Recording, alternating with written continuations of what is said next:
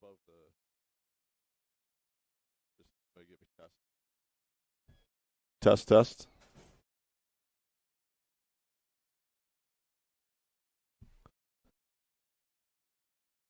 Test, test, test.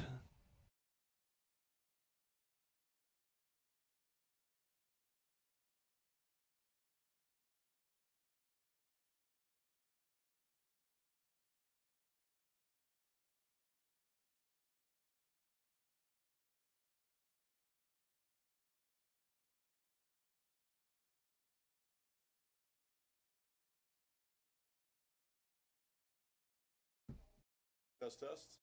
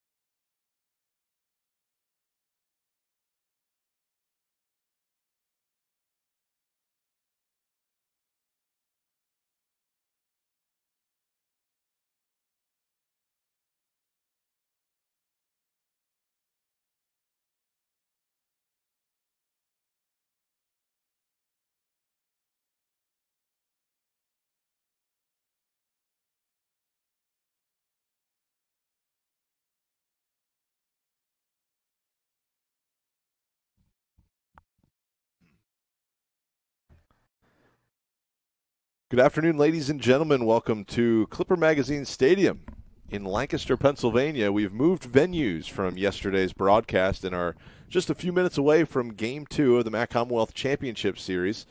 Two teams have already met at the mound, and we're about ready for lineups and national anthem. We're hoping to dodge some raindrops and, if necessary, get two games in here in the Commonwealth Championship Series. Alvernia Golden Wolves winning in 11 innings yesterday on the campus of Messiah University. It was a 8-5 victory for Alvernia. The Falcons led 4-1 late in that ball game, but were unable to hold on as the Golden Wolves took a 1-0 series lead here in the Commonwealth Championships. We'll cue this one up in just a moment. We're going to leave our mics open, and hopefully you can pick up Patrick Bertholet on the public address announcing as he gives us starting lineups as we get ready to go here in Game 2 of the Commonwealth Championship Series.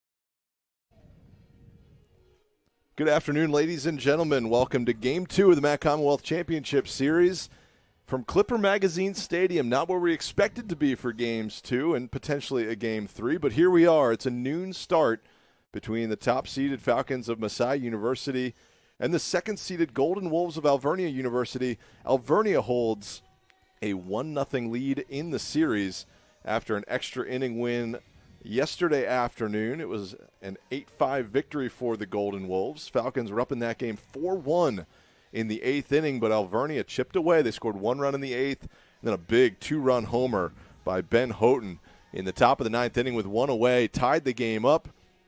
Falcons couldn't score in the bottom of the 9th. It was a scoreless 10th, then a big 4 spot in the top of the 11th inning for the Golden Wolves, put them in front. The Falcons could score 1 in the bottom of the 11th, but not enough to earn the comeback victory. And the Messiah Falcons are in a 1-0 hole facing the Alvernia Golden Wolves. So setting the stage for today, Alvernia needs just 1 win to clinch the MAC Commonwealth Championship. The Falcons will need 2, which is why we're starting at noon today, just in case a second game is necessary. Nate Harlacher on the broadcast with myself. I'm Matthew Fenton. We'll be giving you all of the action from today's contest. Nate, you ready to go? Absolutely. It's every man's dream, calling a baseball game from a professional stadium. Didn't know I'd get to do it in college, though. And didn't know we were going to be doing it at 8 o'clock last night. As well, that as well. Evan Thomas, the leadoff man for the Golden Wolves. Nathan Stein on the hill. We should be in for a good one. 2 stud starting pitchers, as Stein's first pitch is in there for a called strike on the outer third, and we are underway here in Game 2. Stein for the Falcons, Nick Ferrioli for the Golden Wolves. Rumor has it both of these pitchers will they'll work quickly. I hope we've thought about somebody being on foul balls for this game, as we're in a little bit different situation than we normally would be in. As Thomas fouls that one off. 0-2, pitch is up high. 1 ball, 2 strikes.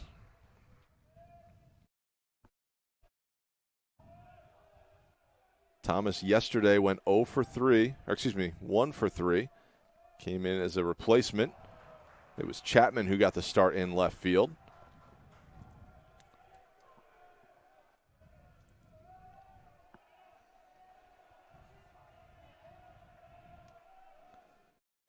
Two pitch is up high. 3 balls and a couple of strikes. We got a radar gun in the house for this one as well.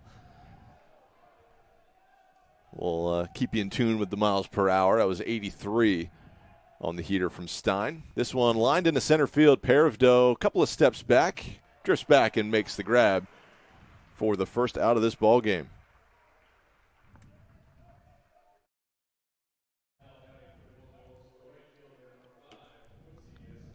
That'll bring up Quincy Essenassen. He's the right fielder for the Golden Wolves. Started the game in the 2-hole, went 0 for 3. Lifted for a pinch hitter late in the ball game. We're happy to have a live stream going today. We were a little on the fence and trying to figure out how it was going to all work out, but luckily we got it all squared away. We've got 2 camera angles. Caleb Kukin helping us out on the ball tracker as Essenassen fouls this one back off the screen. 1 ball and a strike. Stein, the Falcons' ace this season. Try to pull his stats here at some point. But we got 2 pitchers who look destined to be all conference as Essenassen takes the breaking ball in the inner third, 73 miles an hour on the off-speed pitch. Stein on the year 9-1, 2.73 ERA, and takes a pitch that looked very good from here. Unfortunately, we don't have the over-the-shoulder center field camera angle with the change of location. So you can't see the break on that one nearly as well as we did yesterday. Essenassen slaps this one foul toward the Falcons' dugout.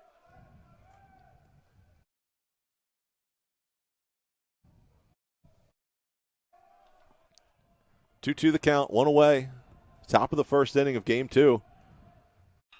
Stein's delivery is popped into shallow left. It kind of turned into medium depth left field as Luke Ott camped underneath it for the second out of the frame.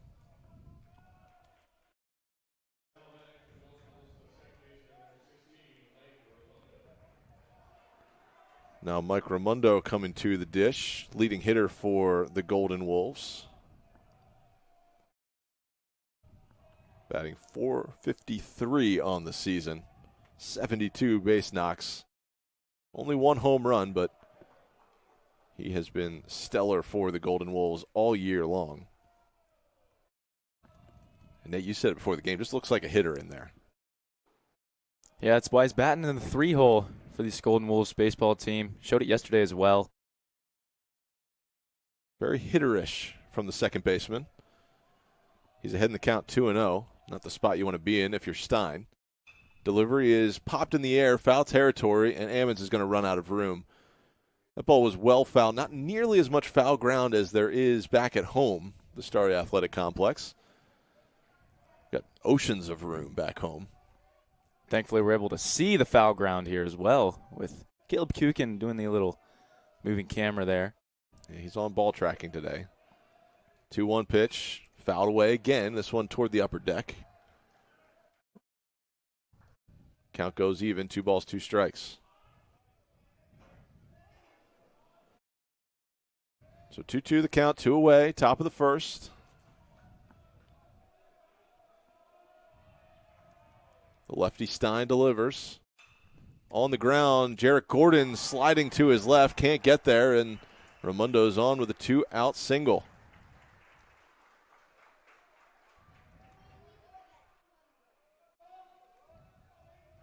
Not hit hard, but different conditions than a traditional field with the all-turf.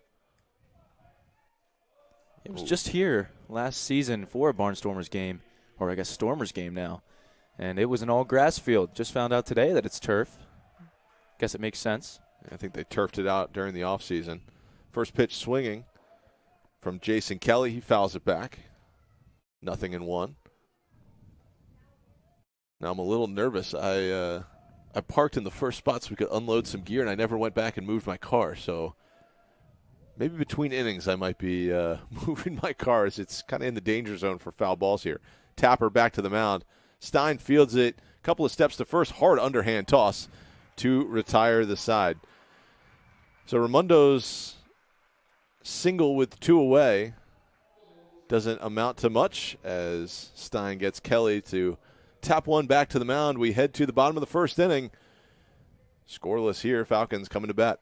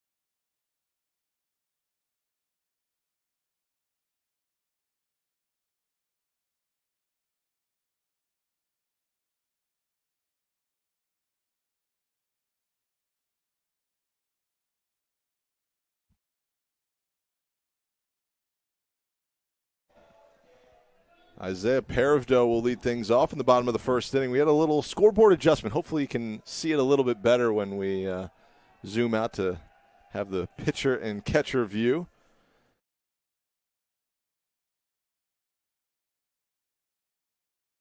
Trying to figure out a little pitch comm situation. Looks like they have it all squared away. Hunter gives the thumbs up toward the dugout, and we are ready to go. Bottom of the first inning, 0-0 ball game. Nick Ferrioli on the bump. First pitch misses outside, from Ferrioli. He's the ace of this Alvernia squad, 2.47 ERA, 7-0 on the year. Perovdo grounds it to first base. Edwards ranges to his right, fields it, goes and steps on the bag for the first out of the bottom of the first. Ferrioli's stats, we're starting to bring him up. 7-0 on the year, 2.47 ERA, 65.2 innings pitched, 64 hits, so he's allowing just under a hit per inning. Only 2 home runs allowed on the year. He's walked 19 but struck out 55. Pitching to that high-quality ERA as that pitch is down low. Called a strike in the lower part of the zone. 0-1. Drew Hurst, the batter for the Falcons. He homered yesterday in the first inning. Takes this one low and away. Ferrioli seems like he's bringing it a little bit. Got a little pep on that heater. Couple of lefties dueling today. Ferrioli and Stein, off-speed pitch, hit by Hurst. Slow roller, fielded and fired to first by Hansen to record the out. 2 quick outs for the Golden Wolves. And we were talking about this turf infield earlier, Nate. You can see a slow roller like that playing on natural grass. Even yesterday, a ball like that is a much tougher play for Hansen to make. He's got to charge it much more and kind of get it on the infield grass to have a chance at first. Instead, he could charge it and threw Hurst out by 15 feet or so. Yeah, the good thing there is there's not going to be any bad hops, so you'll be able to read the ball a little better. But like you said, having to charge in on those balls to make sure that one doesn't skip up on you. Very consistent hops as Ammons takes 2 pitches down low. 2 balls, no strikes. Ammons yesterday hit a 2-run homer. I thought he had a chance to win it in the bottom of the 9th, I think it was. He hit a ball to the warning track in left center field. It was tracked down as he takes that one outside. 3 balls, no strikes.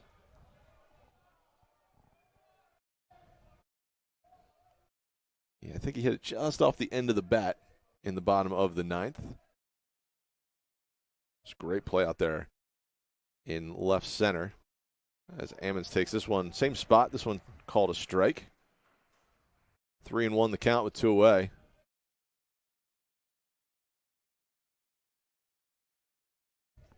Three-one delivery. Ammons takes it outside, and that'll bring up Evan Wagaman with a runner aboard. So both teams with 2 out base runners. For the Golden Wolves, it was a 2-out single by Raimondo through the right side. For the Falcons, 2-out walk for Joshua Ammons.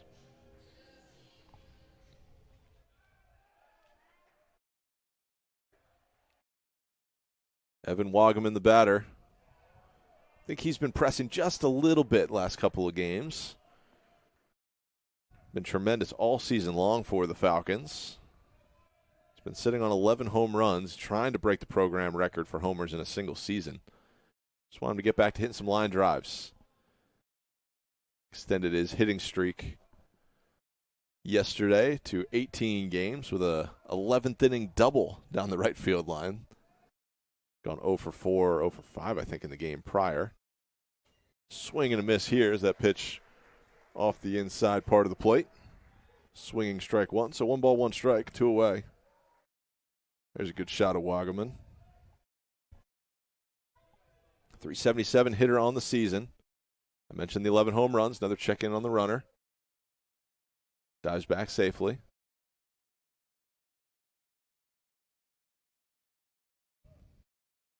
Nate, I'm pumped we got 2 cameras for this broadcast. I didn't know if it was going to happen or not. Wagaman swings through the 1-1 offering. Yeah, initially we were going to go with the one-camera setup, but we went a little adventurous there, and it paid off. We got 2 really nice cameras here for a good championship series finale. We had a plan A and a plan B, and we got to work out plan A. Another check at the runner at first. Dives back in safely.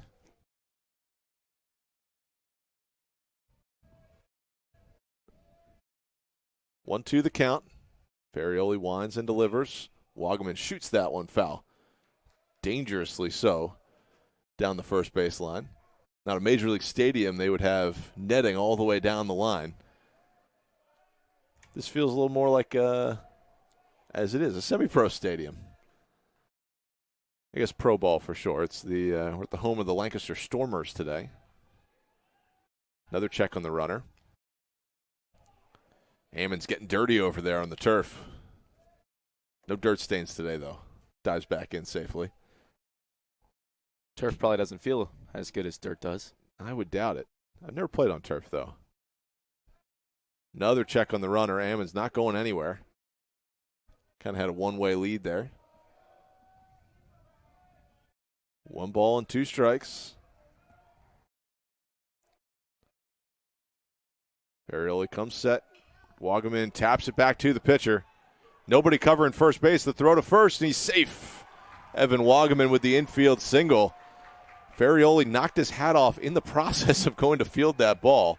I'm not sure if we have a replay of that or not, but we'll try and incorporate some replays throughout the broadcast, but no worries. That'll bring up Dylan Beard with a runner in scoring position and a runner on first base with 2 away.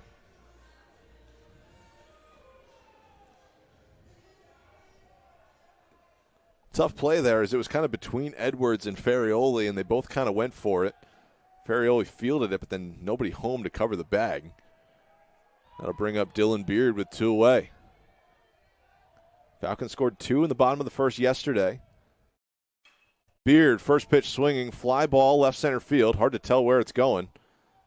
And late call by Nelson out there. He makes the play, and the Falcons are retired. So Beard puts a good swing into it. But the Falcons are held off the scoreboard. We head to the second inning, still scoreless here in Game 2.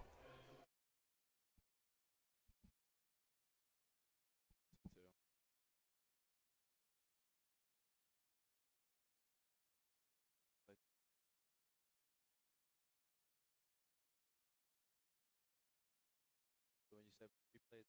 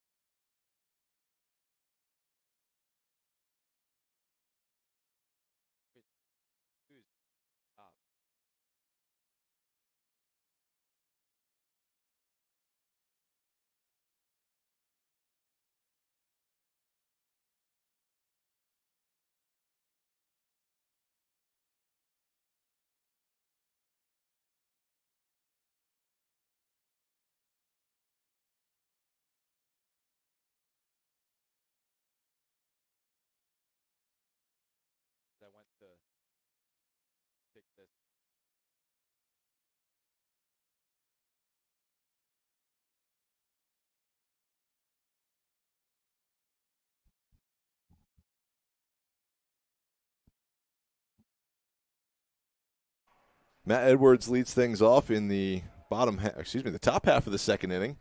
Edwards, he homered yesterday, but it was called a foul ball. I think everybody in attendance would say, I think they missed that one, as it was a long fly ball down the line. Luckily today we've got a little bit taller foul poles. Hopefully get all those calls right. Edwards behind in the count, 0-2. Fouled off the first 2 pitches he sees. Not sure what happened to our scoreboard out on in the facility here, but the 0-2 delivery from Stein misses outside. 1 ball and 2 strikes.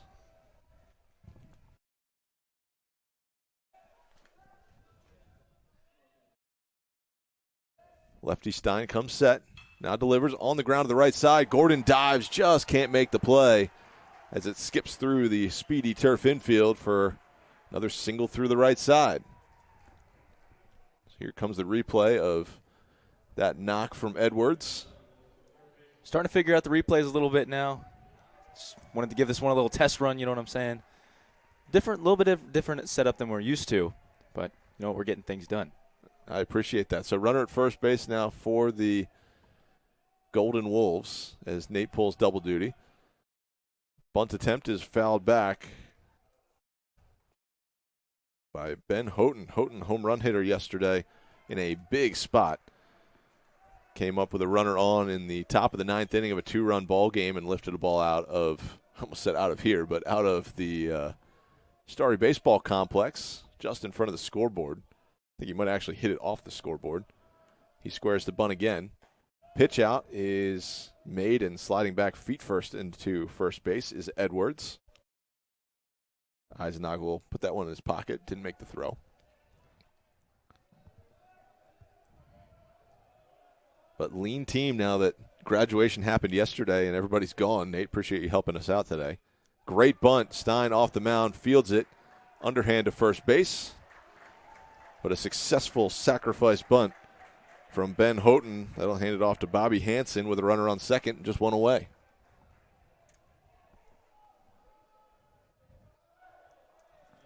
Nate, I'm impressed by you. I'm looking at you changing the scoreboard, flipping cameras, grabbing replays, and keeping a book as well. Of course. Just love baseball. I'm just sitting here talking about the game, trying to remember what happens. So Hansen the batter, Edwards at second. Hansen will swing away. He watches that one outside. Ball one.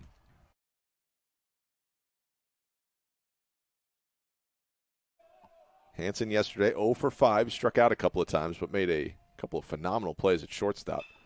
He's going to get a base hit here to Perivdo in center. Picks it up. Falcons are going to have a play at the plate here. A little late as Alvernia strikes first. Hansen with the single to center. Edwards around third. It's a tight play coming home. Here's the relay throw coming home. You see Ammons fire it in, but Alvernia on the board first. So a single, a sacrifice bunt, and a single again has the Golden Wolves with a 1-0 lead.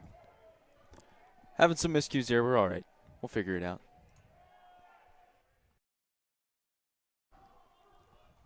Ball back to the mound. Throw to first base. Retired 1-3.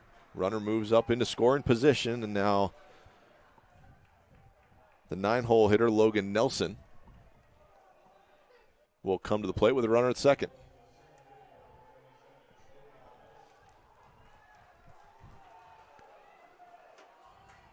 So 2 away in the inning now.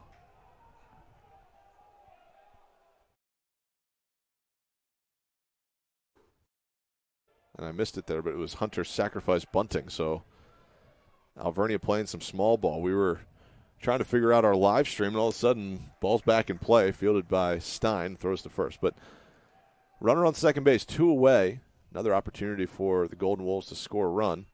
Tapper back to the mound. This one, no sacrifice bunt. Stein has his 3rd assist of the game so far. Ground out in the first. Couple of sacrifice bunts.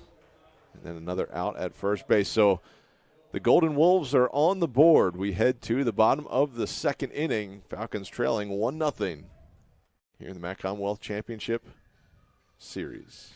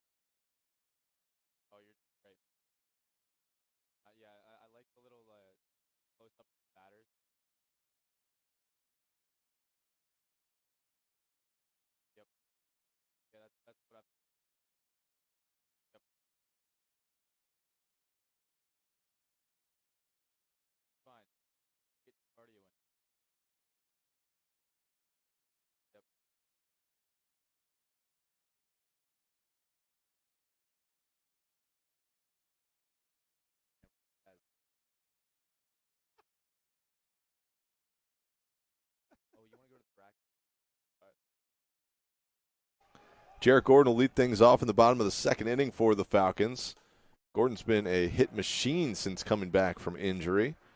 Had 2 more hits in yesterday's game, went 2 for 4 with a double, an RBI as well. He's gotten 2 hits in each of the 4 games that he's played since coming back from injury. Missed 6 or 7 weeks due to an injury, but he's back in there for the Falcons, and Masai loves to have him in the middle of their order. Ferrioli's pitch is swept foul toward the dugout for strike 2. No balls, 2 strikes.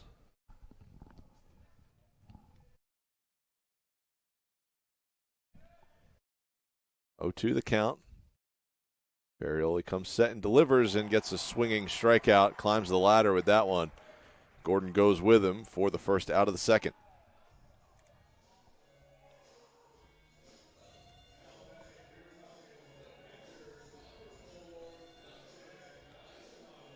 So first strikeout of the ball game.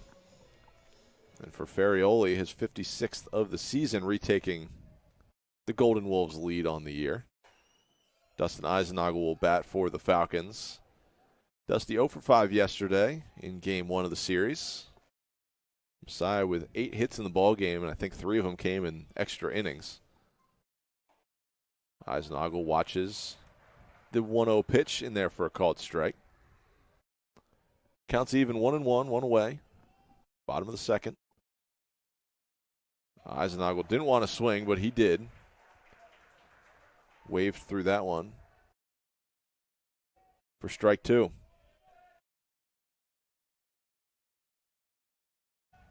Luke Ott and Nick Moyer to follow. This one well outside. Eisenagel holds off. It skips toward the backstop. Falcons will be the home team if we play 2 games today. In both of them, they earned top seed in the conference with a 19-2 conference record this year.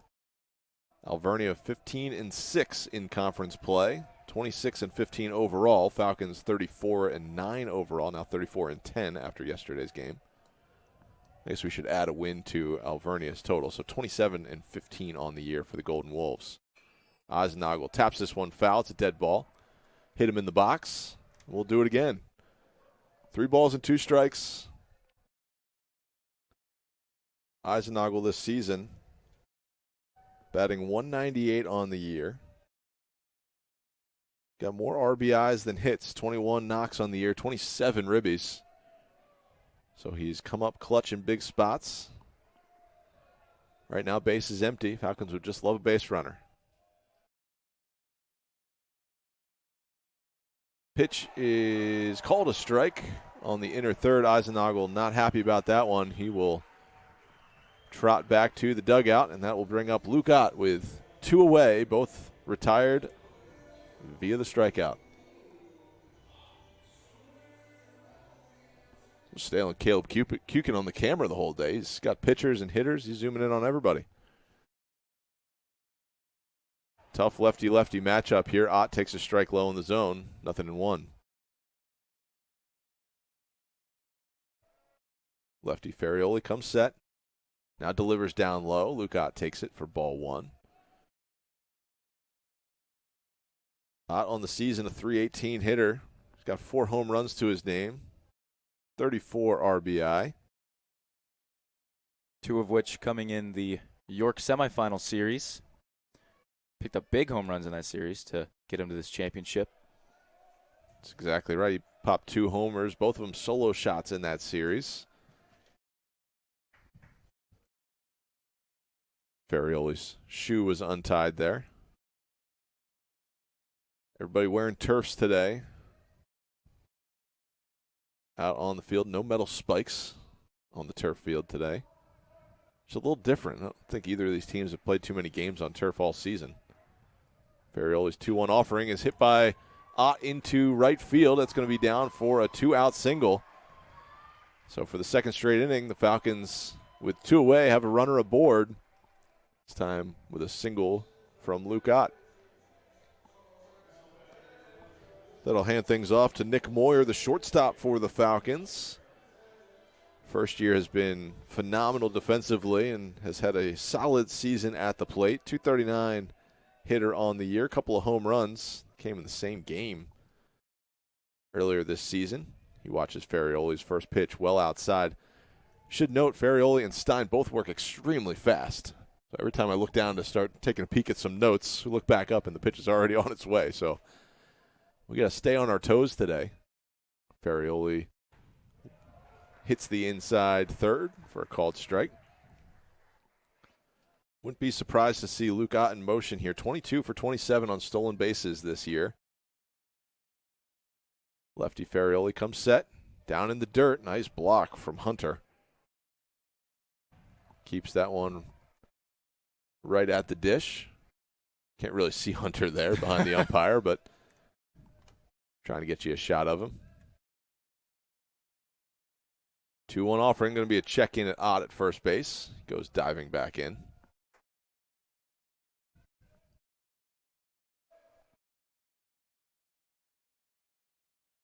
Lefty Ferrioli comes set. Ott not going anywhere. Pitch well outside to Moyer. Moyer not afraid to take a walk this year. 31 of them. Second on the team in walks drawn. Only to Falcons leadoff hitter Isaiah Paravdo. 3-1 pitch is outside, ball 4. So now 2 straight innings. The Falcons have runners on first and second with 2 away. That brings up the aforementioned Isaiah Paravdo.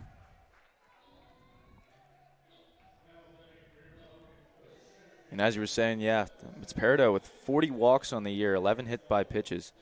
Gets on base 5 or a .517 on base percentage. Like I said yesterday, gets on base every other at bat. Actually, a little bit better than every other at bat. Yeah, a little better.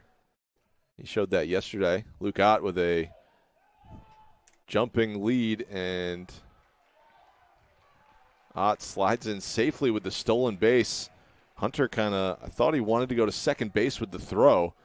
Kind of double clutched it and threw to third base, kind of behind him to the left. We saw Hunter get a little banged up yesterday going from second to third on a wild pitch. Hopefully he's okay.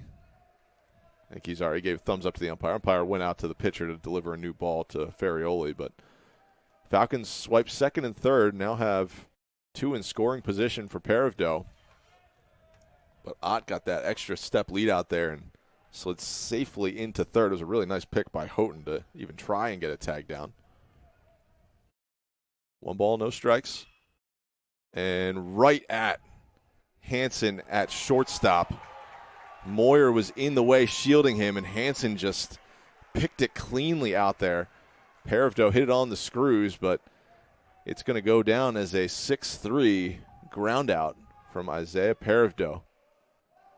So we head to the top of the third. It's a 1-0 Alvernia lead here in Game 2 of the MAC Commonwealth Championship Series.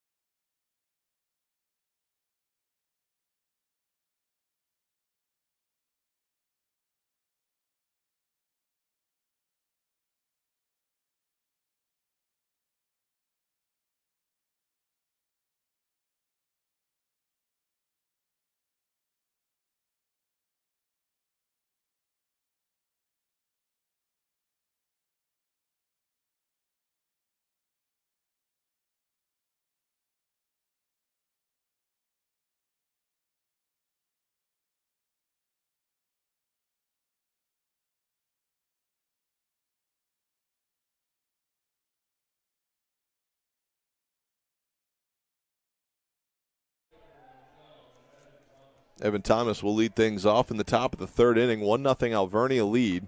Thomas, the leadoff hitter this afternoon. His first start of the series. Came off the bench yesterday. Takes a called strike on the inner third. Thomas on the season, a .302 hitter. Goes after this one. Hard hit ball into left center field, and that one's going to get down for a base hit. Peredo chases it all the way to the wall. Thomas rounding second, heading for third. Ball is cut off, and a leadoff triple to begin the third inning for the Golden Wolves. Ball was hit hard in the gap. Hard to see it with this dark sky up there, but you could see that ball burning Ott and Peredo out there for a leadoff triple to begin the third. Yeah, that ball was crushed. We saw Peredo having a little trouble with it out there by the wall, able to pick it up, have a nice throw in, but Thomas' speed is coming in handy there and picks up 3 bags to lead off the third. Evan Thomas, his first triple of the season. He had 2 of them coming into the ball game, but picks up a triple here in the third inning, and now instantly a runner in scoring position for the Golden Wolves. Guessing a little bit of rain is sprinkling down right now as see a number of umbrellas have popped up. That one scoots through Eisenagel behind the dish, and just like that, Alvernia bumps their lead up to 2 runs. It's 2-0 in the top of the third.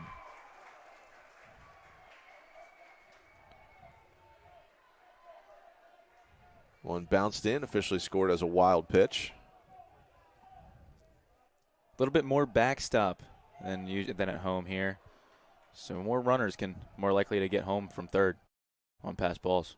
Yeah, Eisenagel slowed that one down a little bit too. I think it hit his glove, but just trickled away. So it didn't skip off the backstop or anything, just kind of rolled all the way back to the wall. Counts 1-2.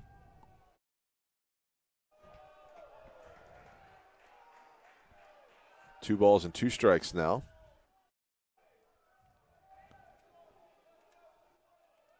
Two-two delivery. Fouled away. We'll do the 2-2 offering again. Stein, no strikeouts first time through the order. Allowed 4 hits so far. 2 earned runs to his name.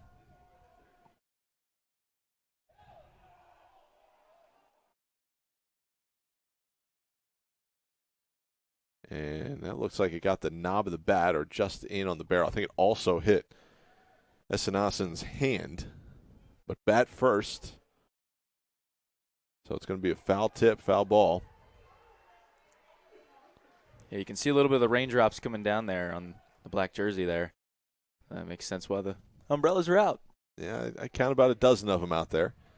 Not a packed house here, but I think a lot of fans are sitting in the concourse right now or up underneath the overhang that we can't see for this game 2. Stein's pitch down low, 3 balls and 2 strikes. Esenassen having a quality at bat here with no outs in the top of the third. Stein's delivery hits him this time. Tried to go inside. Now with no way and a run already in the inning. It's going to be Mike Raimundo coming to the plate with a runner at first. Pitching coach Steve Ridings will have a word with Stein out there on the hill. We'll take a quick break with him. We'll be right back here with Game 2 action of the MAC Commonwealth Championship Series.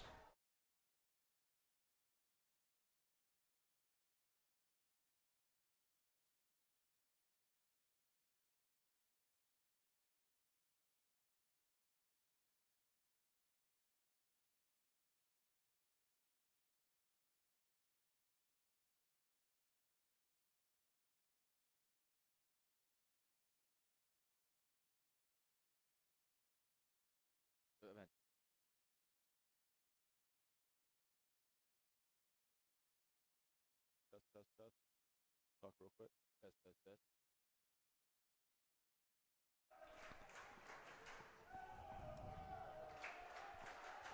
So we're back here. Mike Raimundo, the batter. Top of the third inning. Runner at first base is Esenassen. Raimundo swings at the first pitch and fouls it straight back. Dangerously so. It was off the facade of the second deck. Landed in a chair next to an Alvernia fan back in the front row. So Close call over there. Jason Kelly, the designated hitter, stands on deck. Raimundo squares the bunt. It's a beauty, and the Falcons are going to let this one go foul. Drew Hurst will touch it in the dirt-looking part of the turf. Almost said in the dirt there. Yeah, that's it's a good part of having the turf there. You won't have as many weird rolls with these bunts as it's just flat ground all the way around. On the apron or anything like that. It just rolls foul there. Not a bad idea from Raimundo. Third baseman Hurst playing back. Chance to lay one down. Now the count's 0-2. Lefty Stein comes set. Esanasin off of first base, not going anywhere as Raimundo fouls this one off. Down the right field line, well out of play. No balls, 2 strikes.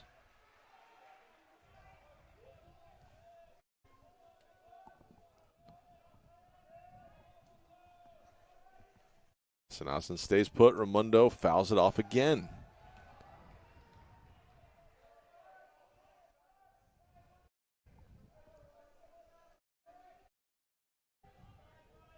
So the count remains 0-2.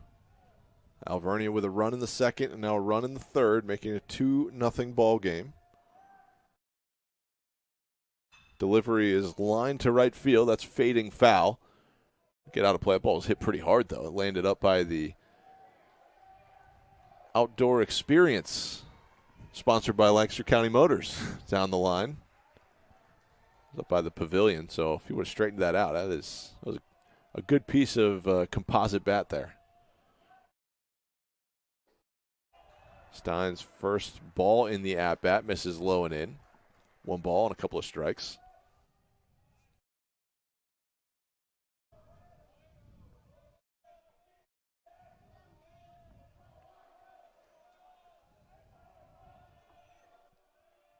Esanasin at first.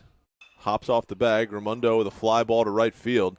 Wagaman's going back at the wall and can't make the play. It lands in front of the wall. Esanasin was held up, but it's going to be a double for Raimundo. So I think Wagaman didn't know if it was going to hit off the wall or if he was going to be able to make a play, and I think his footing just slipped out there and ball just dropped in right next to him. So a tough break for Stein and the Falcons.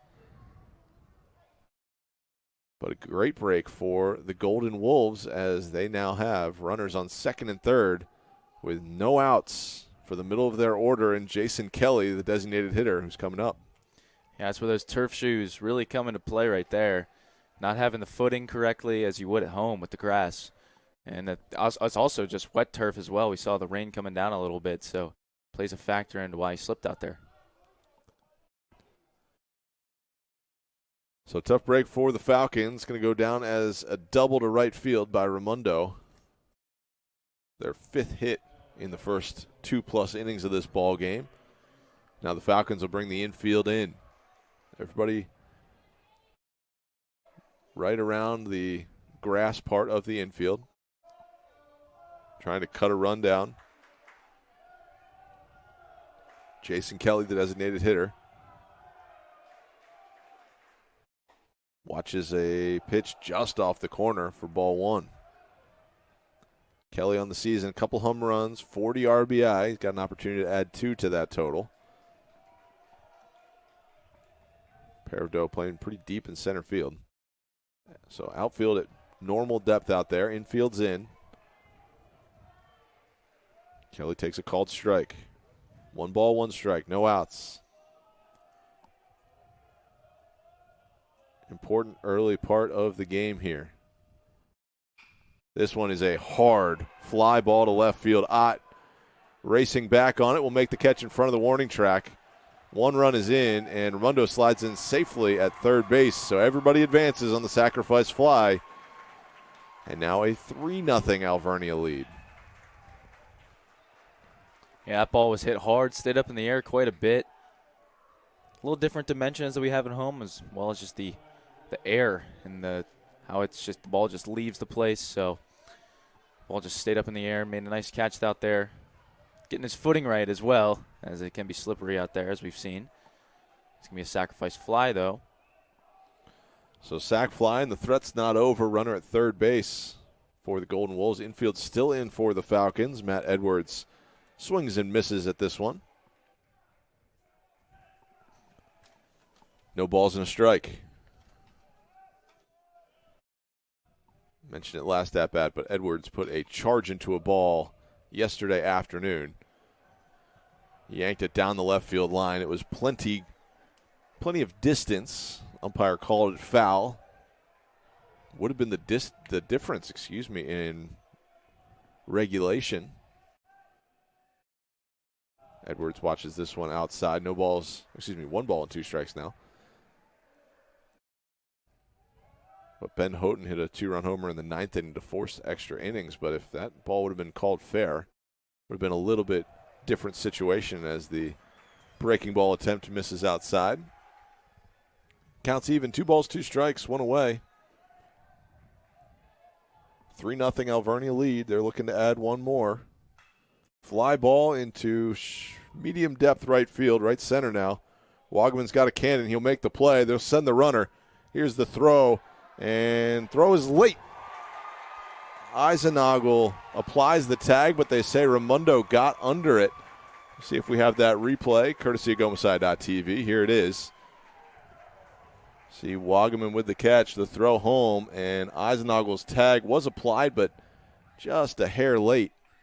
So a 4-0 Alvernia lead. They scored 1 in the second. A couple of extra base hits here in the third, and then a pair of sacrifice flies. Getting the job done to add 3 more runs in the top of the third. Falcons are going to need to get the bats going here later in this one as Ben Houghton takes a ball up high to begin his second trip to the dish. 1-0 pitch, catches the top of the zone for a called strike. Houghton had one of the biggest home runs for the Alvernia Golden Wolves season yesterday in the 9th inning. 4-2 was the score. He had a 2-run homer to tie the game as he swings through that one for strike 2. Ties the game up, hit it just over the right field wall, and Alvernia eventually picking up a 4-run 11th inning to win 8-5 yesterday. Houghton now with 5 homers on the season. He bats with the bases empty, takes one high and away, 2 balls, 2 strikes.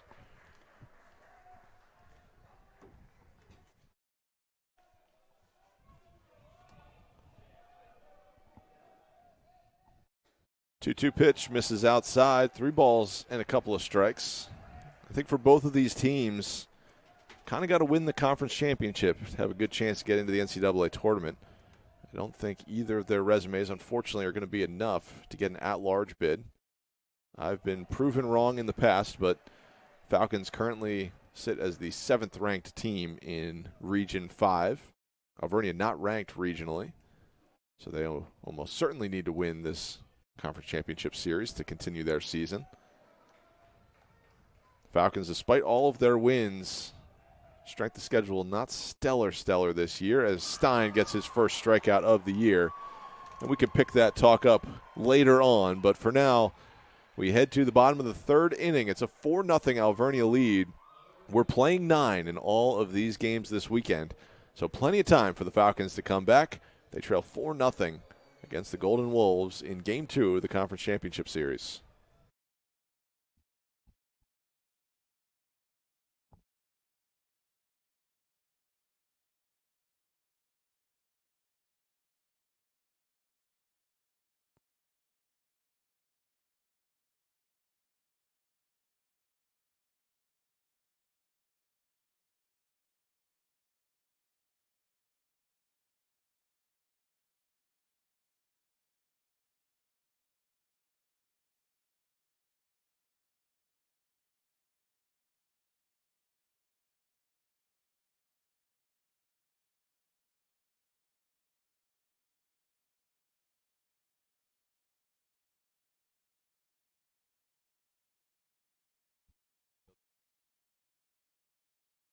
We're going to be in a weather delay here. The rain really just started to come down a moment ago. We were going to clear the field for a few minutes. It's a turf field, so no reason to pull the tarp out.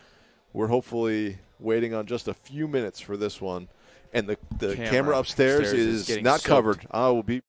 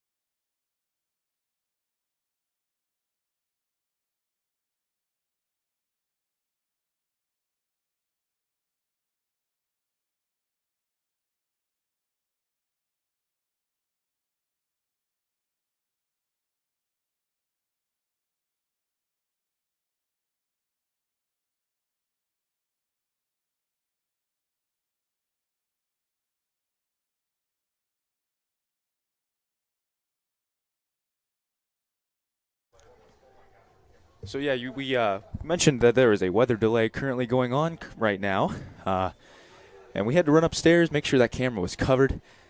As you can tell, I'm a little winded, but we got it together. The camera is covered.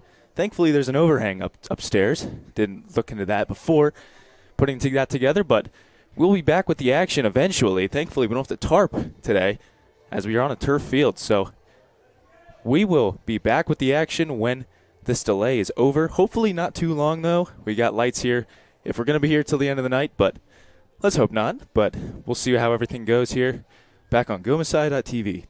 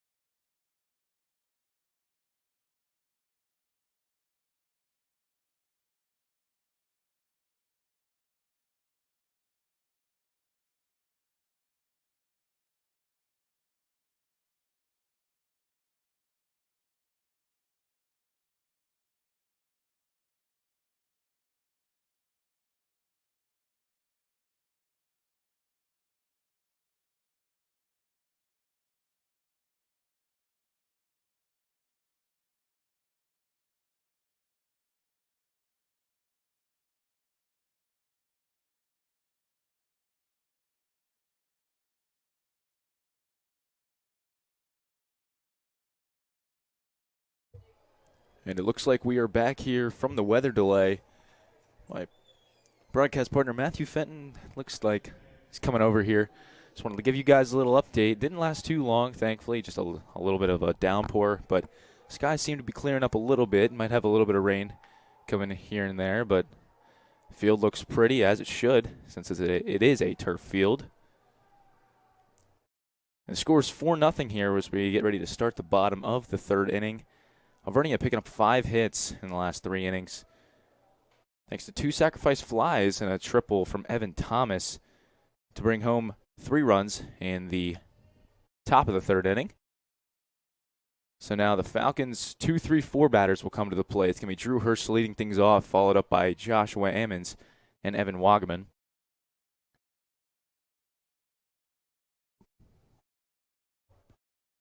Thankfully, the delay didn't last too long here, as the skies are definitely much better.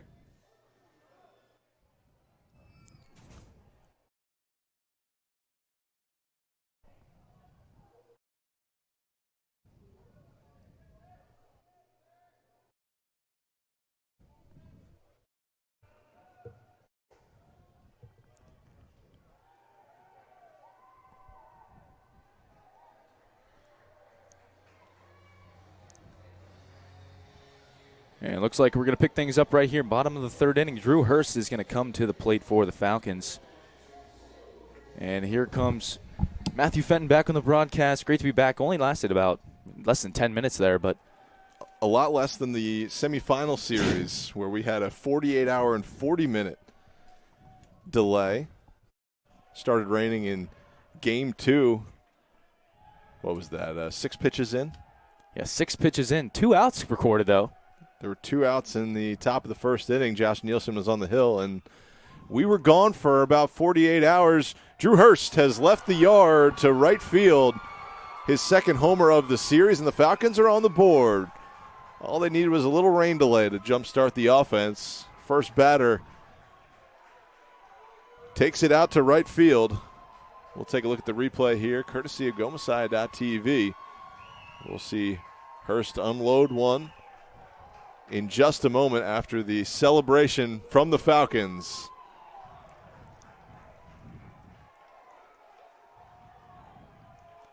Yeah, that one just left the yard. First rows of the right field, high right field wall out there.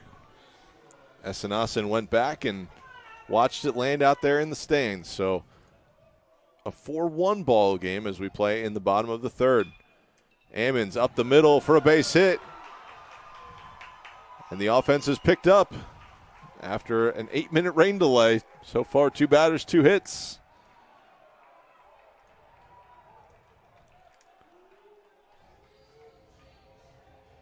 Yeah, that one just squeaks up through the middle. Nice diving effort there By Raimundo at second. Unable to get to it as it bounces through the turf infield. That'll bring up Evan Wagaman.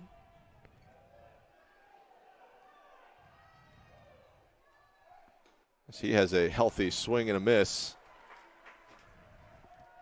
I know we've talked about it a lot. Evan Wagaman tied for the single-season home run record for the Messiah Falcons with 11. Been searching 12 for a little bit here now.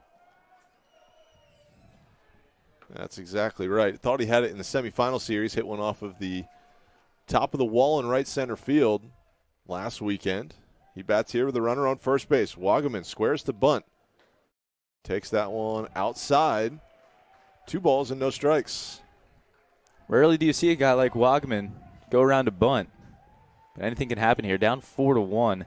Trying to get some runners up, moving over here. So nobody out. Alvernia played some small ball in this game to score their first run. Then I guess a little more in the third inning with a couple sacrifice flies, though they had a couple of extra base hits as well. So been hitting the ball hard. Wagaman not showing bunt there. Swinging through the last pitch, check in on Ammons at first. He dives back in safely on the turf. 2 balls and a strike. It's a 4-1 Alvernia lead. Still very early in this one. It's the bottom of the third inning, so plenty of time left. Wagaman down the line, just foul. Whew, just foul, yeah. That is correct. Maybe less than 6 feet from the foul line there. That would have had extra bases all over it. I was going to say 2 feet. 2 feet. I mean, even closer. I thought it was right down the line and just missing the left field painted on line.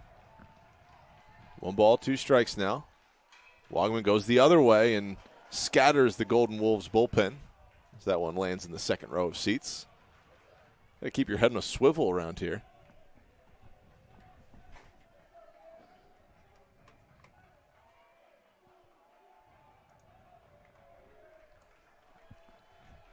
One ball, 2 strikes. Check in on Ammons again. He goes back in.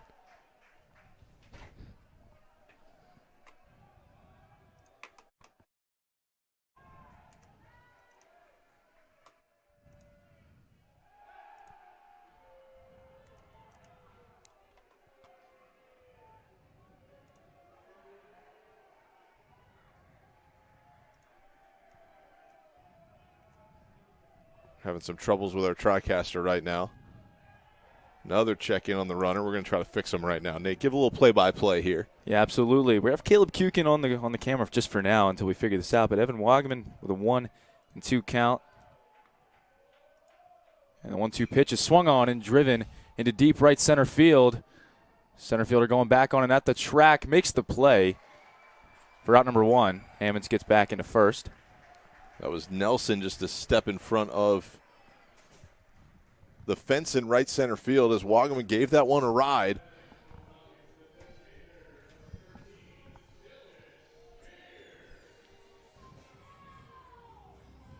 That'll bring up Dylan Beard, Falcons' designated hitter this afternoon, with 1 away and a runner on first base for the Falcons.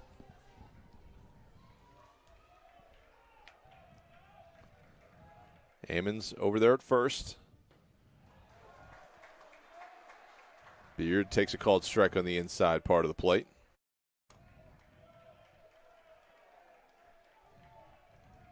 Ferrioli comes set. Lefty looks. Beard squares to bunt, pulls back. Takes a ball down low. 1 ball, no strikes. 1 ball, 1 strike, 1 away. Houghton's a couple steps further in than he was a moment ago. And a balk called as I don't believe Ferrioli came set before delivering home. And that pitch was perfect too. Great breaking ball. Just broke over the center of the plate. Doesn't count though. Does not count. It's going to be 1-1 count still. 1 ball, 1 strike. Ammons now in scoring position. You can see his feet at the top of your screen. A couple of steps off the bag. Beard goes the other way, and this catch is going to be made in right field. They're going to throw to second base, and diving back in is Ammons. He thought that one was going to get down, but Essenassen, good route. I thought Beard kind of dumped it in front of him, but that ball had a lot of carry to it and just ran right out to Essenassen in right field, right down the line in the corner. So a nice play down there. Picks up the second out of the inning. Falcons have been hitting the ball hard this inning. Home run by Hurst. Ammons with the single up the middle, and then 2 hard hit balls resulting in outs. Jarrett Gordon trying to go shopping to the gap.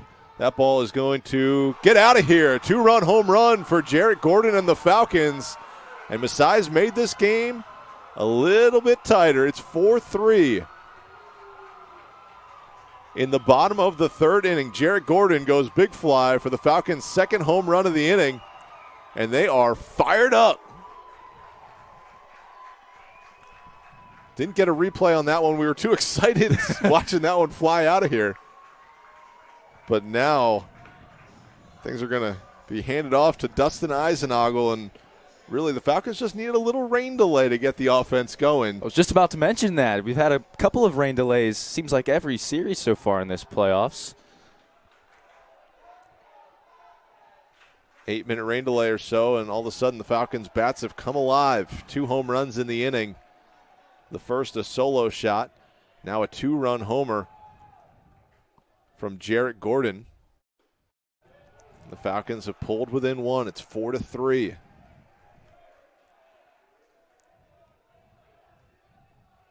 So the Golden Wolves score 3 in the top of the third. Falcons counter them with 3 of their own in the bottom of the third. Messiah appropriately using the long ball as they tend to do. Ferrioli comes set. Off-speed pitch outside to Eisenagel. Count goes even, 2 balls, 2 strikes.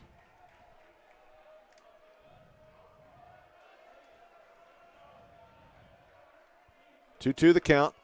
2 away in the inning. Nobody on at the moment. Eisenagel, big swing and just touched it foul. I think he was out in front of that one a little bit. I think he's expecting something else. He's going to get a piece on it, though. Just enough. Counts even, 2 balls, 2 strikes. High and tight. Count goes full. 3-2. Luke Ott, the left fielder, stands on deck. Eisenagel would love to find a way to get on. 3-2 pitch, bounces about halfway home.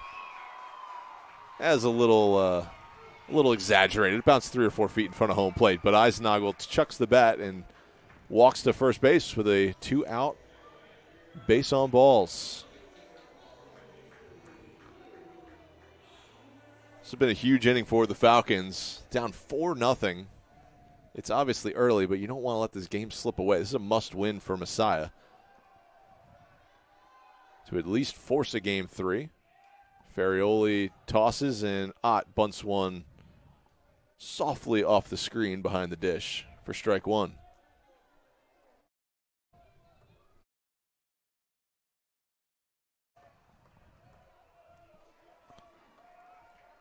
Get the bats going a little bit. Couple of home runs in the inning. Few knocks. Make Ferrioli work. This one missing outside. Eisenagel, the runner at first. He'll steal a bag, but not too many this year. 4 for 4 in stolen base attempts, so not going all the time, and I doubt going to go off a tough lefty in this spot here. Ott watches that one outside. 2 balls and a strike. 2 outs in the inning. Drew Hurst and Jarrett Gordon with home runs. Ferrioli delivers. That one's a called strike at the knees. Count goes even, 2-2 with 2 outs.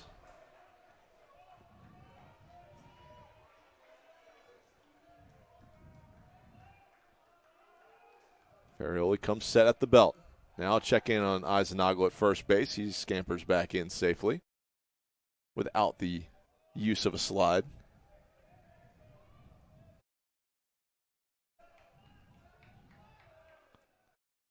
Delivery is bounced just foul down the first baseline.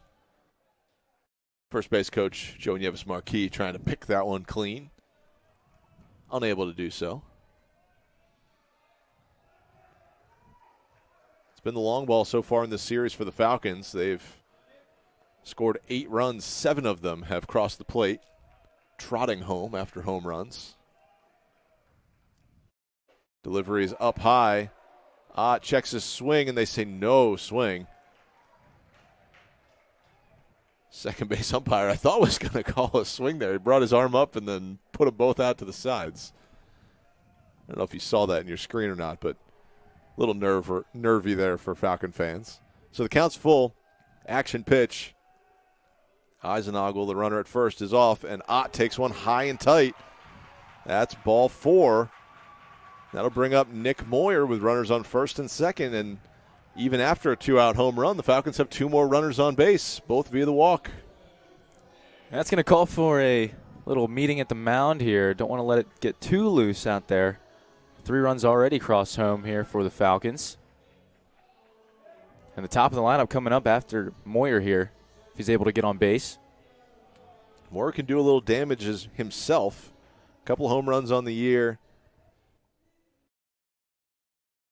He's got 10 extra base hits, 32 knocks on the season. He's driven home 21 runs.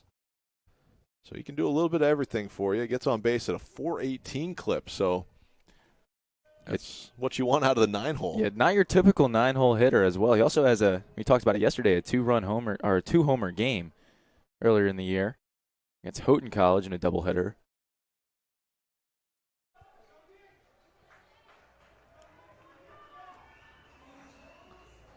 So back-to-back walks have runners on first and second with 2 outs. Nick Moyer, a base hit could tie the game up, and I think a ball to a well-placed gap, especially with the speed of Ott at first base, could give the Falcons the lead. Ferrioli's pitch misses off the corner. 1 ball, no strikes.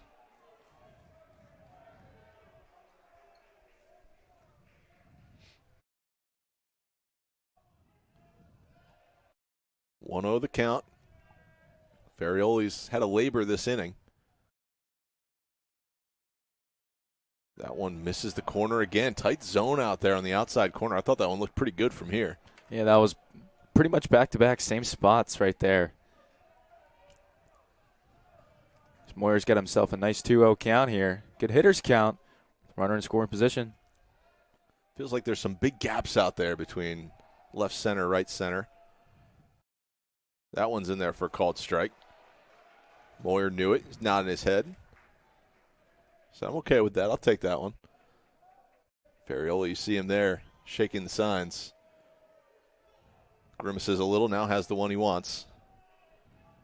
Comes set at the belt. Missing down low. Nice block from Hunter to keep just 1 in scoring position, not letting the Falcons advance. And now an excellent 3-1 count for Moyer and the Falcons. Want to find a pitch you can drive here.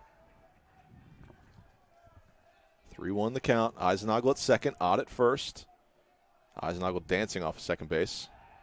Now the pick play comes and nearly thrown into center field. Yes. Now Falcon fans and maybe Golden Wolf fans will remember a play last season in the Messiah Alvernia regular season game ended on a attempted throw to second base, very similar to that first and third play. Golden Wolves threw it into center field, and the Falcons trotted home with a win. 3-1 pitch, well outside, and 3 straight walks have loaded the bases. And we're seeing a little bit of limbering up in the Alvernia bullpen as Timmy Hitchcock jumped off the bench out there. Start getting loose down the right field line, and here comes Isaiah Paravdo to lead, try and put the Falcons back on the board and give them the lead with a base hit. Bases are full of Falcons. Time is called. And a stare down toward the Falcons dugout. Not sure what that was all about. Don't have a mic on the field, so can't really hear what's going on, but now we're ready to go. Bases full of Falcons. Isaiah Paravdo standing at the dish. First pitch is in there for a called strike, top of the zone. 86-mile-an-hour heater.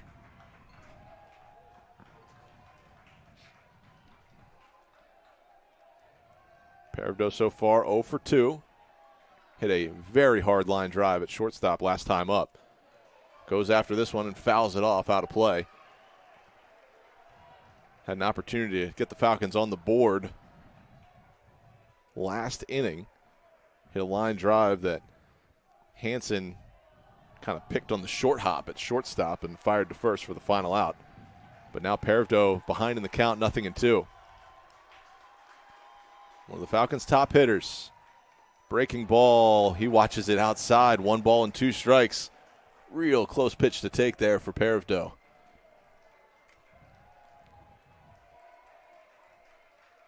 1-2 the count. Ferrioli, the lefty, peers in. Big spot early in this game. Still just the 3rd inning. Paravdo watches it again. 89-mile-an-hour heater coming in hard there. Looks like it might have caught just a little bit of the top outside corner. Ump says no. It's going to be 2-2. Mighty close pitch to take. But Paravdo, he took it confidently in a tough spot. Got to protect here. Anything close. Love to see him dump a base hit in. He swings and hits a slow roller to Edwards at first. He fields it and steps on the bag. And the Falcons are retired in the 3rd. But they're on the board. 3 runs, all 3 of them coming via the home run, a solo shot from Drew Hurst, and then a 2-run blast from Jarrett Gordon. Guy just keeps on hitting, comes off the injured list, and immediately has an impact for the Falcons in this postseason. Messiah trails just 4-3 now as we head to the top of the fourth inning.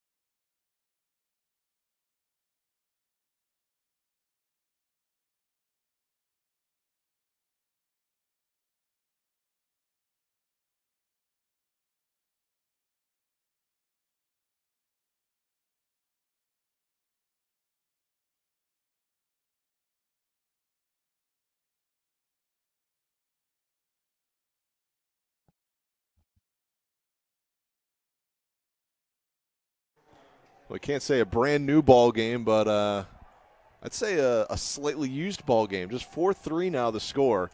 Alvernia was up 4-0 heading into the bottom of the third inning, but the Falcons have rallied back with 3 runs to make it a little bit closer. Just a 1-run deficit now for the Falcons as we play in the top of the fourth inning. Hansen swings at this one and fouls it off. Count moves to 0-2. Bobby Hansen, the shortstop, batting in the 7-hole this afternoon. Game 1 of what could be a doubleheader. Falcons will need to win this game and then force the issue in Game 3. Stein gets a new ball as that one skipped in there. Both teams with 5 hits. Stein comes set. 1-2 offering, well high. Ball 2.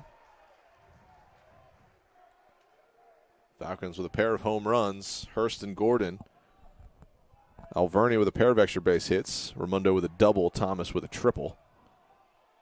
Both of those in the third inning. And down swinging goes Hansen for the first out of the fourth.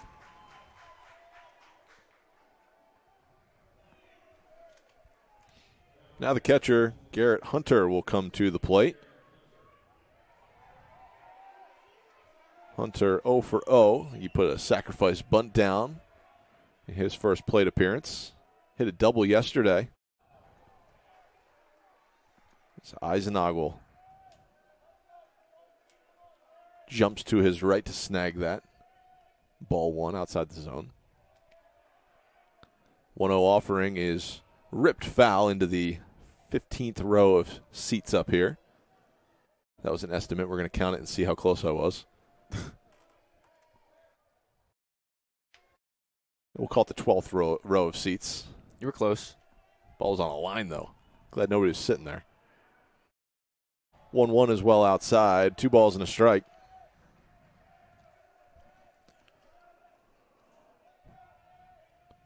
So the Falcons last inning 3 runs on 3 hits. They left the bases loaded, though, after 3 walks with 2 away, loading them up.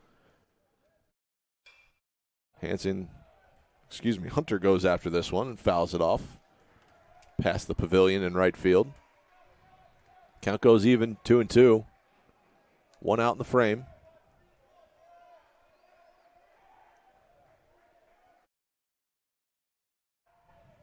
Stein set high And gets the swinging strikeout on the off-speed pitch for his second straight strikeout to begin the fourth.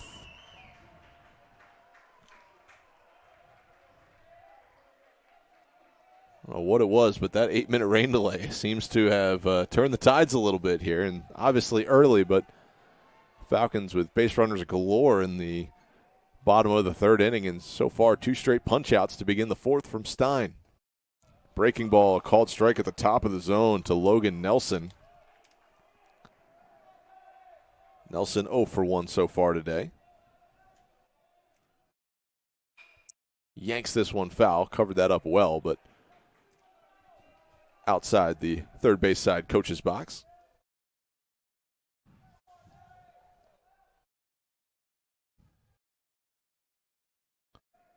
No balls, 2 strikes, 2 outs.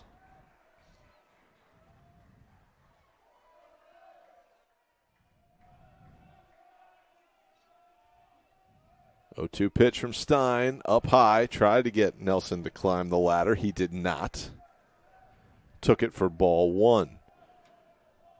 1 ball and a strike.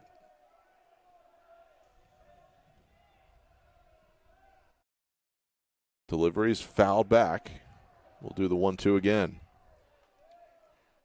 Stein trying to strike out the side. Came into the inning with just 1 strikeout. I believe the last out of the third inning it was. Ben Houghton struck out looking, and now another strikeout looking here from Nelson. And after the Falcons put a 3 spot up in the bottom of the third, back-to-back-to-back Ks in the top of the fourth, we head to the bottom of the fourth inning. Falcons trailing by 1. It's 4-3 in Game 2 of the MAC Commonwealth Championship Series.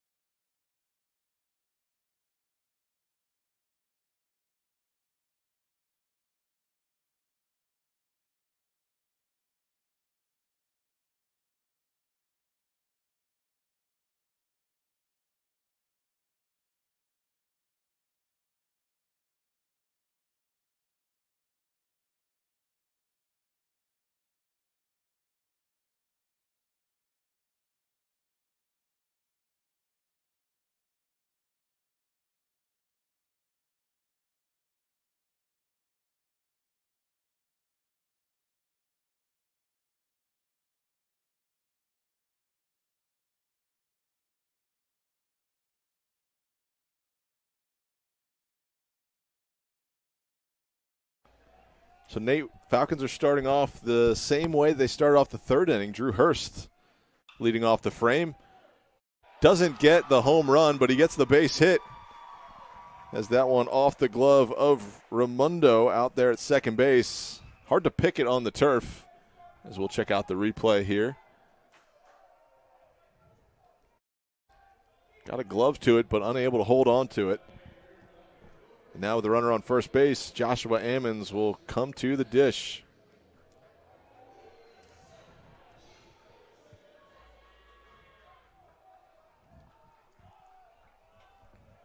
So 1 out with the runner on first. Falcons down by a run.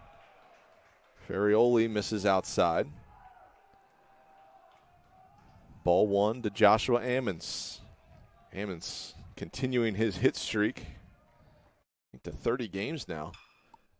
Gets this one maybe a little off the end of the bat. Looping fly ball to left field is caught by Thomas. Got a good swing on it, but just off the end of the bat. So the first out of the inning is recorded and left. We'll bring up Evan Wagaman. Wagaman extending his hit streak as well with an infield single in the first inning. It's a funky play. Ferrioli and Edwards both going for it. Pitcher and first baseman. Ferrioli fielded it but didn't have a play.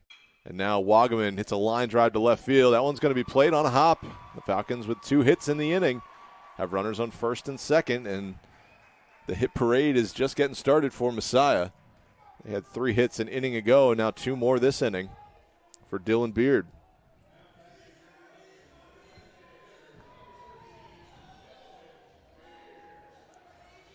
So Wagaman a 2 for 3. Dylan Beard comes to the plate looking for his first knock of the ball game, and I would guess a base hit's going to tie things up as Alvernia holds a 1-run lead in the bottom of the 4th.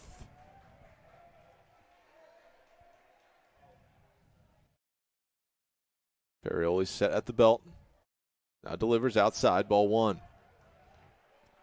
Beard in his last at-bat hit a rope out into right field down the line. Stayed up in the air a little bit for the right fielder Asanason to make a play on it.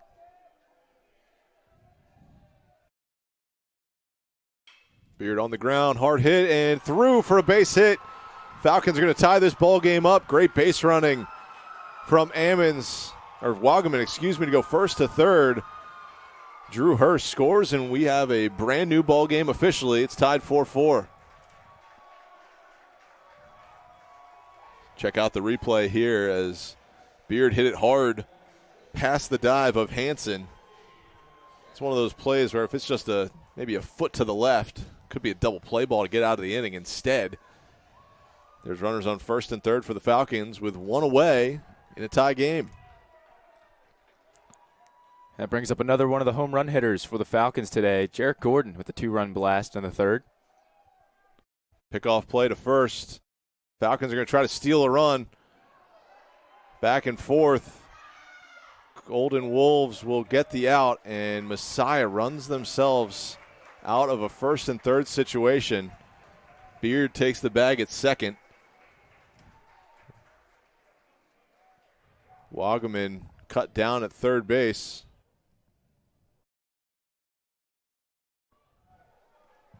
A little bit of confusion here, but there's now 2 outs in the inning.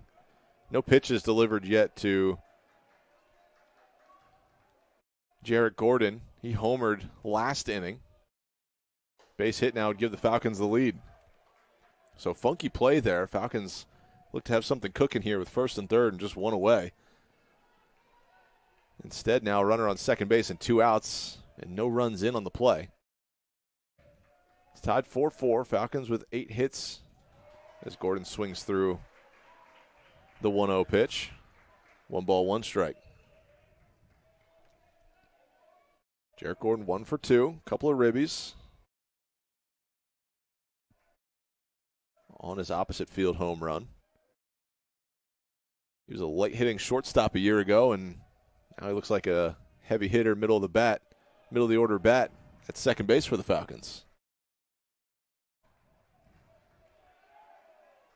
You pull up his year-over-year splits and see what he did a year ago compared to this season. Ferrioli, the lefty, looks in. Now the delivery, off-speed pitch, high and away. Hunter goes out and gets it. A year ago, Jarrett Gordon played in 40 games for the Falcons, hit a .186 on the season. 2 doubles, 2 triples across 40 games. This season, in 18 games, he's got 4 home runs. He's hitting right around 400. 396 heading into the game as Gordon takes a walk to head to first base. His slugging percentage is up over 400 points from a year ago. Now, granted, did miss about half the season due to injury, and the Falcons are getting into the bullpen. Ferrioli is taking a seat. New arm coming in for the Golden Wolves in the bottom of the 4th inning with 2 away. We'll be back here on GoMessiah.tv with the new pitcher. And to get us reset, it's a brand new ball game. It's 4-4 in the bottom of the 4th.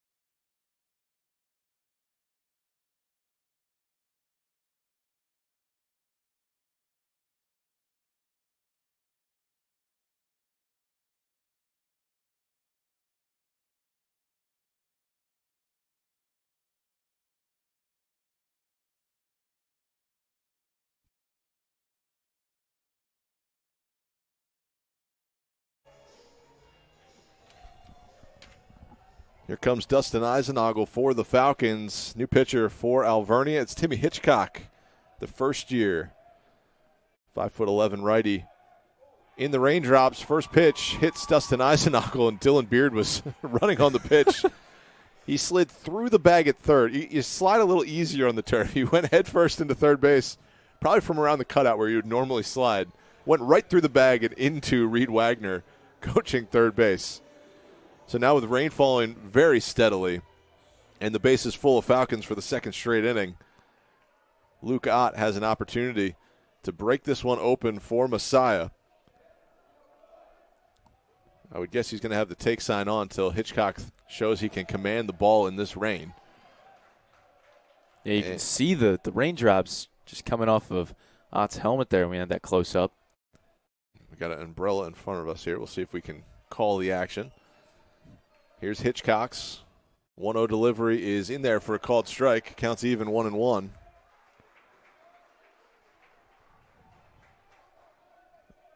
Eisenagel at first, Gordon at second, Beard at third. 1-1 pitch, misses high and away. 2 balls and a strike. Dylan Beard singled up the middle for an RBI. Tie this ball game up. He stands at third. Gordon walk, and Eisenagel was hit by a pitch to load the bases. 2-1, misses outside. 3 balls and a strike.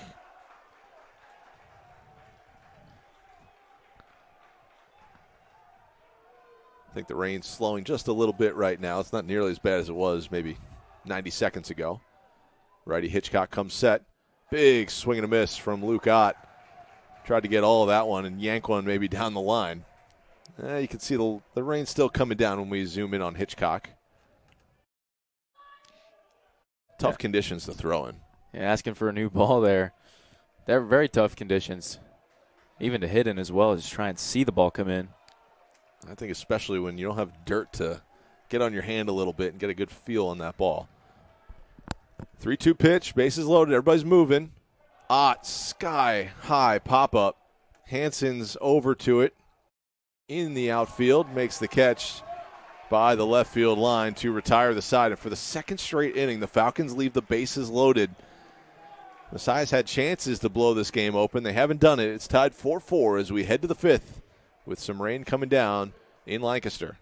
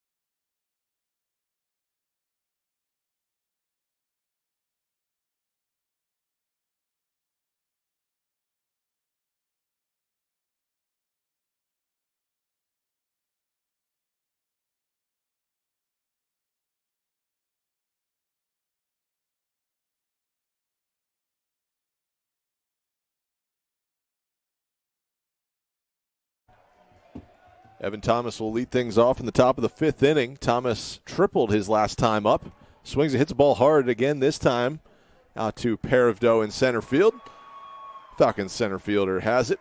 No problems there for the first out of the inning. So Thomas out of the leadoff spot. Hit a couple of balls hard so far today.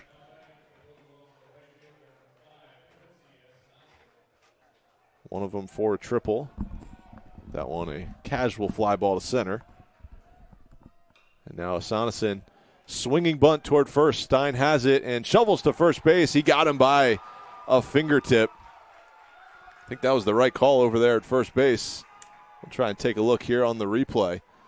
Swinging bunt. Stein fields his position well. Only one play. And he got him at first base. That was the right call. A great play by the Falcons' senior ace. So 2 quick outs to begin the 5th. That'll hand things off to Mike Raimondo.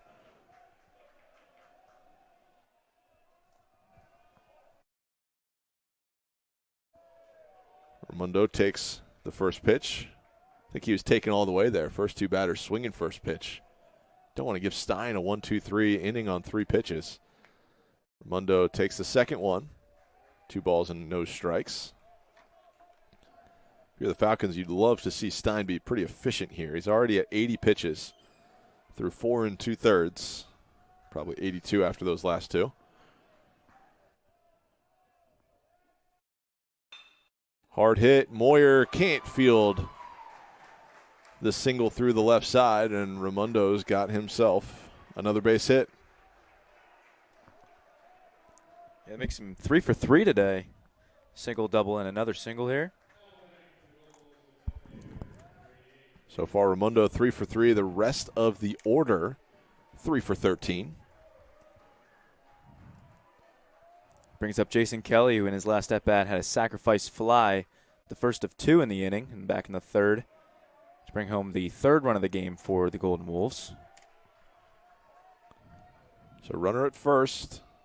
Stein trying to twirl a quick 5th inning. Got the first 2 outs on 2 pitches, misses high and in. Ball 1.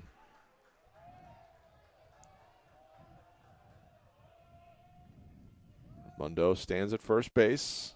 Kelly takes a ball.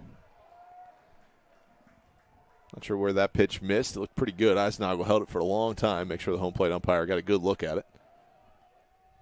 Mundo stays put at first base. That one's a strike. How could it not be? It was right there. 2 balls and a strike, 2 away.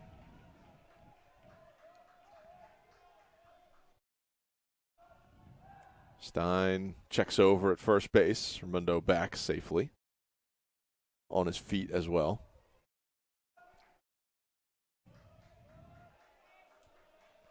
Stein comes set. Heavy rain coming down right now. Swings at it toward the gap in right center. Wagaman is there, and he can't make the play. He had it in his glove, in and out. Paravdo, the throw home from Gordon. Eisenagel's catch. He couldn't hold on to the ball. It slips out. And Raimondo is safe at home.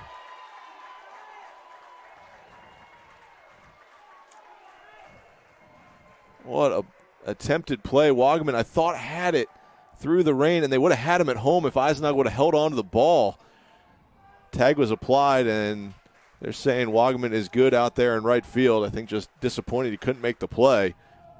So Kelly doubles to right center field, and a great effort by Wagaman. But it's a run for the Golden Wolves.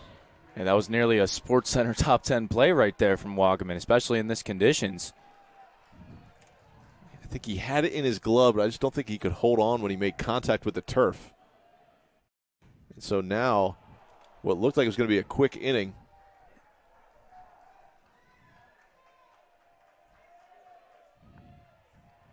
Thought it was going to be a quick inning for Stein. Results in a run. Still could be a relatively quick inning.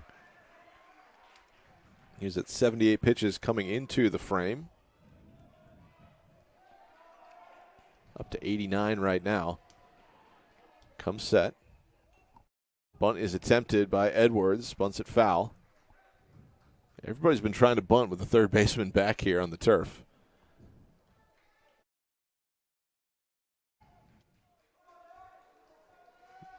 Home plate umpire walks back to the mound with Stein, gives him a fresh baseball, and now we're ready to go. It's a 5-4 Alvernia lead. Almost a great play from Wagaman in right.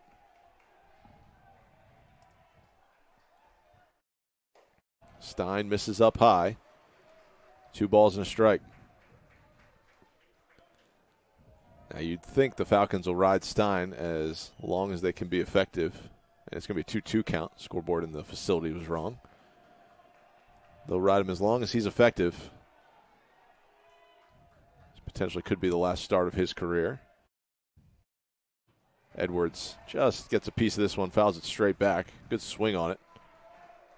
Was right on time.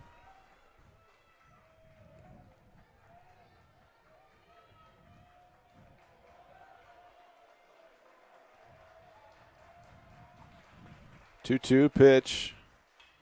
Off the fists into shallow infield. Great play by Nick Moyer. Oh, my goodness. Thought he was going to catch it in the air. Instead had to pick it clean. He did just that for the final out of the inning. We'll take a look at that replay here, courtesy of GoMasai.tv. Soft humpback liner. Moyer picks it clean and fires to first for the out. So the Golden Wolves score one in the frame, but Stein and the Falcons limit the damage. We head to the bottom of the fifth inning. Alvernia leads 5-4.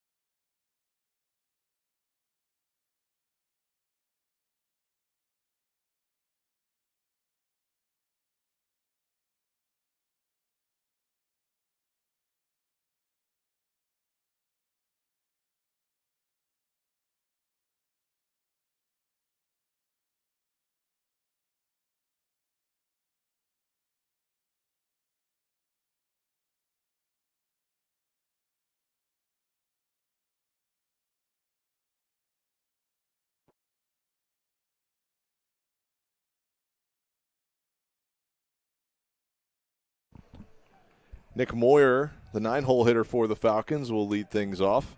How often do you see a guy make a great play in the field and come to the plate and do something great at the dish? Not happened on the first pitch. He takes one high for ball one.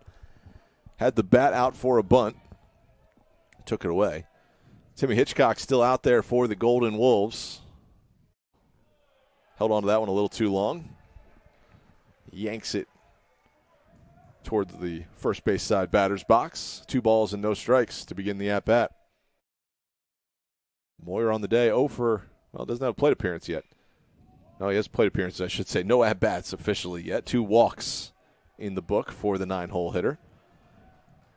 2 of the 6 walks the Falcons have drawn through 4 trips to the plate. 2-1 the count. Moyer goes after it, fouls it off down the right field line, out of play. Pretty good piece on that one, just didn't hit it in fair territory. 2 balls, 2 strikes, no outs. Moyer gets a piece of it inside the bag at third and down the line into the Falcons bullpen. Moyer with the wide turn at first base. He'll stay right there. A very strong throw from Thomas in left field. So hold the Falcons shortstop to a leadoff single. Yeah, what a nice rope down the third baseline. Houghton with a nice effort there. Try and make a play on that one, and that brings up Isaiah Peredo now, the runner on first. I can't sing Caleb Kukin's praises enough on camera. Honestly, we were going. If he wasn't here, we would have had just a wide shot of the field. Would have been hard to see down the lines. Now you see plays like that. He was supposed to move out yesterday off campus, but he stuck around when this game got put on the schedule. So, Caleb, big thanks to you for making our broadcast that much better today. And didn't even have to do it either. He's the social media manager for the baseball team, also having his own camera set up down the line. Been running in between innings to go hit record on his own camera, and then comes back to be the ball tracker for this game. Hitchcock delivers. Peredo takes it outside 2-0. And we just want to give a shout-out to Caleb for the work he's done on Messiah Baseball social media this year. So I'm sure anybody who's watching this has been following the Falcons this year knows the level up that he's given that product over the last few months as Hitchcock delivers a strike at the bottom of the zone. So 2 balls and a strike to the Falcons' leadoff hitter, Isaiah Paravdo. He's looking for his first knock of the day. 0 for 3. He's left 5 runners on base in his last 2 trips to the plate. Grounded out to first base with the bases loaded last time up, and 2 at-bats ago hit a hard line drive. It was picked up by Hansen, the shortstop. Now checking on the runner before the 3-1 pitch. Moyer dives back in safely. Messiah out hitting Alvernia in this one, 9-7 so far. As that one is well outside, and another walk picked up by the Falcons. And once again, Messiah with runners on base. Paravdo stands at first. Moyer at second with no outs for Drew Hurst. Hurst 2 for 3 today, picking up a big fly back in the bottom of the 3rd inning. And then a single in his last at-bat, also leading off. Both times he had a hit today, both have been leading off the 3rd and the 4th inning. Had a single in the 4th. And now he's got a runner in scoring position. Nobody out. So a quick little meeting at the mound here before Hurst gets his at-bat started. As you mentioned, Nate, Hurst has been hitting the ball hard his last couple of times up. Look to do that again here.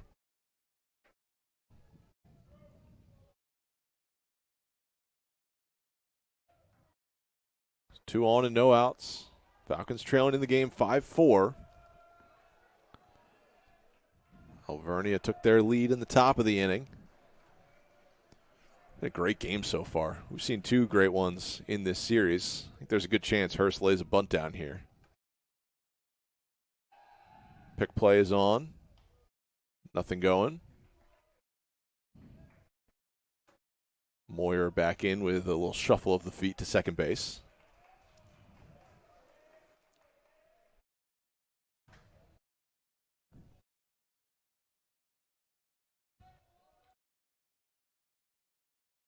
Pitch is delivered. Great bunt by Hurst. And just going to go foul. Oh, nearly perfect down the third baseline. Ball was foul by just an inch or two. I think if that chalk was a little bit thicker, it was going to be a fair ball. Yeah, it looked like Houghton let up a little bit as it was going foul and picked it up a little late. That could have been a little dangerous for him over there, but picked it up just in time before it went back in fair play. Was certainly foul. And the Falcons are going to call for an offensive meeting here. We'll take the break with them. We'll be right back here on GoMasai.tv.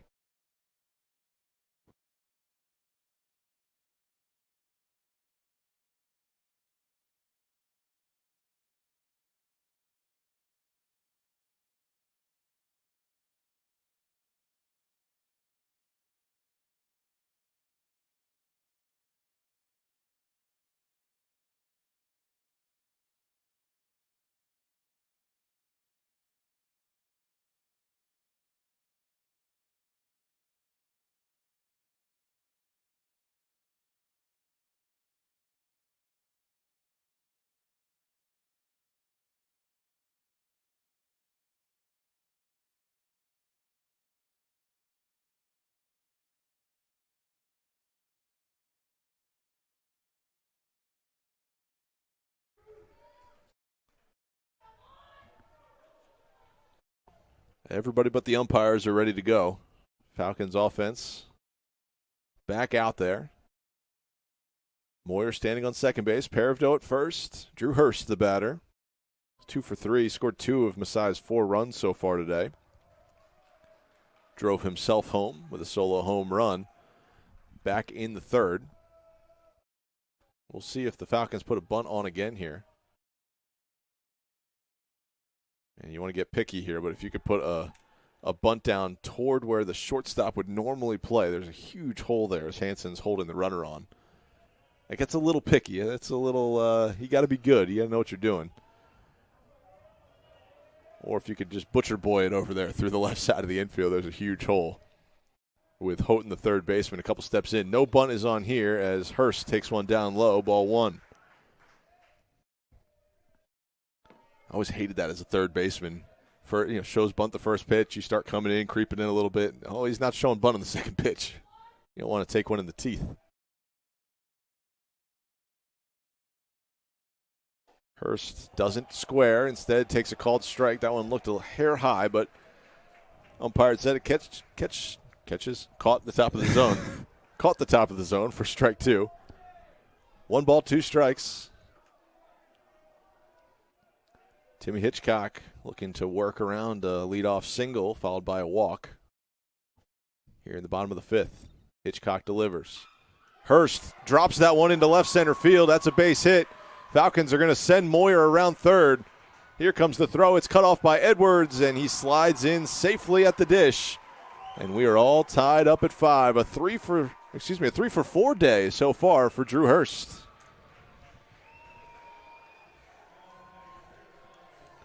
You see this play coming toward the plate. Edwards cut it off. No play at the dish. And that's going to be the end of the line for Timmy Hitchcock. New pitcher coming in. We're tied at 5 in the bottom of the 5th. Falcons still threatening for more.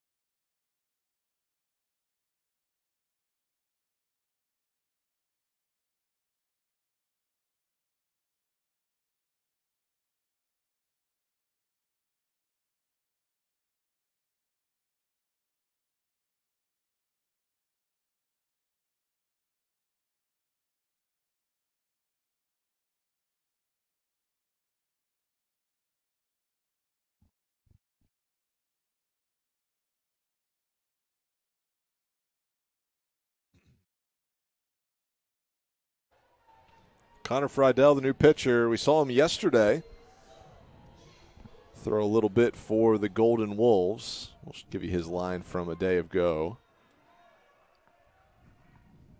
Friedel yesterday, 2 innings, 1 walk, no runs, no hits.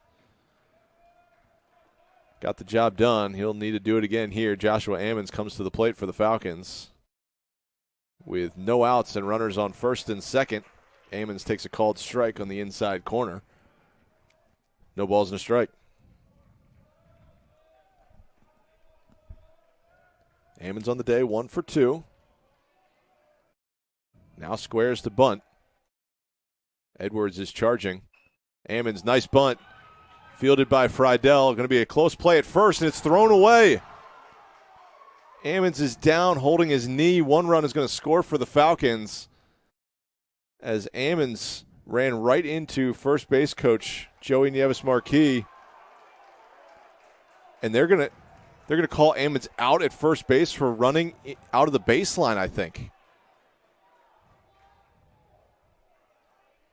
Phil Schallenberger is not happy about this one.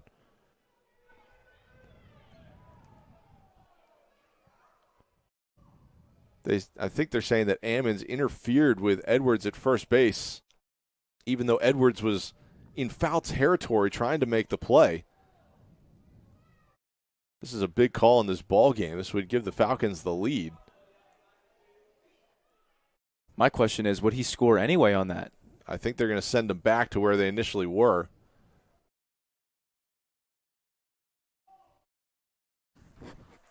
So I'm very surprised.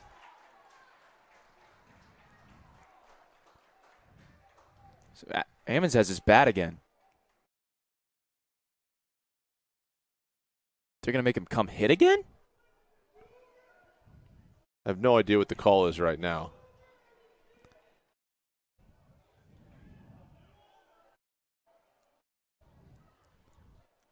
I'm not even sure how you would stat that. It looks like Ammons is heading back to the dugout. Yeah, there's one away now. The runners have to go back to their original bases. So Ammons is called out on batter interference, running down the first baseline. And, man, that is a tough moment. I thought the Falcons were going to score a run, have runners on first and third with no outs. Instead, there's one out in the inning and runners on first and second. Wagaman takes down low for ball one, and what a wild turn of events right here. I don't think we had the replay of that. I want to pull that up and maybe watch it later and just see if it was an accurate call or not. It looked like Edwards was in foul territory as Ammons is trying to run to first base. And now Wagaman line drive to left field. It's going to get down for a base hit. Everybody's going to go station to station as Thomas did a good job of keeping that ball in front. So the bases are full of Falcons. And how many times have we said that today? With one out in the inning. Here comes Dylan Beard for the Falcons. Makes Wagaman 3 for 4 on the day. And we're only in the 5th inning. Dylan Beard steps in, had a single in his last at-bat, RBI single. He stands in with a chance to put the Falcons on top. It's a 5-5 ball game. First pitch swinging, fouls it away.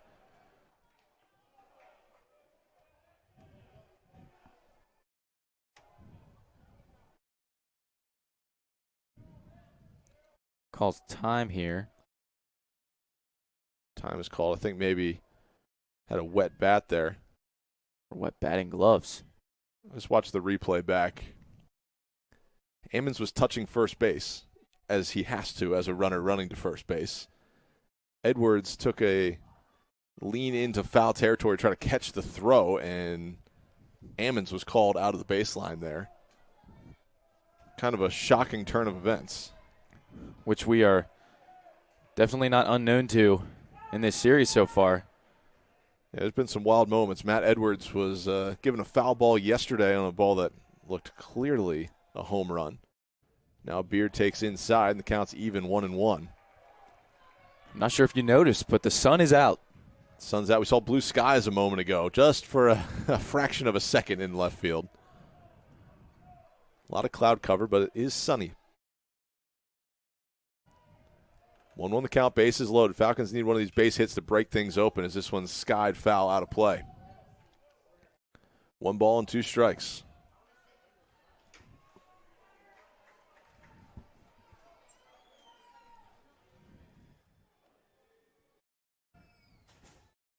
I think we'd say it if either team was on the hard end of it, but it was a bold call to make of a runner out of the baseline.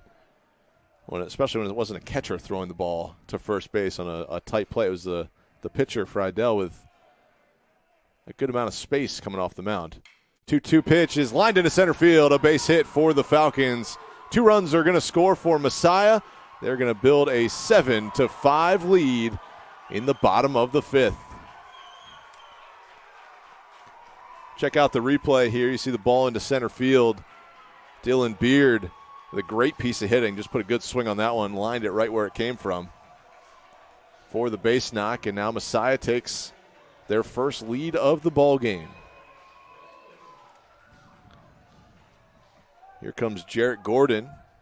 1 for 2 in the game. He's walked once. He's homered once. Hit a 2-run fly right over the AMES mechanical sign in right center field. He bats with runners on first and second. Gordon, beautiful bunt. Houghton's going to have a tough play. Fields it cleanly, throws to first, and he is safe. Infield single. Great bunt by Jarrett Gordon. You'll see him lay it down, turn the burners on. Houghton, really nice effort to make a play at this. Bang, bang at first. Gordon beats it out by a step. So once again, the bases are full of Falcons here in the bottom of the fifth inning for Dustin Eisenagel. Falcons catcher, 0 for 1 with a walk on the day. He'll stand in, looking to add on to a 7-5 Messiah lead. First pitch is in there for a called strike. Messiah with 13 hits in this ball game. Alvernia with 7.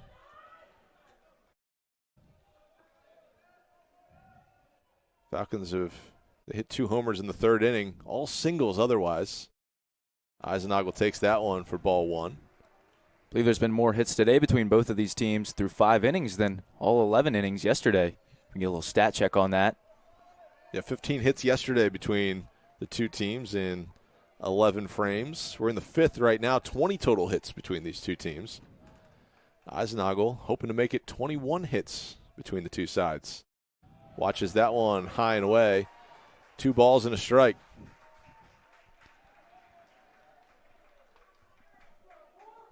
(7-5) Falcons lead. Long way to go in this one. We're playing in the bottom of the 5th inning. We've been playing for over 2 hours. As Eisenagel takes upstairs, 3 balls and 1 strike, and that was a close pitch right there. Looked pretty good from here, but ruled high.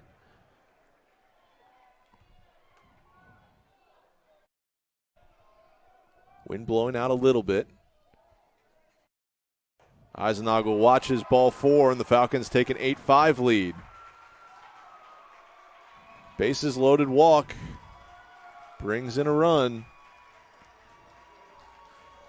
So far, only 1 out in the inning, and it was on a runner's interference as Joshua Ammons was heading to first base, and that's going to be the end of the line for Friedel as a new pitcher coming in for the Golden Wolves. Falcons lead 8-5 with 4 runs in the bottom of the 5th.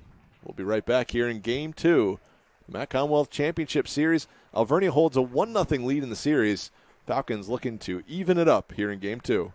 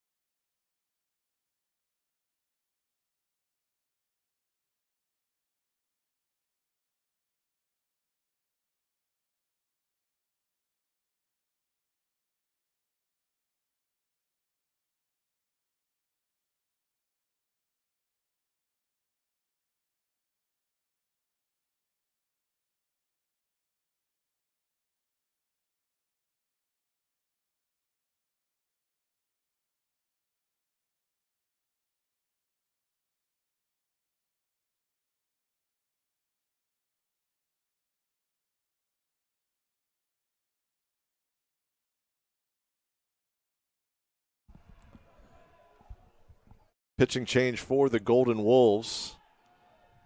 Before we see a pitch delivered from Grant Fitzgerald, a pickoff play to second base. Gordon's back in there safely. It'll be lefty-lefty for Luke Ott standing at the plate. Falcons already with 4 runs in the inning. They're looking for more as Fitzgerald bends in the breaking ball for strike 1. Side with the bases full of Falcons. Just one out in the inning. It was on runner's interference, so Golden Wolves have yet to retire a Falcon in this frame. As Ott takes strike two. That's a couple of nasty pitches on the outer third. We've seen two pitching changes in this inning. Hitchcock started the frame. Friedel came in, retired, got one out. As another pick play goes to second base. Gordon's back in there safely.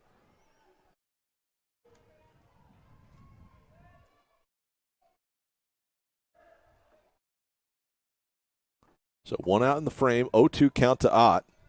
Bases are loaded for the Falcons. Got a chance to break this thing even further wide open. Hunter goes to the left, catches it. Can't really say it's broken open right now. It's only an 8-5 game, and it's been a back-and-forth affair. It was 4-0 in favor of Alvernia after the top of the third inning. As Ott takes a big swing, skies one in the air. Right center field. Plays made out there by Nelson.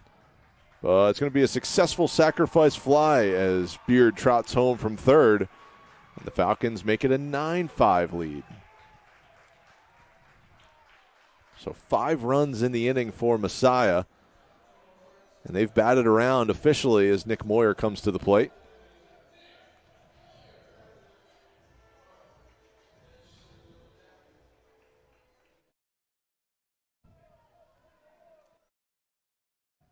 Moyer, the 10th batter to step to the plate for Messiah. Led off the inning with a single down the left field line. That feels like forever ago. Watches one on the outside corner for strike one. Remember that single down the line, Nate?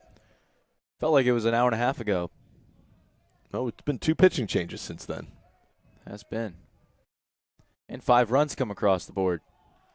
That's going to be a balk for Fitzgerald. The two runners are going to advance here to second and third. And that makes a really good opportunity here for Nick Moyer. Yogi Lutz is coming out to chat about the second balk of the game. Wants to know what he did. Home plate umpire says he turned that glove side just a little bit to get set up and then went back to his normal position. So balked calls puts 2 in scoring position for the Falcons. Now base hit could give Messiah a very sizable lead here in the bottom of the 5th. Fitzgerald delivers high and away. 2 balls and a strike. Moyer 1 for 1. He's walked a couple of times in this ball game as he bats for a 4th time. Comes to the plate here in the bottom of the 5th inning. Long fly ball down the left field line. We'll see if it stays fair. It will not. It goes foul. Moyer crushed that one down the line, but clearly foul. Helps when there's a little hill behind the fence. You can see where it lands as that one was in foul territory. Gave it a ride, though. I believe the count's 2-2. Maybe 1 ball and 2 strikes, excuse me. Moyer gets under this one on the infield. Houghton, a couple steps in, will make the catch with 2 hands. But a successful inning for the Falcons. 5 runs across in the frame to take the lead back. 5 runs on 5 hits, no errors. They left 2 on base. But a tremendous inning for the Falcons. It's a 9-5 lead as we head to the top of the 6th inning. We'll see if Stein comes back out after an extended layoff there in the bottom of the 5th.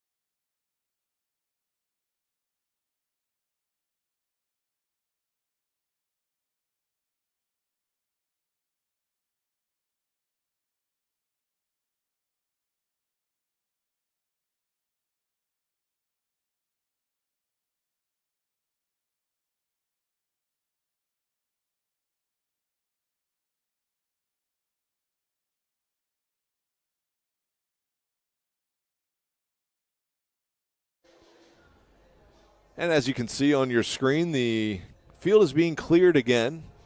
I like this rain delay with no tarp coming out. Yeah, I would say so too. And it makes the field just a little bit more wet, but no dirt to have to worry about here. And the weather today has been quite something else. It's a second rain delay today, and I was just talking about it last inning. The sun was out beautifully, and here we are, and the rain's just coming down again. We spoke too soon. So the rain's coming down right now. We looked at the radar. It's looking extremely scattered throughout the afternoon. So really hoping this is, again, just a few-minute delay. Falcons are all hanging out, dancing in the dugout right now. And since the last rain delay, the vibes have changed a little bit. Falcons were trailing 4-0 when the last rain delay came through in the middle of the third inning. And since then, they have outscored Alvernia 9-1 since that rain delay over the last 2.5 innings. So the vibes have certainly changed, and we'll be picking things back up here in a few minutes when things get cleared back up. So hang in there with us. We hope to see baseball back in Clipper Magazine Stadium shortly. You're watching Game 2 of the MAC Commonwealth Championship Series. We're in our second weather delay of the afternoon. Hopefully it's just as short as the first.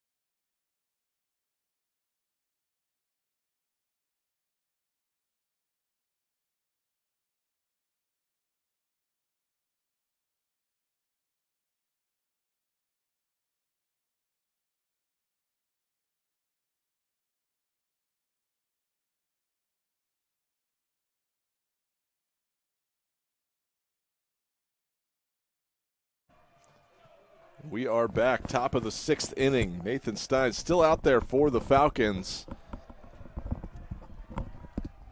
First pitch he delivers is down low. Ball 1. Second pitch, a swinging strike by Ben Houghton to begin this top half of the 6th inning. 28-minute rain delay. Bumps our delay total up to 38 minutes so far. Houghton goes after this one. Fouls it off, out of play down the first baseline. And Nate, they took the field and started pretty quickly. It was 2 or 3 warm-ups, and everybody was ready to rock and roll. Yeah, Nathan Stein has had a little bit of a break going on for maybe close to an hour now. So coming back out, how many pitches is he at? We'll have to take a peek here. He was down forever in the bottom of the 5th inning. Falcons had a huge rally, scored 5 runs. He was at 93 pitches to start the inning, 4 offerings so far. So he should be at 97 pitches so far in the game, and he's been up and down a few times. Offering is right there for a called strike 3, and Houghton goes down looking. Stein's 5th strikeout of the ball game.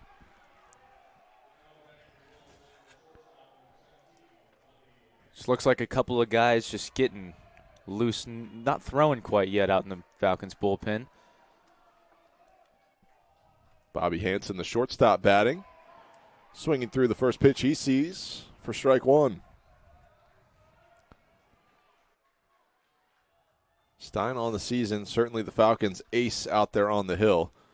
2.73 ERA. He's generally thrown game 1 of doubleheaders. They've been 7-inning games throughout the conference slate in game 1, and Falcons usually throw him out there and see if he can get 6 or 7 innings. This one's punched foul by Hansen out of play.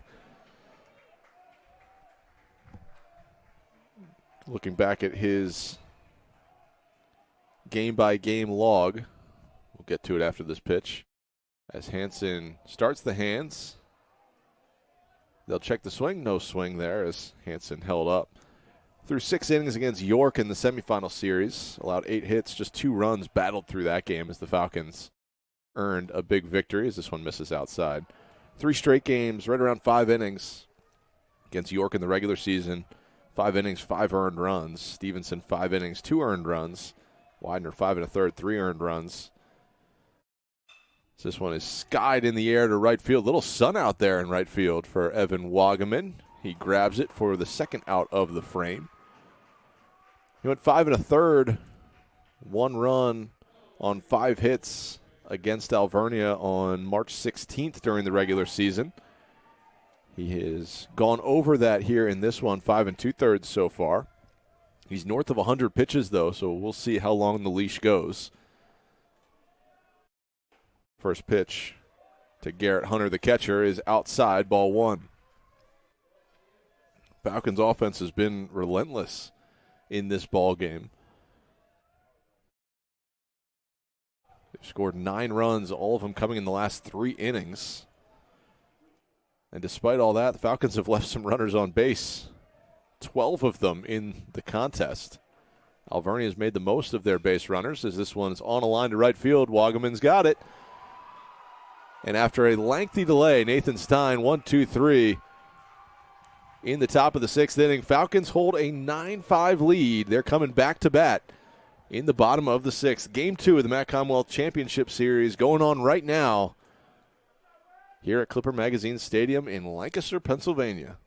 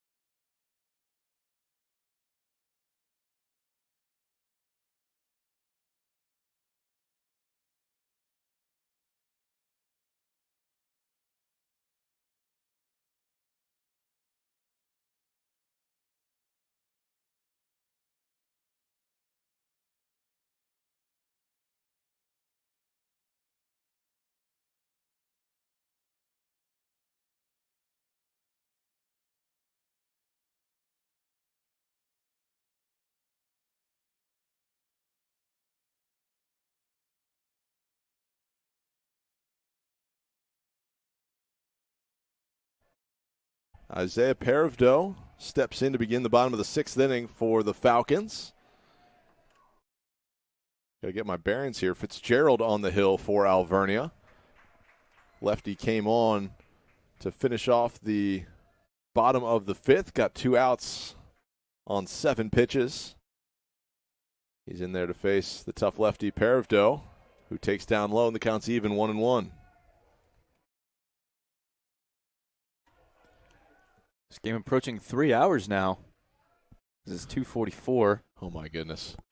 Paravdo goes after this one and fouls it off. We've got another one to do after this if the Falcons win game 1.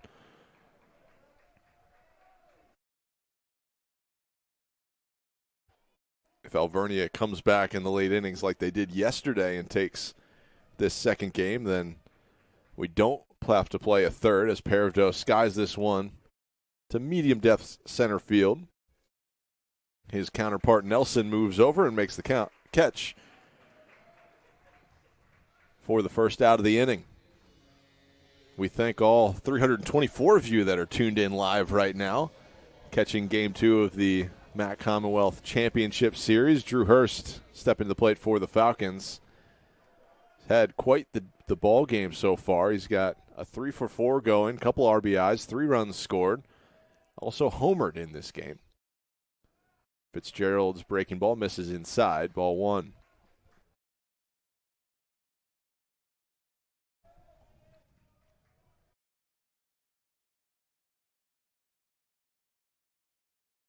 One 0 offering, misses inside again. 2 balls and no strikes. And for Falcon fans who are with us normally for broadcasts, we usually have that center field camera angle. Unfortunately, couldn't get that set up today with the change of location. So we've got a couple of camera angles. Edwards slides to the ground and bang, bang, play at first. Hurst is safe, diving into the bag and beating Fitzgerald to it. Got that left hand to the bag before the right foot of Fitzgerald. We'll take a look at the replay and see if it was a good call or not. Hard to tell from that one. Umpire's got a great view of it, called him safe, and the Falcons have a base runner with 1 away.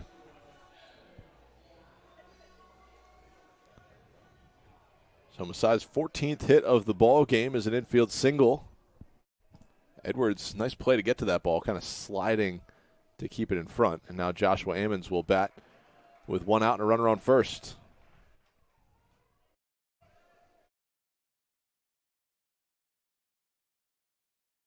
Ammons on a 1-for-3 so far today. Takes a called strike at the bottom of the zone.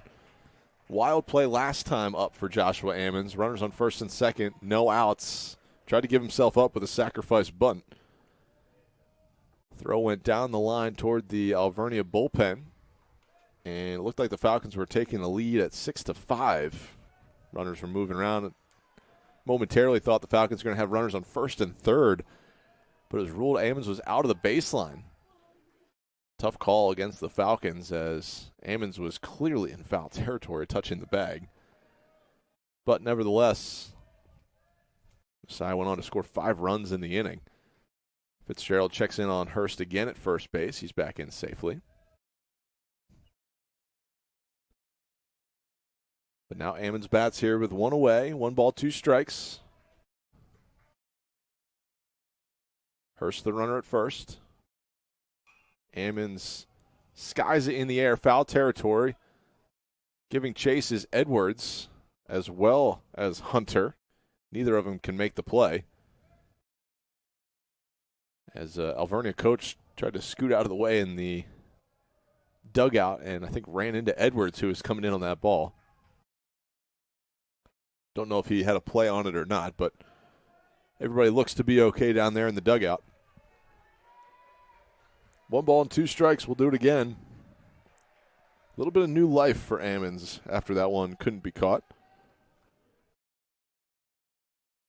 Fitzgerald delivers. Ammons punches this one foul toward the Alvernia bullpen. 1 ball and 2 strikes. Count remains.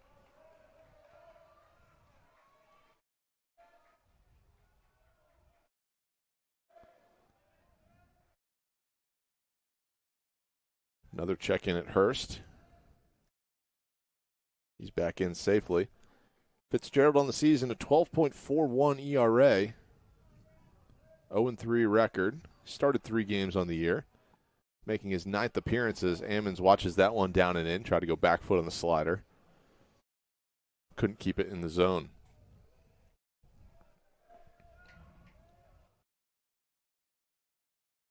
Now the count's 2-2. Hurst not going anywhere as Fitzgerald loses that one high and away. Ammons takes it full count. Falcons have been working their walks today, particularly the bottom of the order. 8 walks issued by Alvernia pitching. 6 of them by the bottom 4 hitters in the Falcons order. Top of the order is collecting the hits. Bottom of the order is picking up their walks. It's turned into 9 runs for the Falcons so far. Here's the 3-2 offering, and down swinging goes Ammons. Took a hearty hack at that one and fans through it for strike 3. 2 away in the frame. Now Evan Wagaman, who's 3 for 4, 3 singles in the ball game, will come to the plate with 2 away.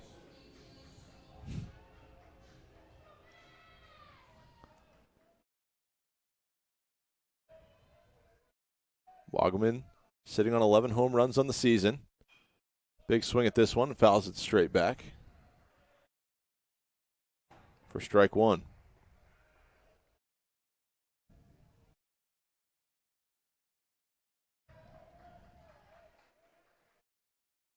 Another check in on Hurst. He dives back in well ahead of the throw.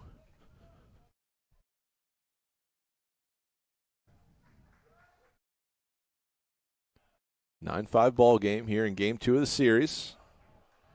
Fitzgerald misses away.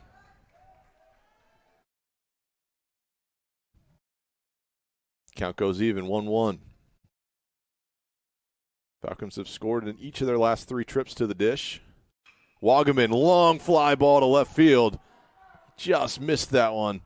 I think he got it off the end of the bat. I think off the bat, I thought that was long gone, but I think he just missed it for a fly out to left field as Thomas took a step in front of the warning track to make the play, and the Falcons are turned away without scoring a run in the bottom of the 6th inning. We head to the 7th. Messiah protecting a 9-5 lead.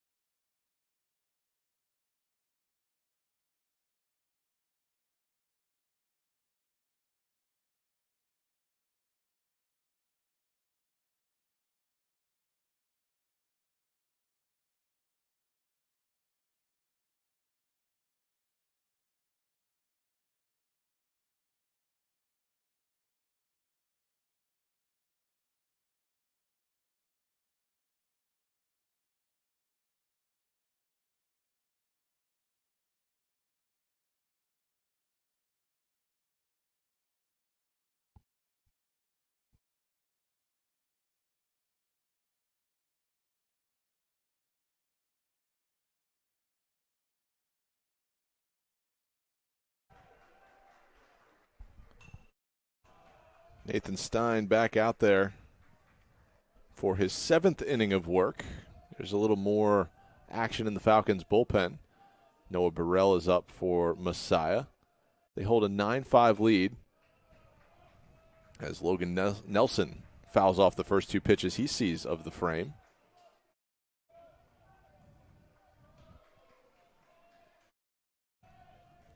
No balls and 2 strikes. Stein, well over 100 pitches at this point. Looking at one of his longer outings of the year. Through 7 innings on 3 occasions this season. And that's going to be a base hit into left center field. Nelson with a wide turn at first base. He's going to stay right there. with a leadoff single to begin the 7th inning. We'll see what that does to the Falcons' bullpen. If they start heating up a little bit more or not. Does look like Burrell is down there. Catcher's not squatted just yet, so we'll see as Evan Thomas comes to the plate. Thomas 1 for 3 in the ball game. He does have a triple. First pitch swinging. Moyer's going to take himself to the bag. Fire to first for the double play, and that is a pitcher's best friend. 2 quick outs. We'll take a look at the replay, courtesy of GoMasai.tv. First pitch swinging, 3 hops. Moyer takes it himself, fires to first.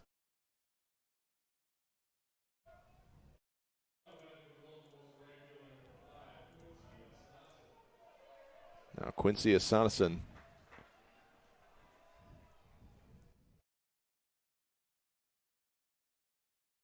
Well, I think foul pitch off.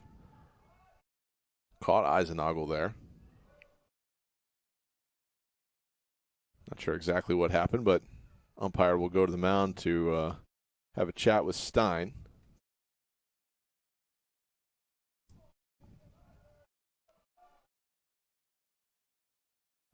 Make sure that he gives Eisenagel an extra beat or two.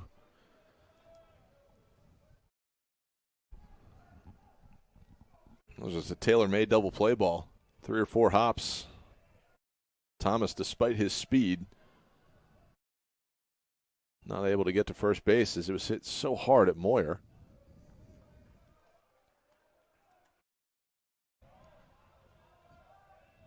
One ball and 1 strike, the count. First pitch was fouled off. The 1-1 down low, 2 balls and a strike. 2-1 the count.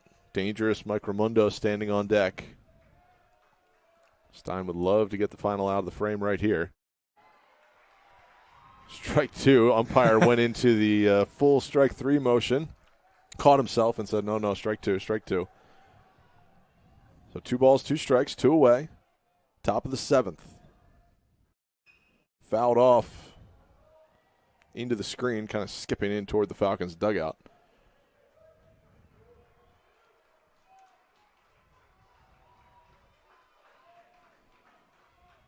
Count remains 2-2.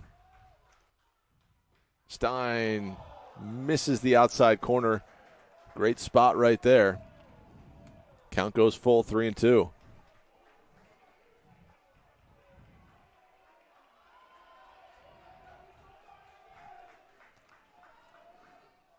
So the count is full, 3-2, 2 outs. Same pitch, same call, ball 4.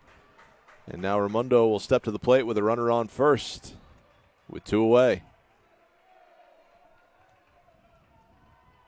A couple of close pitches right there, leading to the walk. That'll bring up the dangerous Raimondo. 3 for 3 in the ball game. Guy batting well over 400 on the season. It's hard to increase your average, but he's been doing just that with 4 hits in the ball game. Goes station to station right there as the throw in nearly gets away from the Falcons. Raimondo, I feel like every time up he's hit a ball through the infield. At least 3 of those hits. 1 through the right side and now 2. Maybe 1 through the left side, 1 up the middle. And I can't remember what he did his second time to the plate. Had a double. Had a double, that's right. Double, and then 2 singles. That's right, he went to right center field. Wagaman lost his footing out there on the warning track. So 2 outs in the inning. Stein looking to get out of it without any damage as this one misses just outside. Ball 1.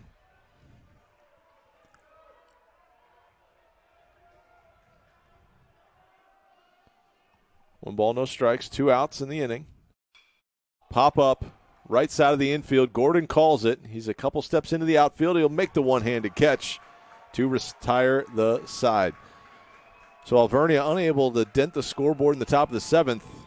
Big double play ball helping the Falcons and Nathan Stein out.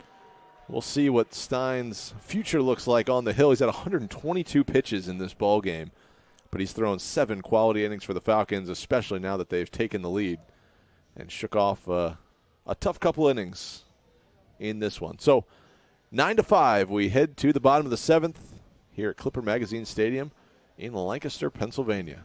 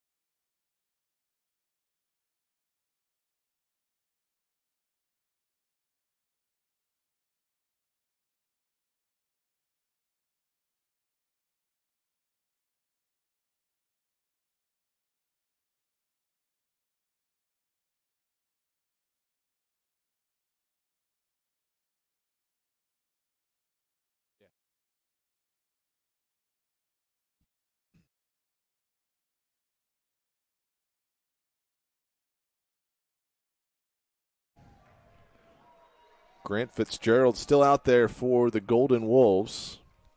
He tossed a scoreless frame last inning. He's pitched an inning and 2/3 so far.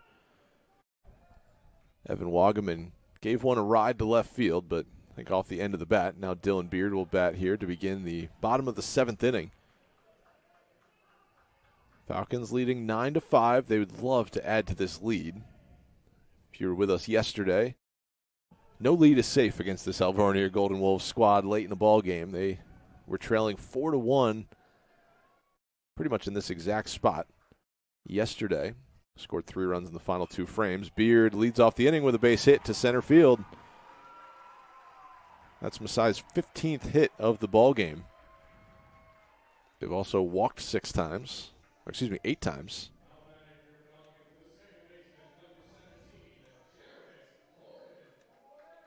The bats have certainly woken up from a slow day yesterday.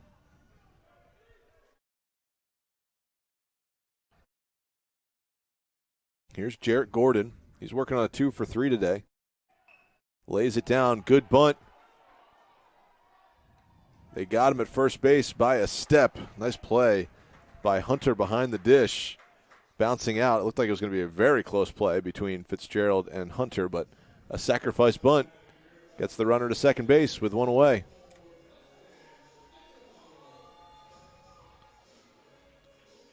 Eisenagel on the day, 0 for 1. Has an RBI. He's walked twice and struck out. He walked with the bases loaded in his last trip to the dish. But now has an opportunity to drive home a run with a base hit. Outfield playing pretty deep, particularly in right field. That one flutters in there on the outside. Call was a ball. I thought it was going to be on the outside corner for strike 1, but 1 ball and no strikes.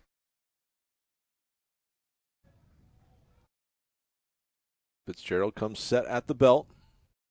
The lefty winds and delivers, and that one's a called strike in there on the inside part of the plate.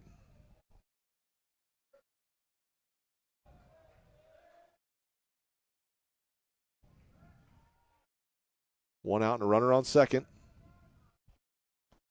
Runner's going. Eisenagel takes the ball, and he's out at third base. Dylan Beard trying to steal third base. Cut down on the bases. He thought he was maybe safe at third, but I don't think he got a great jump. Really solid throw from Hunter and a great tag from Houghton. Put it on him for the second out of the inning. So base runner is erased, and now Dustin Eisenagel will bat with 2 away, and the base is clear. Swings at this one and fouls it off. 1 ball and 2 strikes.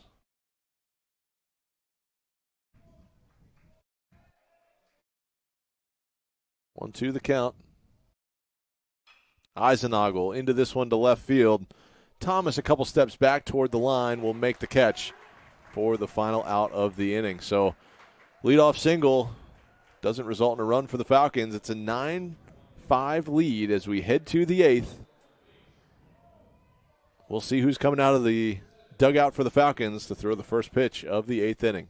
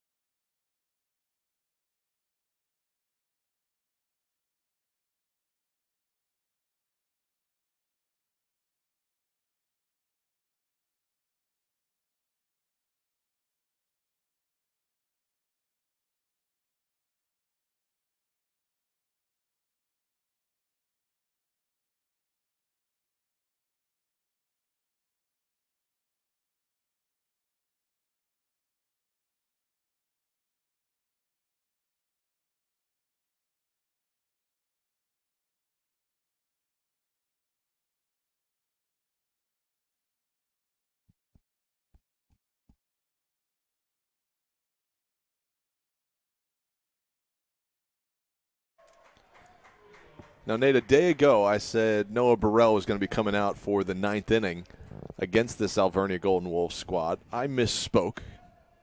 It was Christian Foltz who went back out there for another inning of work. I saved myself today and didn't say I expected to see Burrell out there, even though I did. I'm surprised to see Nathan Stein back out for another inning of work, but we'll see if he can go batter to batter. And second pitch he throws to Matt Edwards, hits him in the foot. So Alvernia, with no outs in the top of the 8th, they have a runner on first via the hit by pitch. Noah Burrell is throwing in the bullpen for the Falcons. Stein stays out there on the mound. First pitch is fouled back off the screen for strike one. Stein at 125 pitches so far today. Gets the ground ball. Gordon flips to second. Moyer's got it. Throw to first, and they got the double play. 4-6-3. Second straight inning with a double play. Those are two critical outs to get this late in the ballgame. Looked like Gordon had a little bit of trouble getting it out of his glove, but shuffled it over to Moyer, and they completed the twin killing.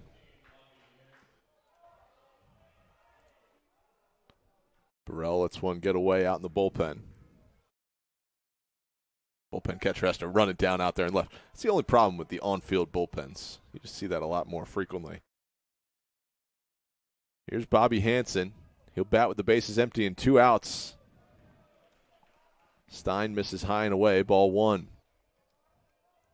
So the time of year you do see guys air it out a little bit. Stein trying to pitch to extend his career. Falcons would need to win this game and win a game 3 of this series. Yeah, he's coming up on 130 pitches for this ball game, really giving it his all. He really has, and after allowing 4 runs in the first 3 innings, has settled down. And he gets strike 2 on the foul ball. So 1 ball and 2 strikes, 2 away. Top of the 8th.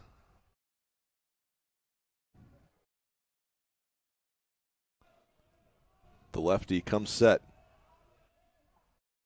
Delivers ground ball. Moyer, short-handed, fields it, fires to first base. Off the bag, throwing air from Moyer. Rarely do you see that out of Moyer. But every good fielder has one of those throws once in a while, and that one just happened right there. Yeah, I said sure-handed, but not sure with the throw, as that one went a little bit wide of the bag. So Stein did his job there. An error extends the inning.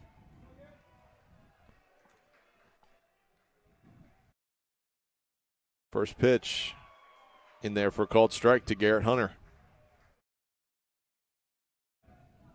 The 131st pitch of the game. I don't need to keep saying the pitch count. It's just so much higher than we generally see out of Stein. He's a workhorse and willing to go out there and just keep logging innings, but 132 pitches now is certainly a season high.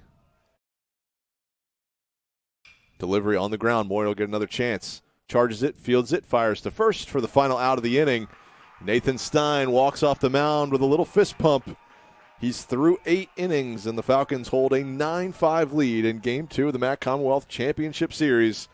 We'll be back with the bottom of the 8th coming up for the Falcons.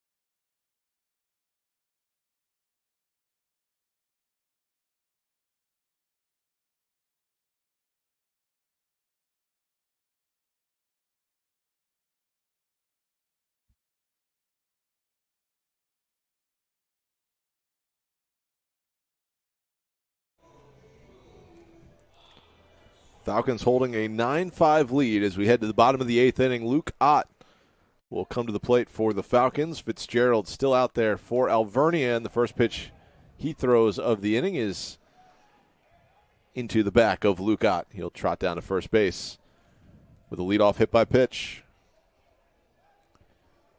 Similar to how the top half of the 8th started as well, but I believe the first pitch of the top of the 8th was a hit by pitch as well. I think it was the second pitch. It might have been the second. But either way, it was a hit by pitch that was almost immediately cut down on an error, or a double play, excuse me, not an error. Error came later in the inning.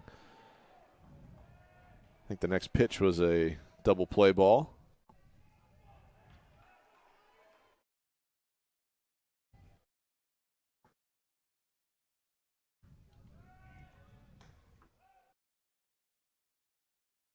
First pitch up high for ball 1.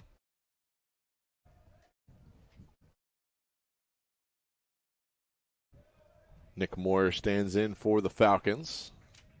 It'll be Moyer and then the top of the order. Isaiah Paravdo stands on deck.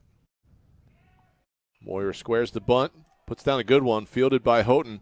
Houghton throws the first, and pick is made over there by Raimondo, stretching like a first baseman to pick that one cleanly, but successful sacrifice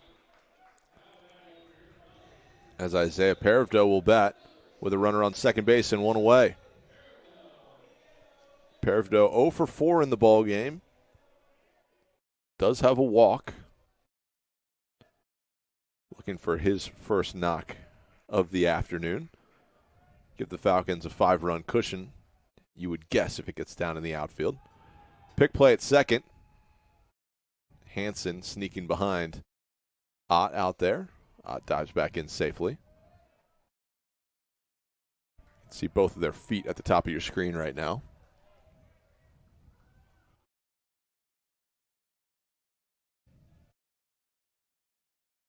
Delivery from Fitzgerald is a breaking ball in there for a called strike.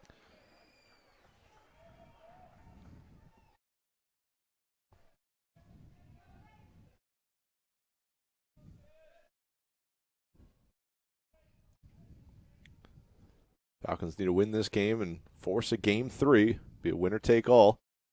Ott's running. Hunter's throw is just late. Luke Ott steals the bag.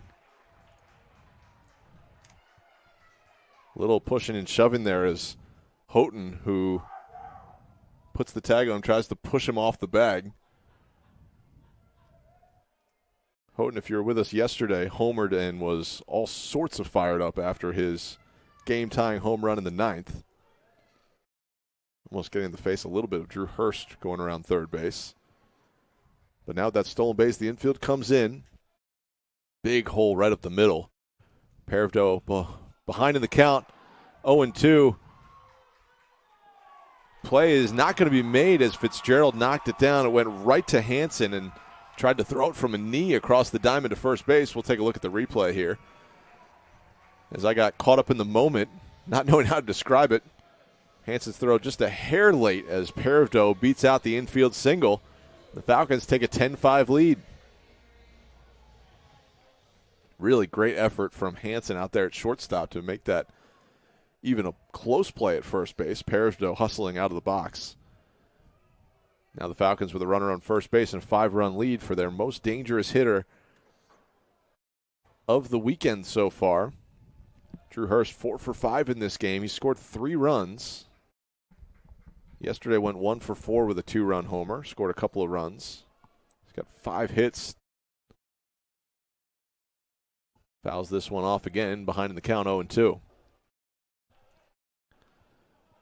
So if this score holds, the Falcons can hold on in the 9th. You would guess we have about half an hour between games. We'll start game 3 here in a little bit. We don't want to get ahead of ourselves. There's still an inning to play in this Alvernia squad that was the Cardiac Kids yesterday. Hurst waits on the breaking pitch, pops it up on the left side of the infield. Houghton's back. Now Hansen calls it, and he makes the catch. Back behind the Golden Wolves' third baseman for the second out of the inning.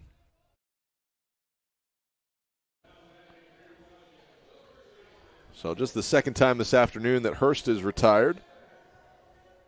That'll hand it off to Joshua Ammons, who's 1 for 4.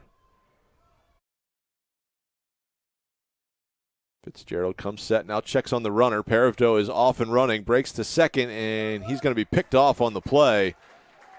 And that'll do it for the Falcons in the bottom of the 8th. They add a run. It's 10-5 lead for Messiahs. We'll take a look at this replay.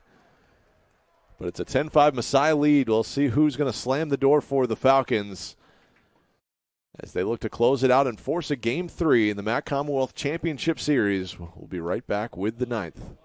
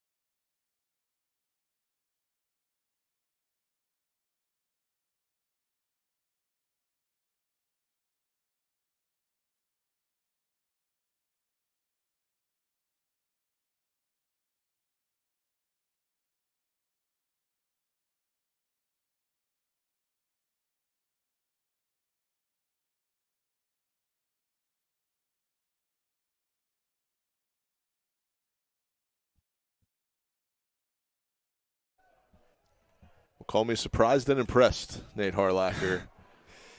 Nathan Stein is out there for the 9th. 133 pitches in. The 6'2" senior lefty trying to close this one out. It'll be the 9-hole hitter Logan Nelson leading things off and taking a called strike to begin the 9th. Stein so far 9 hits allowed, 5 runs, all of them earned. He's walked 1, he struck out 5. but he's looked like a different pitcher after the third inning. Alvernia has scored 1 run across the 4th, 5th, 6th, 7th, 8th. Scored 1 run in the 5th as that one misses high and in. 1 ball and 2 strikes. But it was kind of a fluky play. It was a 2-out single and then a double that Evan Wagaman dove for and had in and out of his glove that allowed that run to score. As Logan takes one outside, 2 balls and 2 strikes. Eisnagel with the healthy frame, holding it there for a while. 2-2 the count. This one well outside. Stein frustrated with himself. Yeah, really wants to close this one out here. Pitch all 9 innings. I don't know if we've seen a complete game this year from many of the Falcons starters. Not a 9-inning variety. A swing and a miss from Logan Nelson. He was late on the heater. And Stein gets the first out of the 9th. Lineup will flip over to Evan Thomas.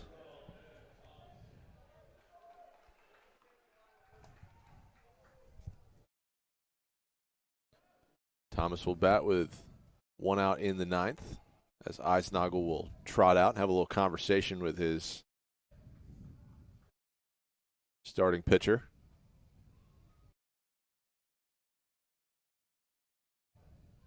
And really, there's not much to say about Nathan Stein in this ballgame other than he has gutted out these first 8 1/3 innings.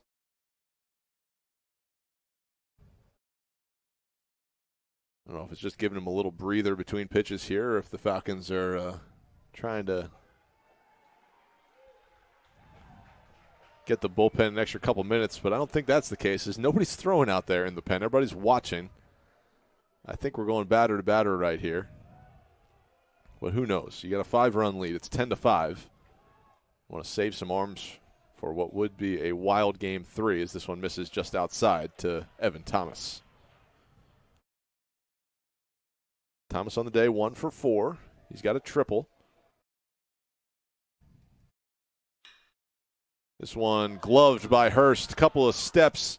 Fires to first. Falcons unable to pick it as it goes toward the Alvernia bullpen. And Hurst did the hard part, going down to a knee, picking it. I think 1 too many glove taps before firing it over to first base.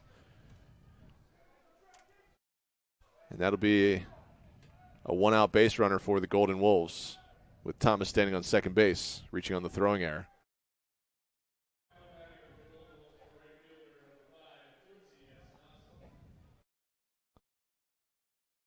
And we're going to have a pinch runner for the Golden Wolves. Looks like Jake Chapman's going to come in. He got the start yesterday in the ball game, but now will come in as a pinch runner. I think that's Chapman out there.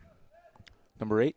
Oh, excuse me. I thought it was number 6. Number 8, Luke Jones as the pinch runner. Also came in the game yesterday. He did. They were moving around some pinch runners and pinch hitters late in the ball game. They all worked out. Yogi Lutz was pushing the right buttons in game 1. So Stein's still out there.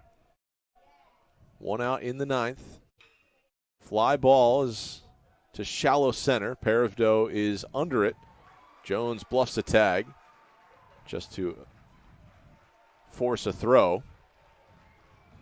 But now Nathan Stein and the Falcons are just 1 out away from capping off a Game 2 victory in this series. And it brings up Mike Raimondo, who was 4 for 4 today. I look at the fans here in attendance standing up here for Nathan Stein. What a start this would be from Stein. I mean, it is no matter what at this point. But Nathan Stein gutting it out right now, 142 pitches. Gets a called strike against Raimondo to begin the at-bat.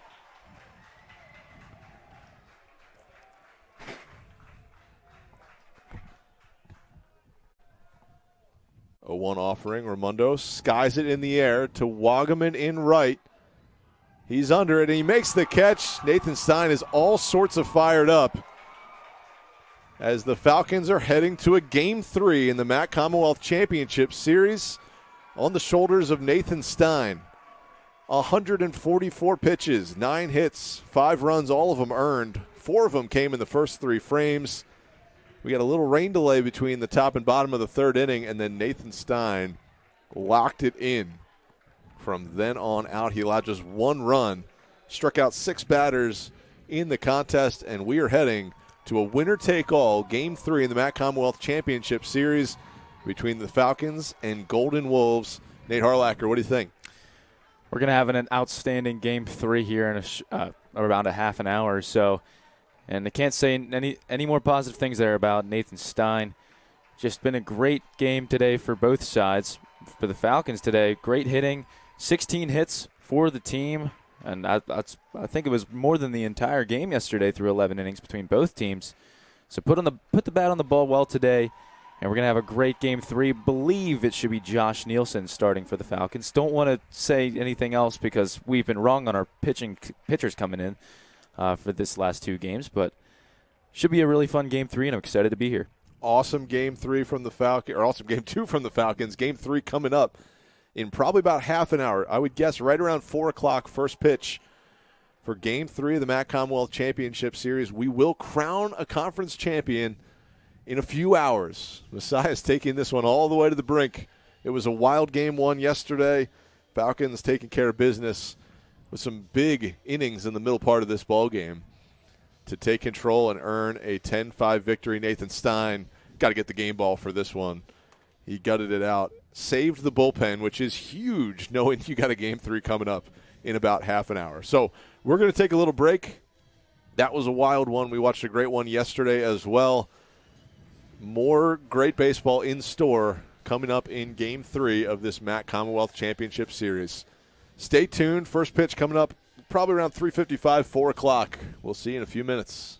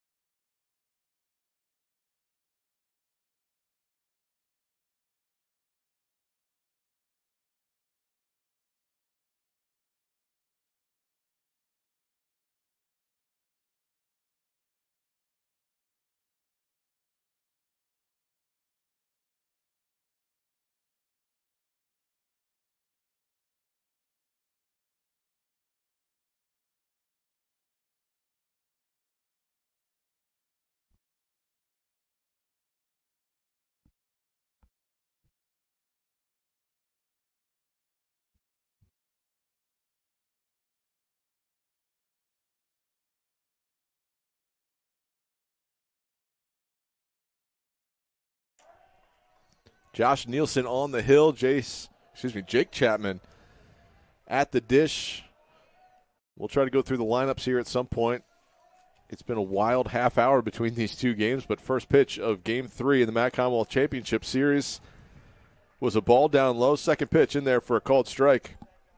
And we are off and running. Nate Harlacher on the broadcast with me. I'm Matthew Fenton. We'll be bringing you all the action from the final game of the MAC Commonwealth Championship Series. It's been an awesome series so far, Nate. Back and forth battles. Alvernia taking Game 1 yesterday in extra innings.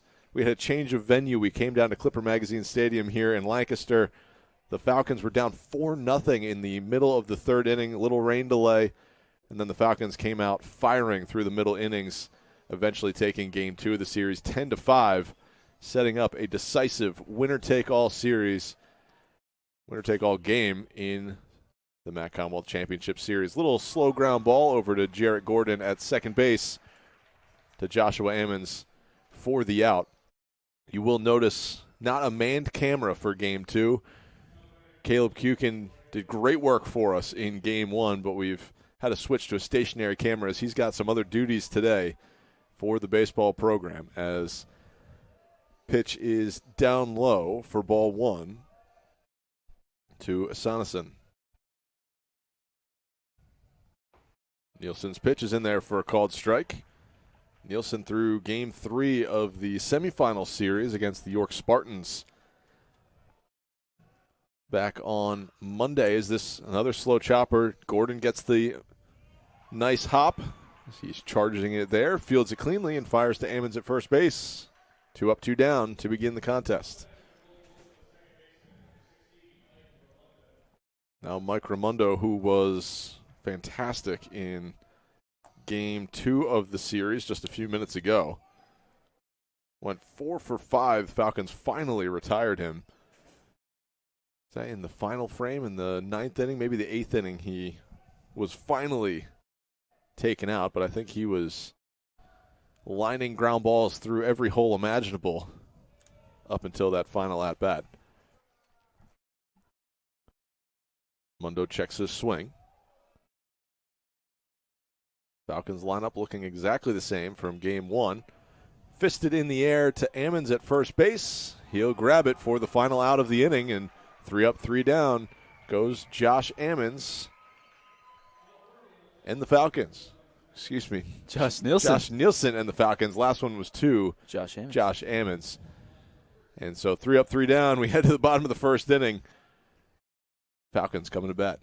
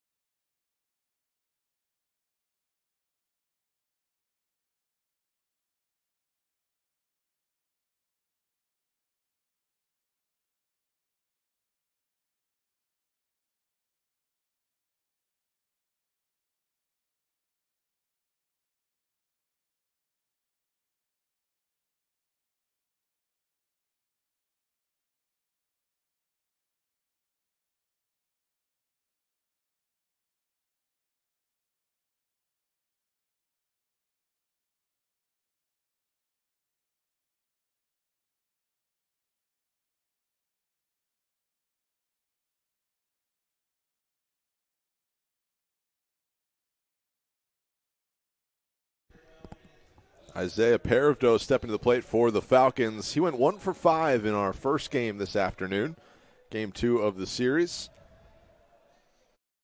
He's going to be facing off against Jason Kelly, the designated hitter from the last couple of games. Now stands out there on the bump. First pitch swinging from Paravdo. He fouls it off at the dish. Kelly on the season, 3.06 ERA, making his 6th start. 10 appearances on the mound after that first pitch. Thrown 35 and a third innings, 30 strikeouts, 20 walks, so it can be a bit erratic. Allowed 12 earned runs, and Isaiah Paravdo lines one up the middle for a base hit, and the Falcons have the leadoff man aboard in a winner-take-all Game 3 of the MAC Commonwealth Championship Series.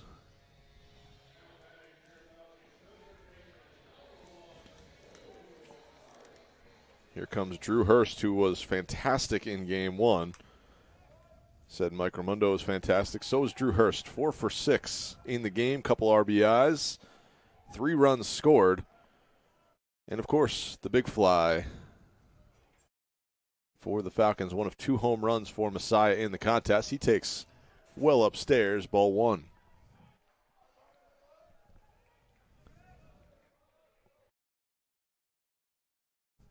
Couple of small changes defensively for Alvernia out in left field. It's going to be Jake Chapman. Trying to look through the rest of the list. I think everything else is the same except for the catcher. It's going to be Jason Lind behind the dish. We saw him pinch hit in Game 1 of this series. He's batting in the 8 hole. Paravdo maybe a step and a half away from first base. Shuffles the feet back over to the bag. Back in there safely. 2 balls, no strikes to Hurst. He's homered in each of the first 2 games of this series. Kelly looks, delivers, and that pitch misses up high. Ball 3. What do you think, Nate? You give him the green light, 3-0? You know, that's a good question. In this situation right now, probably not. But with a guy like Hurst, who's gone 4 for 6 in the last game, wouldn't be opposed to it, but doesn't swing at that pitch. I wouldn't either on 3-0, but he's got a hitter's count now, 3-1. 3 balls and a strike. Hurst took it for a called strike on the inside part of the plate. Paravdo, the runner at first. He singled with the middle on a sharp line drive. Kelly's 3-1 offering misses outside, and the Falcons got a little something going here to start the top of the first inning. Joshua Ammons comes to the plate now with runners on first and second and no outs. See if the Falcons try to play some small ball or let Ammons swing away and try to hit a ball in a gap somewhere. He went yard yesterday. Thought for a second he hit a game winner late in, I think it was the bottom of the 9th or extra innings. Instead he squares here. Edwards charges in from first base. It's a little inside move to second. Trying to get Paravdo napping out there on the bag.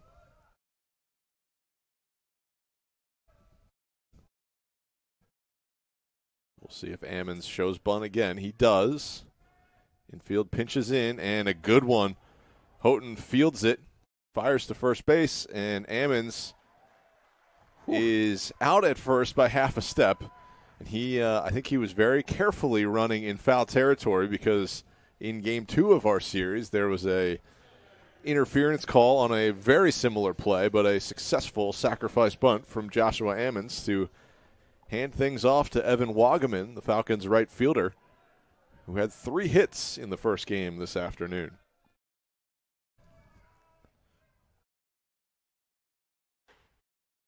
First pitch, Kelly bringing gas. Wagaman watches it up high for ball 1.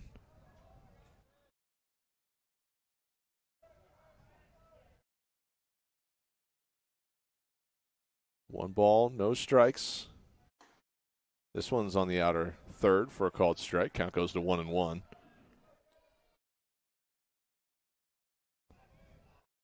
Wagaman 3 for 5 in the game, all singles. Didn't drive home a run, did score one though. Big swing and a miss there from the Falcons' right fielder. Certainly wanted all of that one, especially with 2 runners in scoring position. Well, he needs a little base hit here. Don't need to do too much. Just dump it in front of the outfield. It's playing pretty deep out there. 1-2 offering is outside. Ball 2. Winner of this game is heading to the NCAA tournament. They're going to be crowned champions of the MAC Commonwealth.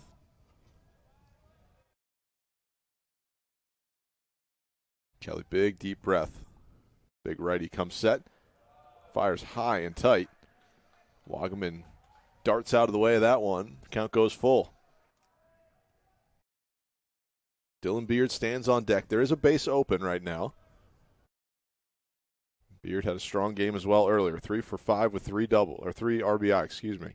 Wagaman, big swing and a miss on the breaking ball. He goes down swinging, and that'll hand things off to Dylan Beard to try to get the job done with 2 in scoring position.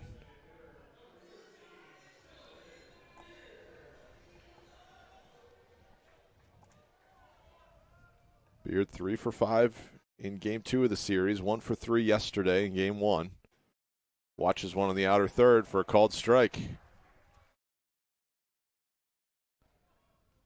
Falcons trying to play small ball. They sacrifice bunted with Joshua Ammons up and runners on first and second. That got him into scoring position. Now they need a base hit off the end of the bat into left field.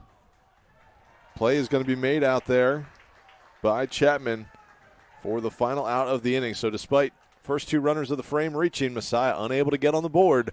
We head to the second, still scoreless.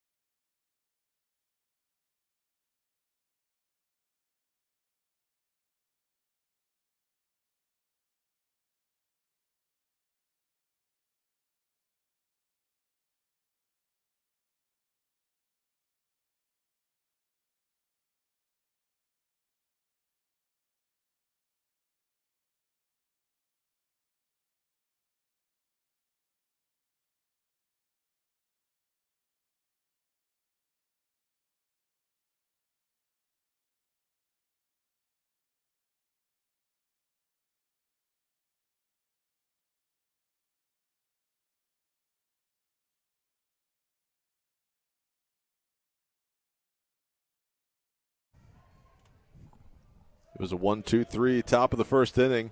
Josh Nielsen set him down in order. Now he'll face his counterpart, Jason Kelly, the pitcher / designated hitter, will stand in.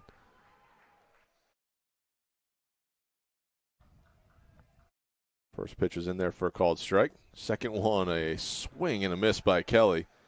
He started the swing, but the movement from Nielsen's pitch got him off balance just a little bit, so he's down 0-2 in the count. Nielsen will go to work. Chopper outside the bag at third, foul ball. So the count remains 0-2.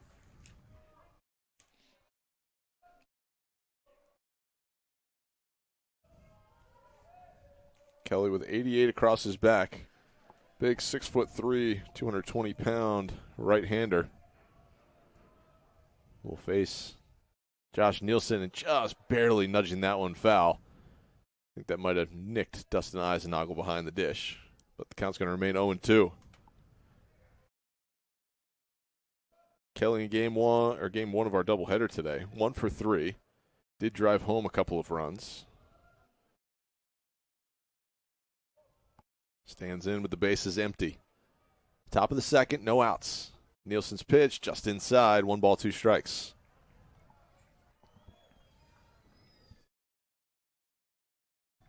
Nielsen working quickly, has his sign, now delivers, and a swing and a miss. Eisenagel applies the tag for the first out of the frame.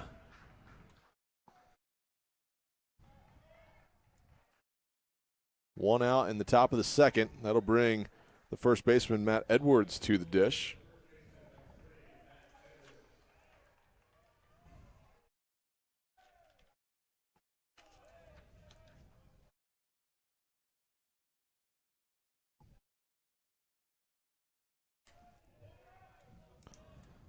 First pitch misses outside the zone.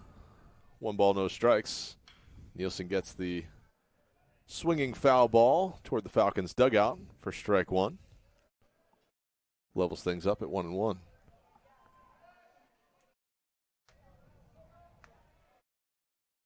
Eisnagel sets up outside. Now the pitch comes inside. He gets the call to strike. 1 ball, 2 strikes.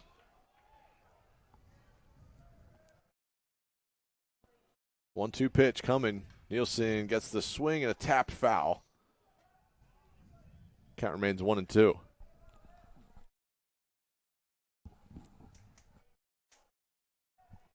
One away in the top of the second. Game 3 of the championship series. Here's the delivery. Down low. Eisnagel blocks it at the dish. No swing from Edwards. Not tempted by that one.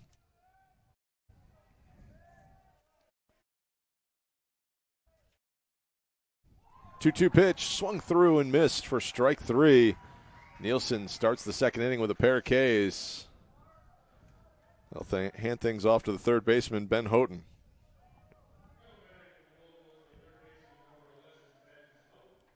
Nielsen looking locked in early here. He has looked better and better as the season has progressed. Got the ERA down to 4.80 as that one is a single through the left side by Houghton. Nielsen, couple tough outings early in the year. 6 earned runs in 3 1/3 innings against Covenant. 3 earned runs in an inning and 2/3 against Randolph-Macon. Then a tough one against Hood, but recently, since that tough outing at the beginning of April, 2 runs in 5 1/3 against York, 1 run in 7 innings against Stevenson. Tough 5 runs in 4 innings against Widener, and then a really solid 2 runs on 2 hits in 5 2/3 against York in the semifinal series. Heading the count to Bobby Hansen, 0-1. Gets a called strike on the outer corner. No balls and 2 strikes. Gave up a 2-out single, but looking to work through it. And Josh Nielsen strikes out the side. He gets Hansen down on strikes. And he strikes out the first 2 batters, allows the single, and then finishes off the inning by striking out the side with his 3rd K of the inning. So we head to the bottom of the second. Still scoreless in Game 3 of the Conference Championship Series.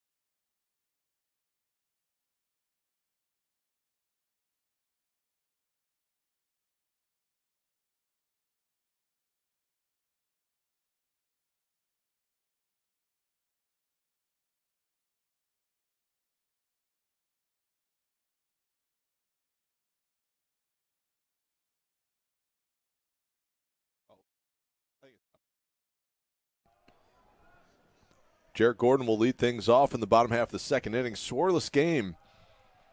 Falcons had a little threat going with runners on second and third and only 1 out in the first, but a strikeout and a flyout ended the frame. Cy unable to get on the board. Here's Jarrett Gordon, home run hitter in Game 2 of the series. Been swinging a very hot stick for the Falcons. 2 hits in each of his last 5 games since coming off an injury. Takes that one up high. He's ahead in the count 3-0. Gordon, a homer and a single in game 2 of the series. Just a little while ago. Hit a 2-run blast in the bottom of the 3rd. Watches a 4-pitch walk. He'll head on down to first base, and another leadoff man is on for the Falcons.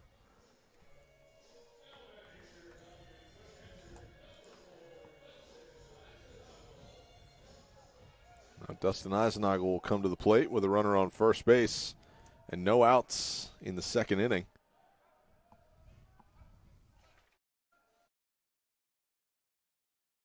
Jason Kelly stands on the mound, pitches well high for ball 1. Eisenagel had squared to bunt, but quickly pulled back when he saw that one going up by his chin. 5 straight balls to begin the 2nd. Eisenagel squares the bunt. Pickoff play at first. Gordon slides back safely.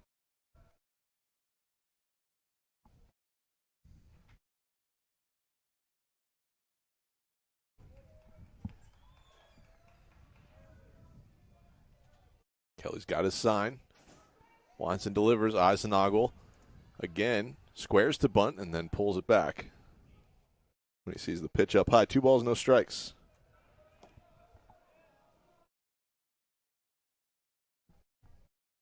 And we'll have a little meeting at the mound here after 6 straight balls to begin the second inning.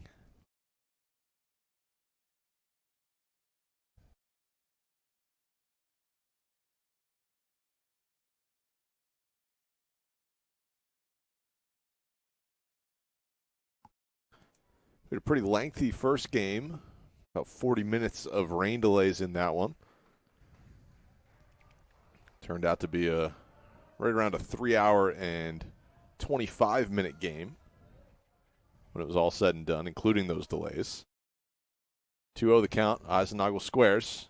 Takes ball 3 up high. Kelly having a hard time finding the zone here to begin the 2nd inning. Talked about him being a bit erratic this year. Gets one in there for a called strike.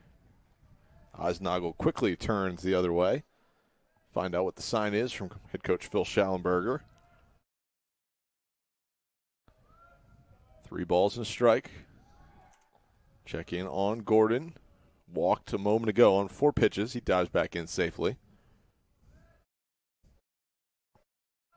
I know Kelly just threw a strike, but you don't want to give him a free out here with a bunt if he's been having trouble finding the zone. And catch is going to be made in foul territory. Edwards was charging. Eisenagel unable to get the bunt down.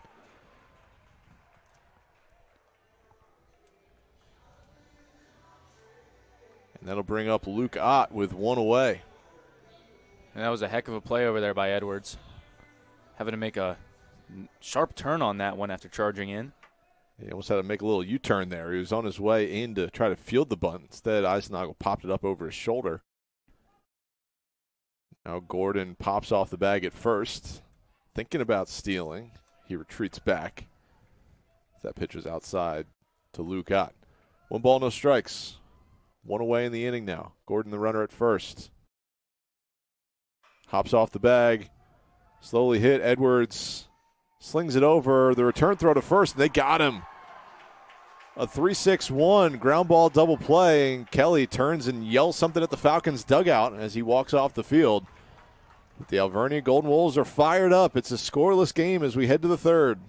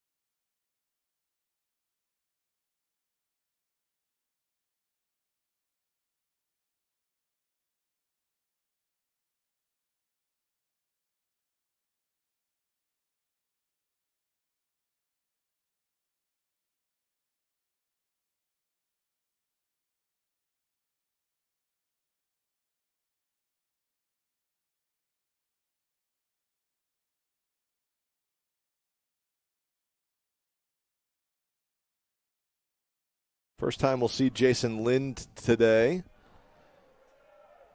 He's behind the dish for the Golden Wolves in Game 3 of the Commonwealth Championship Series. Yesterday we saw Lind as a pinch hitter. He went 0 for 1. He's ahead in the count, 2-0. Taking a couple of balls to begin his at-bat to lead off the top of the third. There's a called strike. Josh Nielsen on the hill for the Falcons. Struck out the side in the second. This one fouled off into the upper deck. Struck out the side with a 2-out single, breaking it up slightly. Count goes even now, 2 balls and 2 strikes.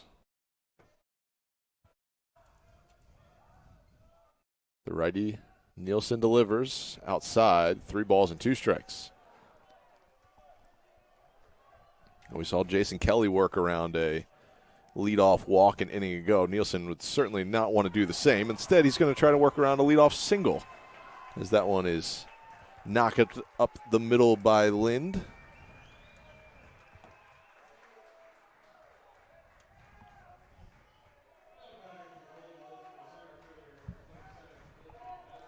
So Logan Nelson will come to the plate now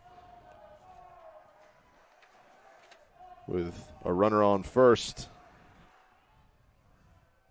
Nelson squares the bunt, pulls it back, and takes a ball. Nelson 1 for 4 in Game 1. Struck out a couple of times against Nathan Stein of the Falcons, who tossed a complete game victory in Game 2 of the series. 1-0 offering is in there for a called strike. Nelson pulled his bat back.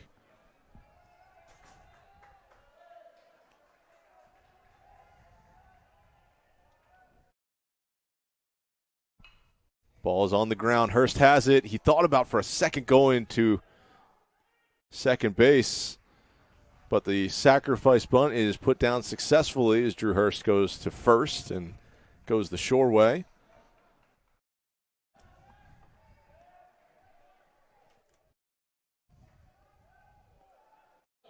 Looks like the throw there kind of got Ammons off the bag. Made a nice tag there as he jumped off at first base. And that brings up the top of the lineup now, Jake Chapman. Chapman we saw yesterday. First pitch swinging, line drive to center field. Paravdo can't get there. Not going to be able to score the run, though, as Lind took a couple of, an extra beat or two to watch that one down. But Jake Chapman with a 1-out single to center, and Golden Wolves cover the corners.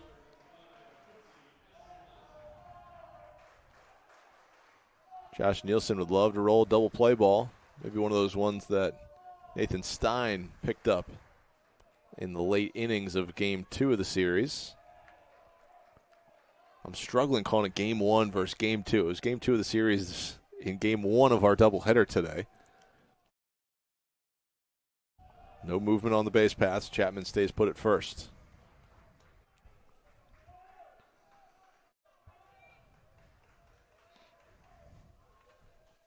Lind at third. Chapman at first. Sonneson the batter. Takes a ball. Ooh, mighty close pitch. Eisenagel gave an extra little beat before throwing that back to Nielsen.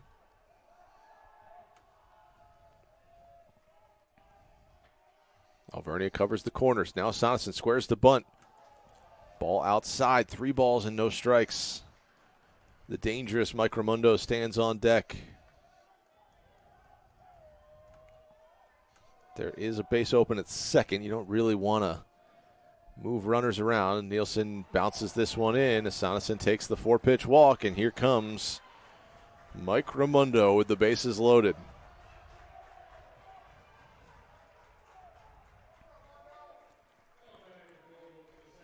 Now Raimondo popped out his first time up. Kind of a soft pop fly to Joshua Ammons at first base. We heard rumor his sister's watching and joining us from Italy on the broadcast. So thanks for tuning in. Appreciate all of our viewers from anywhere you are Grantham, Reading, Italy. So the meeting at the mound is over. And Raimundo comes to the dish. Bases full of Golden Wolves. 1 out in the inning. Nielsen steps off, and that's his 1 reset. Nielsen's got his sign. Righty looking for a 1-hop double play ball somewhere. Instead misses away, ball 1.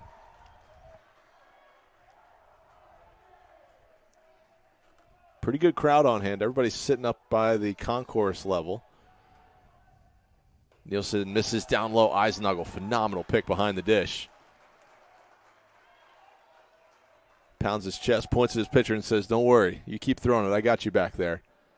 And now we'll have a quick timeout as Steve Ridings heads out to have a little chat with the Falcons starter. We'll be right back here on GoMasai.tv.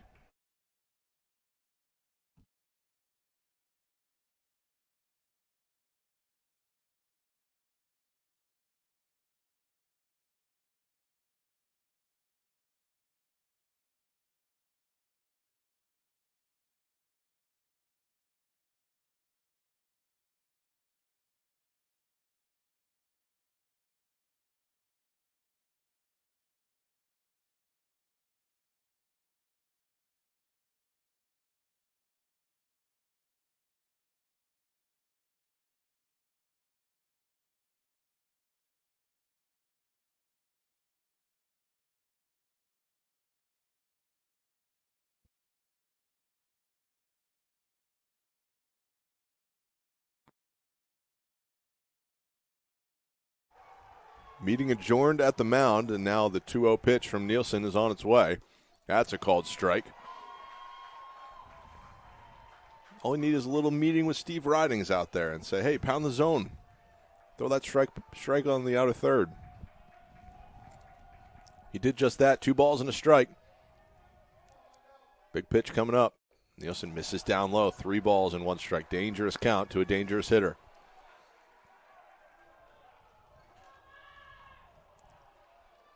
Hope to throw one in the zone. Mundo's not really swinging and missing at all. You hope he just hits one at one of your defenders. Instead, it hits him. It's the first run of Game 3 of this series. Nielsen a little out of control there. Puts one into the arm of Raimundo, and Alvernia has a 1-0 lead. And that brings up the pitcher for game number 3, Jason Kelly. Struck out in his last at-bat. Was Nielsen's first strikeout of the game. Looking to help his own cause. Alvernia playing a straight 9 in this one, with Kelly serving as the pitcher/designated hitter. Little Shohei Ohtani at the Division III level. Breaking ball misses outside.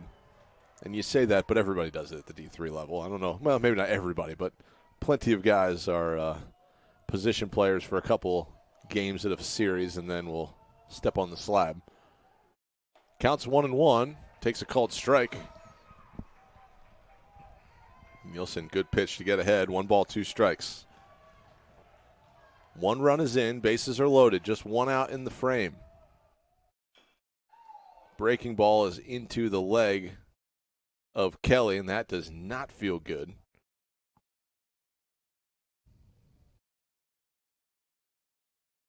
Kelly's going to try to hobble it off, and certainly doesn't feel good, especially if you're the starting pitcher. That's your drive leg, I believe. Oh, excuse me, that's his landing foot there. It'd be a little bit better if it's your landing foot. But we're going to have a quick breather here as Kelly tries to shake that one off. We'll step away. We'll be right back.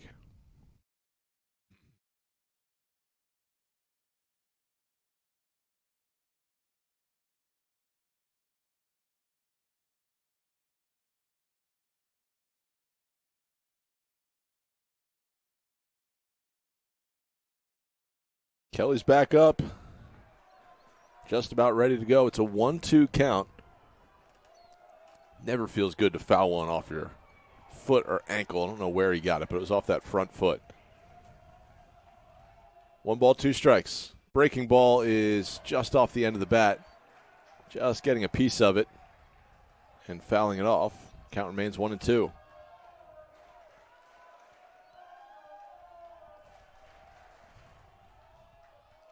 Nielsen comes set. The righty delivers. Breaking ball is fouled again away. This time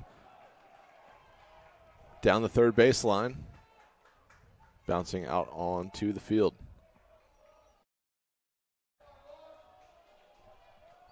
One ball, two strikes. Alvernia with a run in already. Looking for more. Falcons trying to stop it right here. Nielsen throws it in the dirt. Or as I should say, in the turf. Eisenagel digs it out. 2 balls, 2 strikes, 1 away. Bases loaded. Pitch is off the end of the bat. Line drive is caught. Throw to third and safe at third base. Drew Hurst couldn't collect the bag. Runner from third. That's Chapman. He broke just a hair early. Lucky to get back and stay out of a double play. That would have been catastrophe for the Golden Wolves. Instead, now they hand it off, and it's a big key spot for Matt Edwards, the first baseman. Eisenagel bounces that one in the first base side batter's box. Eisenagel down to his knees, keeps it right there. Great block by Dusty.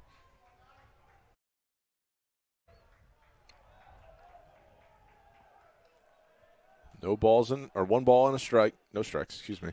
This one flared to short. Moyer's got it. Nielsen gets out of the inning. Limited damage right there. You load the bases with 1 away. Hit a batter to bring home the first run, but wiggle your way out. Only 1 run allowed.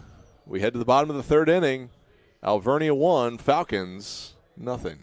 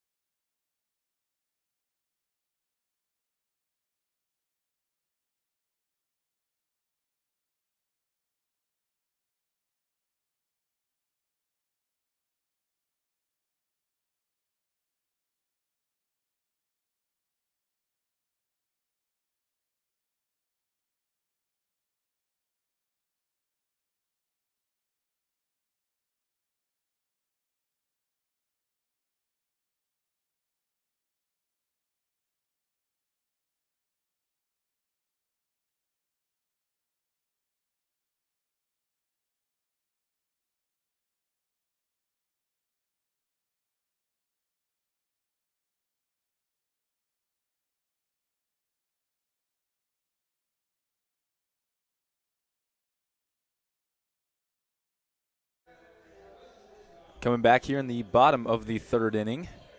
Got Nick Moyer leading things off here for the Falcons. Alvernia getting a run on the board there in the top half of the 3rd inning. Now Nick Moyer looks to get something started here for the Falcons in the bottom half. And the first pitch is outside for ball 1.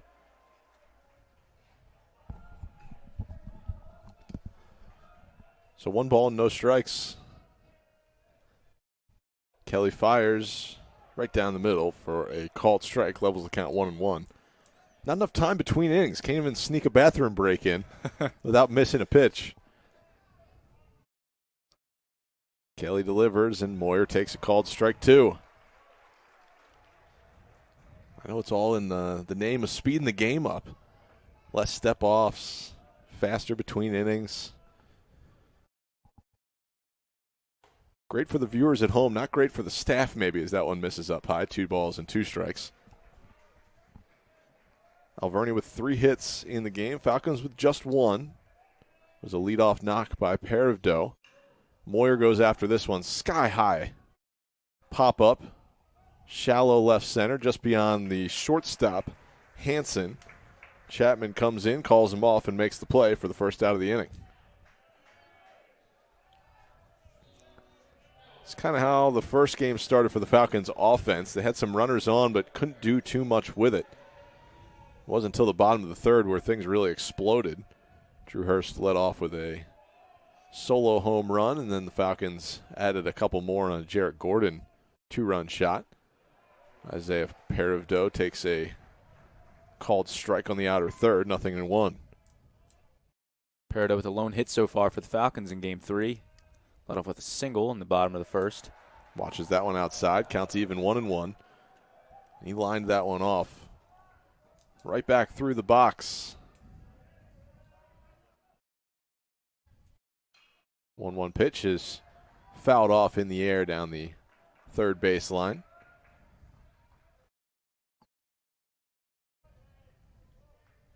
Perovdo 1 for 3 in the game yesterday, hit a double. 1 for 5 in our first game today. On base a number of times. Here's a line drive to right field. Asanason, a couple of steps in, will make the catch right around chest high for the second out of the frame.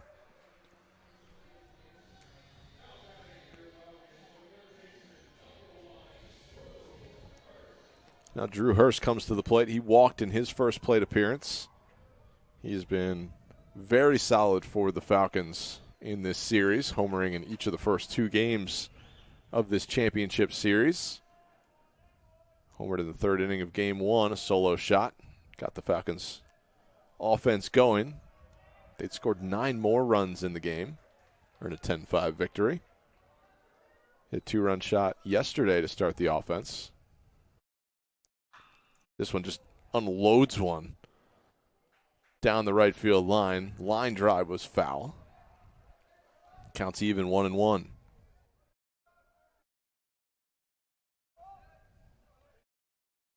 Falcons trying to win their first conference championship since 2012 and their 6th in program history. Kelly misses that one down low. Alvernia has claimed 3 MAC Commonwealth crowns, all of them since 2013. I want to say most recently in 2019. I might be wrong on that, so don't hold me to it, Alvernia fans. As Kelly misses high and away. 3 balls and a strike.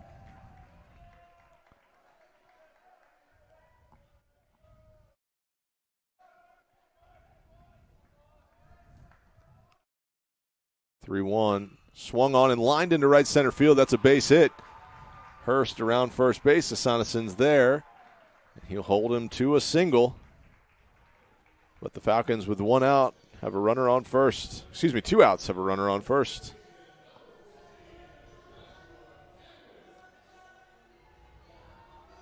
Falcons trying to get a 2-out rally going. Joshua Ammons comes to the plate for Messiah.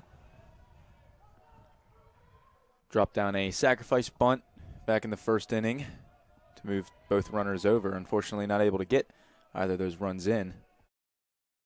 Yeah, the Falcons went strikeout, fly out to end the inning as Ammons takes a called strike to begin his at-bat. He's had quite the hit streak going. I believe he's reached 30 games now. I'll have to double-check that, but you play so many games in a weekend, it adds up quickly.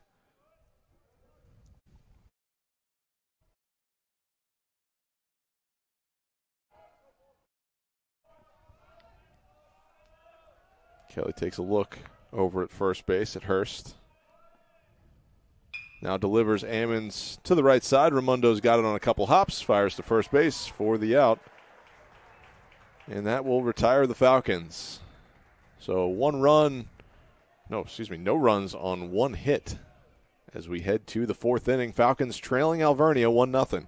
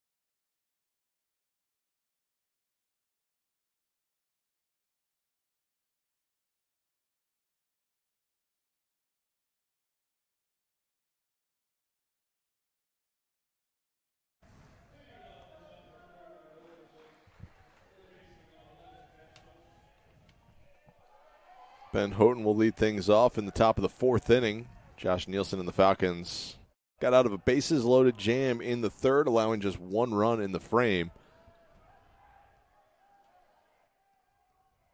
So we start the top of the fourth inning with Alvernia leading 1-0 as Houghton takes balls 1 and 2.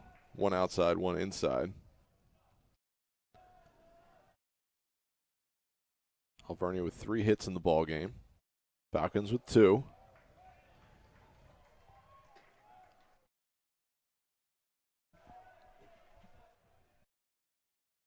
Houghton ahead in the count, 2-1.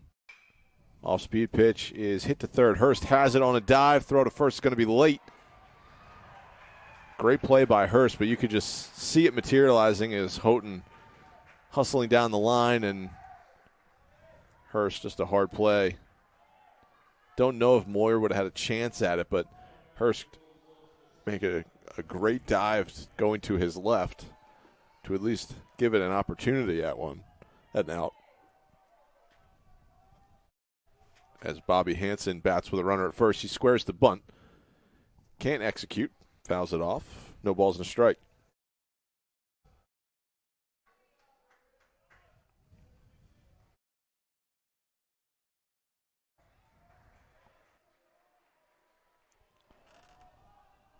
Hansen not squaring just yet. Now he does.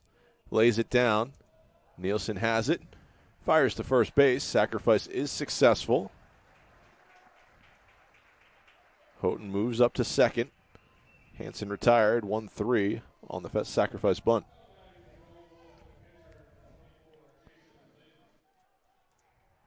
Now Jason Lind will bat.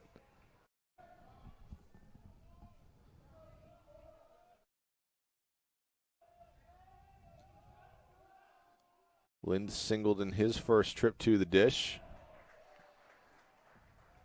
Should say Houghton now 2 for 2. Got a couple of knocks in this ball game.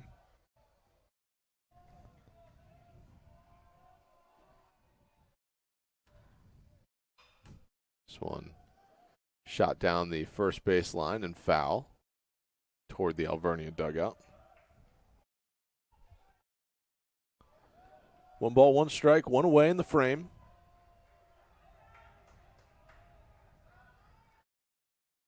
Nielsen comes set.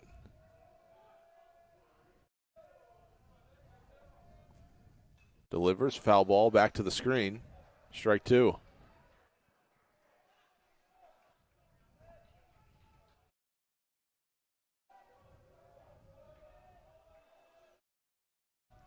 Lind, the 8-hole hitter. Watches a pitch. Didn't miss by much, maybe inside.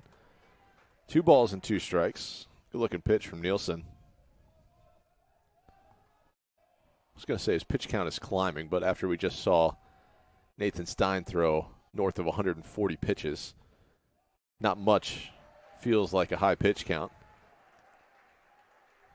So the delivery misses off the inside corner. Nielsen at 65 pitches so far. 3-2 pitch on a line up the middle, just barely misses the head of Nielsen. Single's going to bring home a run. Ammons lets that one go all the way through, but it's going to be an RBI single.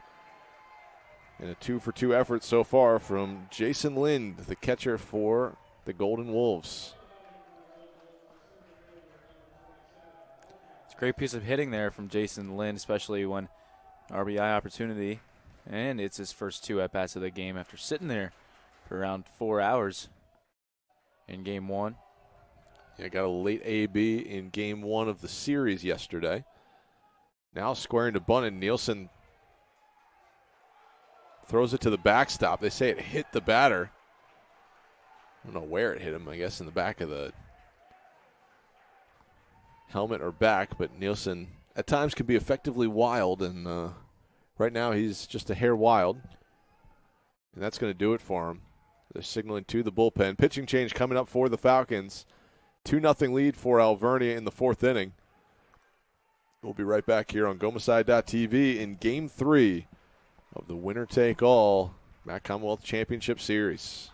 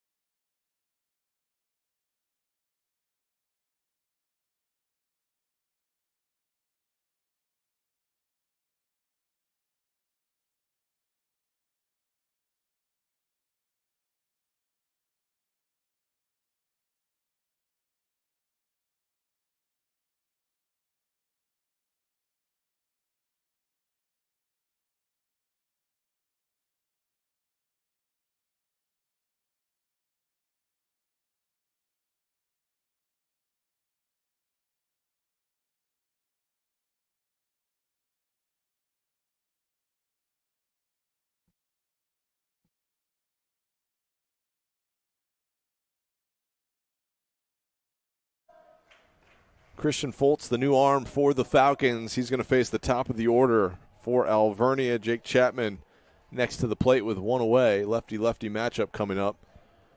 Foltz, we saw him yesterday. He pitched a solid 8th inning. 9th inning, got into some trouble. Let up a 2-run homer that tied the game. First pitch swinging is a foul ball to the Alvernia bullpen. Nice play made out there by a bullpen pitcher for, I almost said the Crusaders, for the Golden Wolves, formerly the Crusaders. No balls and a strike. Great spot, missing just off the plate. Good pitcher's pitch right there. Falcons have Brody Martin moving around down the bullpen as well. Somebody else is throwing at the moment. It's an all-hands-on-deck situation the rest of the way as the breaking ball is in there for a called strike. Looks like Julian Butler throwing for the Falcons as well. And with the starting pitcher out after 3 1/3, it quickly becomes a bullpen game. We'll see who the Falcons unleash throughout this one. Foltz, great pitch. Misses just outside. 2 balls, 2 strikes. Great looking pitch there from Foltz. Couldn't entice Chapman to swing at it. 2-2 delivery. Left on left, got him swinging for out number 2. And now the right fielder, Quincy Asanason, will come to the plate for the Golden Wolves.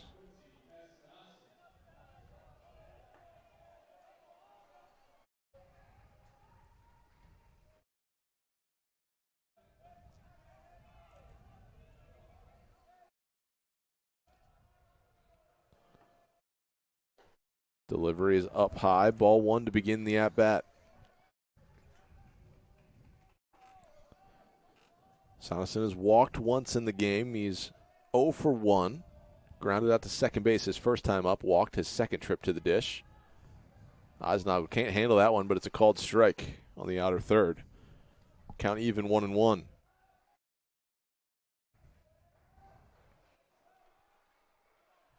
One ball, 1 strike, top of the 4th. Alvernia with a run in. But Jason Lynn's single, that one is nasty. Breaking pitch. Into the zone. Called strike 2. 1-2 the count. 1-2 delivery. Breaking ball again. Sonneson, all he can do is just get a bat on it and foul it back. Count remains 1-2.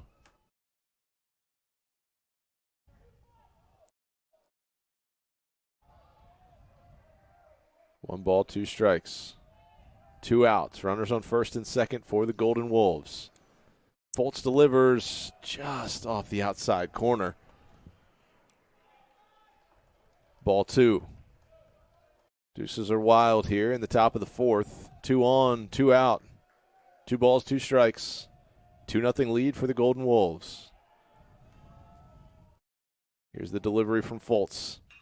Chopper to short. Moyer's got it. Got to throw fast to first. He does just that. Ammon stretches.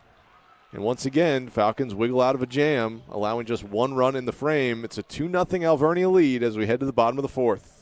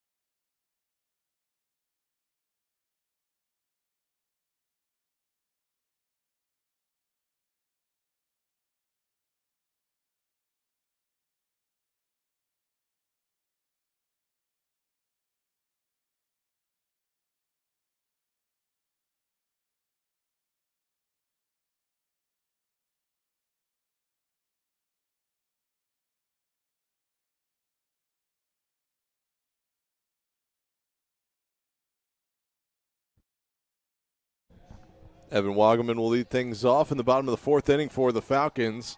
Messiah looking for their first run of this championship series finale, Game 3.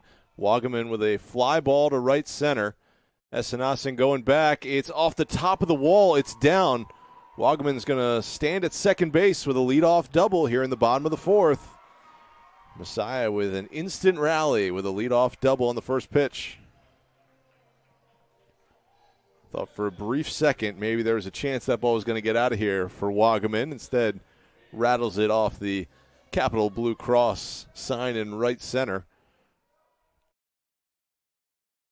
for a leadoff double. Now Dylan Beard comes to the plate for the Falcons. Designated hitter for Messiah.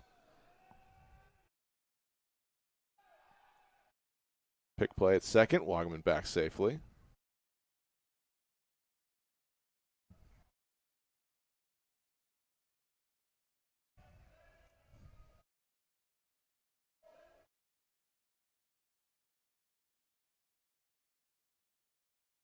Pitch is a called strike on the outside corner to begin the at-bat to Dylan Beard.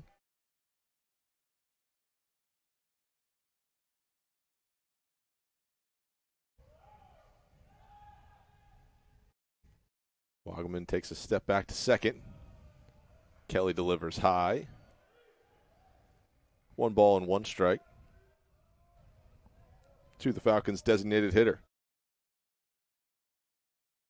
Mentioned it a bunch yesterday. Beard with a huge home run in the semifinal series.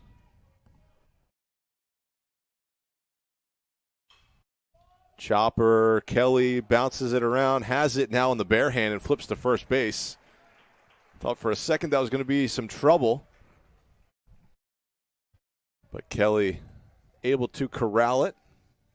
It's always stressful as a player when you get your glove on a ball. It's right next to you. He looked down and picked it up with the bare hand and shoveled it to first base. Had plenty of time, but everything seems to speed up a little bit more when you're in a moment like that. Now Wagaman, the runner at third. Jarrett Gordon will come to the plate for the Falcons. First pitch swinging ground ball trickling to second baseman. Raimundo's got it. Edwards kind of slipped. He was kind of in between if he should field it or not, but the Falcons are on the board. So a leadoff double, back-to-back groundouts will get the run home. Jarrett Gordon credited with the RBI, and the Falcons are on the board 2-1.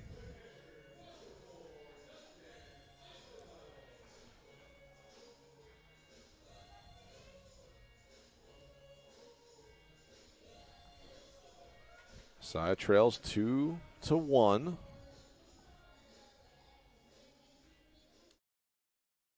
And Dustin Eisenagel coming to the dish for the Falcons.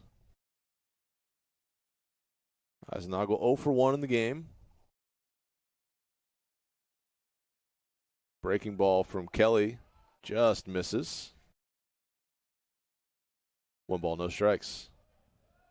Big gaps out there. I feel like we said it a lot yesterday and said it again today. A little harder to sneak a ball down the line to the wall, but I think if you can go shopping in the gap, you're going to get a ball all the way out there to the wall.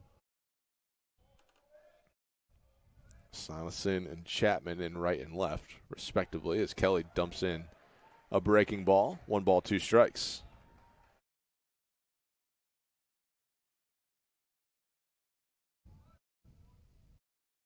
Eisenagel hits one out to left. Chapman's back. He'll make the catch, but the Falcons are on the board. A run-scoring ground out from Jarrett Gordon, bringing home Evan Wagaman. Makes it a 2-1 ball game as we head to the 5th. Winner take all. Championship Series Game 3. We'll be back in just a moment with the 5th inning.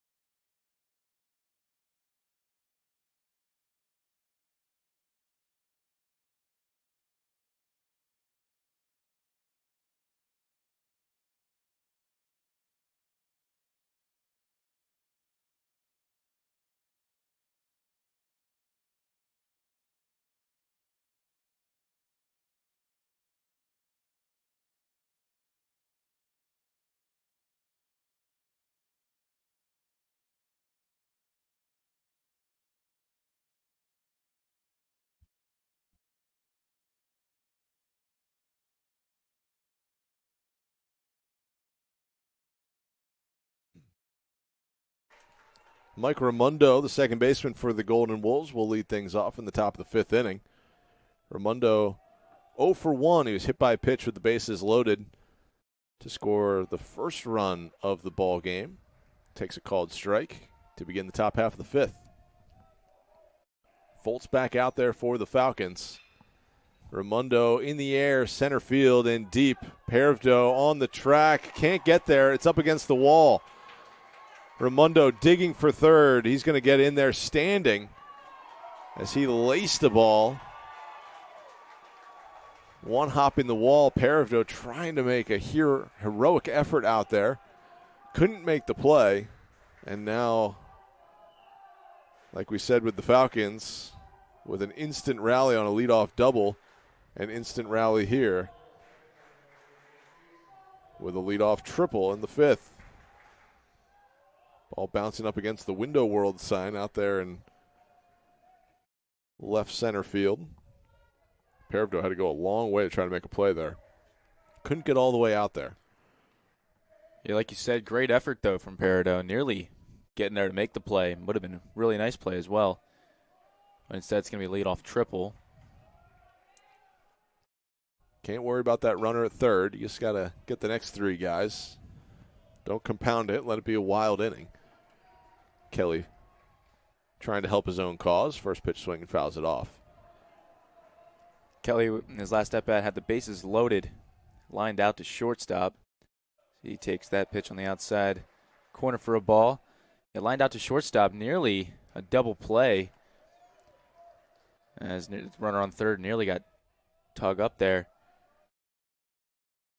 Falcons would take one of those right now. A little line drive to shortstop that Raimondo gets a little too excited about and takes off early. Not expecting that to happen, but you just never know. Kelly behind in the count, 1-2. Infield playing about halfway right now. It's a 2-1 ball game. 1 ball, 2 strikes. Here's the delivery. Well high. Eisenagel hops out of his crouch to grab it. Counts even 2-2. No outs in the inning. If you're the Falcons, you got to almost assume that run at third is going to score. But breaking ball gets him swinging. Strike 3. It's a big out, number 1 there, especially after giving up the leadoff triple. Kaying up Kelly, the pitcher for the Golden Wolves, game 3. Kelly's second strikeout at the dish. He has struck out 1 on the mound. That'll hand things off to Matt Edwards, the first baseman. Edwards takes a ball just off the plate. 1 ball, no strikes.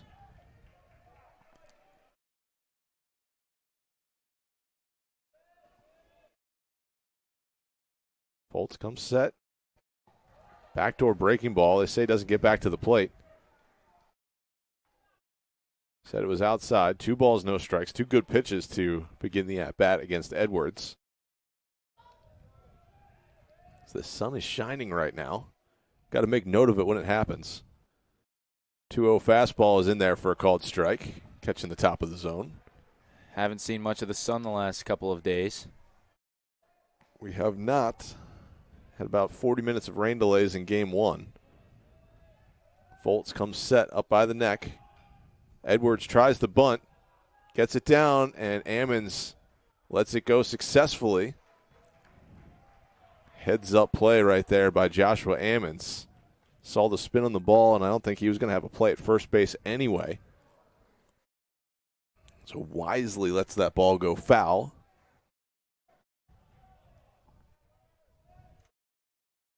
Now count moves to 2-2. 1 out in the inning. Foltz would love to get another K right here. Breaking ball doesn't break. Stays outside. Eisenagel hops out and grabs it. 3 balls, 2 strikes. Ben Houghton stands on deck. Last time he saw Foltz, he took him yard to right center field. It was on Saturday afternoon. 3 balls, 2 strikes. Breaking ball swung on and missed. Christian Foltz is 1 swing away from getting out of a leadoff triple. He's got back-to-back Ks, and here comes the third baseman, Ben Houghton. Arguably had the biggest hit of the series so far for either side. Mentioned it in game 1 this afternoon. Had a 2-run bomb in the 9th inning yesterday to tie the game up at 4-4. He bats here and swings through the first pitch he sees. Good, healthy hack from Houghton. It's a 2-1 ball game, and this could be a huge momentum swinger one way or the other if the Falcons can get out of this. Fouled straight back, 0-2. Foltz let up a leadoff triple to Raimondo, trying to strand him at third base. He's ahead in the count, 0-2 against the third baseman, Houghton. Houghton already 2 for 2 in this ball game. He's scored a run, looking to drive home one right here. Pitch is well high. No balls and 2 strikes. Eisnagel hops up and helps up the Golden Wolves third baseman. I don't think that pitch was particularly close to Houghton, but I think he was thinking something was going to be out over the plate. Here's the 1-2 offering. Breaking ball, called strike 3. Christian Foltz gets out of the inning. The Falcons have all the momentum right now. Foltz is fired up walking off the mound. Leadoff triple. Who cares? 3 straight Ks, and we're heading to the bottom of the 5th. Alvernia leaves Mike Raimondo at third base after a leadoff triple, and it's still a 2-1 Golden Wolves lead as we play in the bottom of the 5th.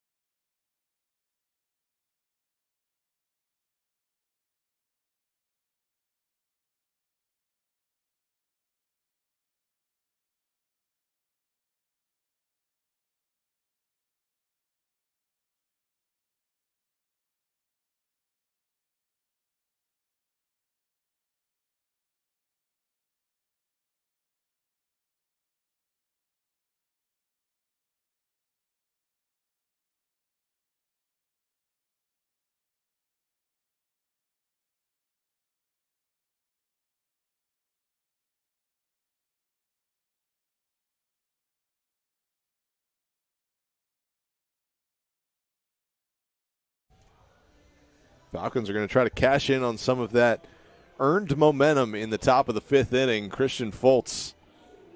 Wow, what an effort there. Mike Raimondo led off the inning with a triple to left center field and then 3 straight strikeouts, capped off by a backwards K against Ben Houghton to leave the runner at third base stranded. Jason Kelly still out there. He was one of the 3 strikeouts. Matt Edwards the other.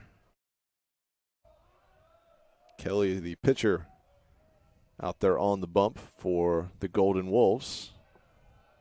First pitch was fouled away. Second pitch high and away. 1 ball, 1 strike.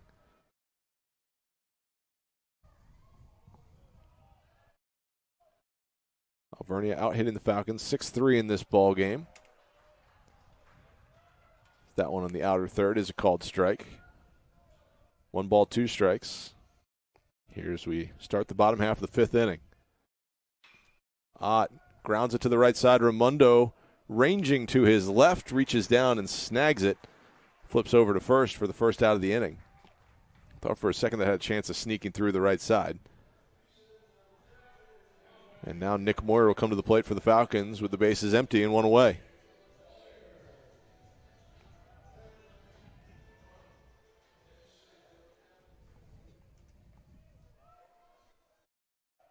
Paravdos stands on deck. as Moyer takes a called strike on the outer third.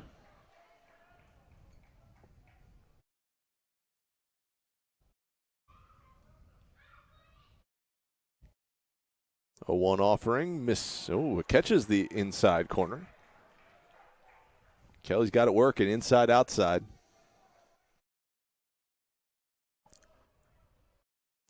No balls, 2 strikes.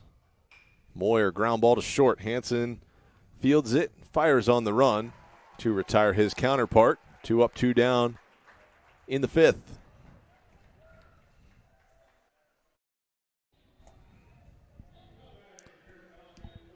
Falcons will turn the lineup over to the top. Isaiah Parivdo next up for the Falcons.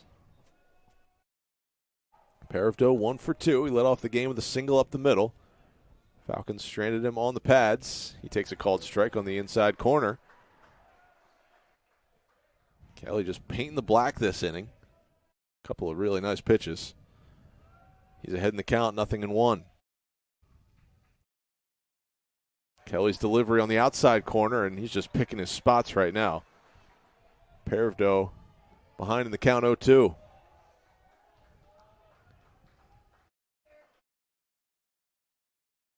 Pitch.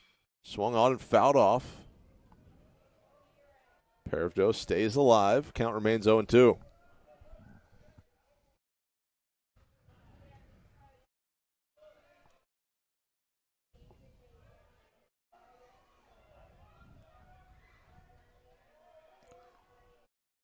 Offering. Parivdo watches it bend around the outside corner for ball 1. Parivdo is always very comfortable taking a close pitch with 2 strikes. More often than not, he is correct. Takes that one for ball 1. Now the 1-2. Parivdo fouls it off at the dish. I think he hit it off his foot. Umpire hands him his bat. Takes a quick little walk around. He's just about ready to go. 1 ball, 2 strikes. Everybody will take a quick breather here as Lind was working on his pitch comm system. Now everybody's set up. Bottom of the 5th inning. 2-1 game, 1-2 count. Kelly's delivery way upstairs. 2 balls, 2 strikes. Deuces are wild here. 2 balls, 2 strikes, 2 away. The righty Kelly comes set, delivers. Parivdo, ground ball, Edwards down to a knee, fields it, shovels it off to Kelly for the final out of the inning. So the Falcons go down in order, 1-2-3. We head to the 6th inning.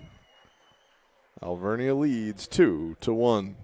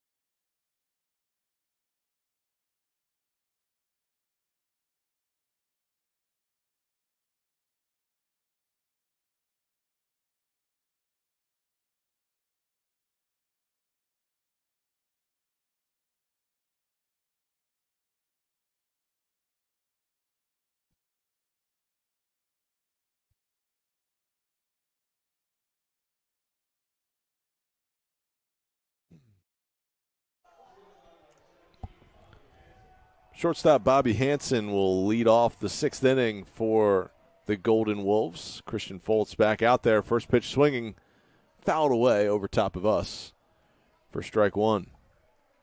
No chance to get a foul ball today. We've got the glass in front of us, comfortably sitting in the press box. A 1 pitch, squared to bunt. Foltz off the mound, grabs it and fires to first. Gets him by a step. Good idea from Hansen, but better execution by Foltz.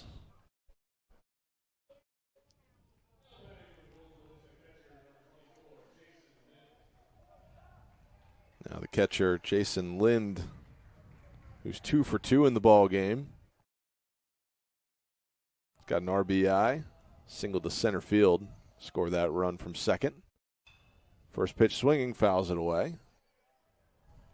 Count goes to 0-1.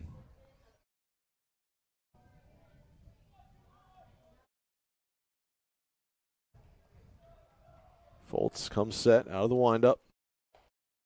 Lefty fires just up high. 1 ball, 1 strike. We play in the top of the 6th. Breaking ball swung, picked up by Moyer in the hole, and a perfect throw gets him at first base. What a play by the first-year shortstop for the Falcons, Nick Moyer. You got to take a look at that one again. What a magnificent throw. Great stretch there from Josh Ammons over at first base as well. Moyer just makes it look effortless over there at short. Didn't get a ton on the throw, but he got just enough to get it all the way across. He was deep in the hole at shortstop. Great job grabbing that replay, Nate. First pitch down the middle for ball 1. Logan Nelson bats with 2 outs, and the base is clear. Top of the 6th. Fly ball, left center field in deep. Parivdo going back. That one's down.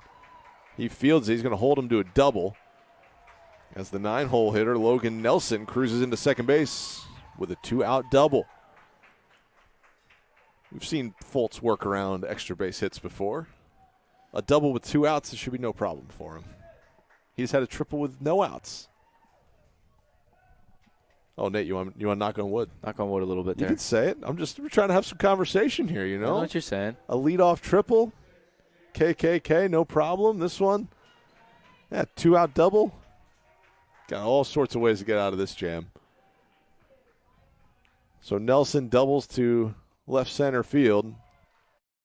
And now Jake Chapman takes a called strike. This is not a fun left-on-left matchup if you're Chapman. I'd say, you know what, maybe I'll bat right-handed this at-bat. Because Foltz throws it from your back hip and bends it all the way across the plate like that one right there. Yeah, especially when he places those right in the strike zone. It's just impossible, or nearly impossible, for the left-handed hitters to have a good reaction. 1 ball, 1 strike. Chapman choked up on the bat a little bit. Goes after this one, squibs it through the right side. Hurst dives, makes the play, fires to first. What a defensive inning for the left side of the infield for the Falcons. Moyer with a phenomenal play at shortstop, and now Hurst at third base going to his left. Gets up and fires to first. That's how he gets out of the inning. We head to the bottom of the 6th. It's 2-1 Alvernia. Falcons looking to tie things up.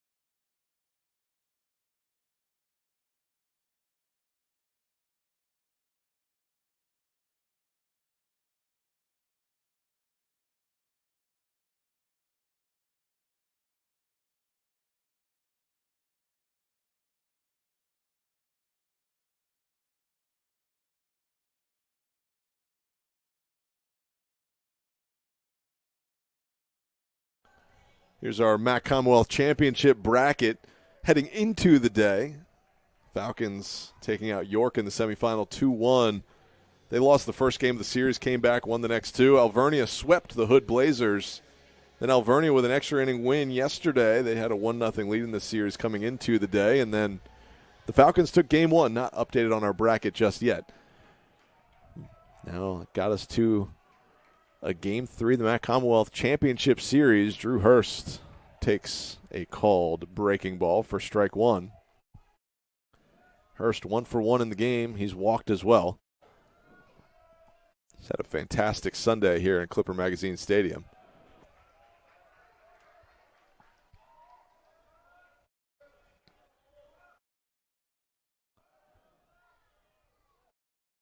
Counts 1-1 to the lefty Hurst. Swings at a pitch way down and in, fouls it off. Like he got a piece of his leg.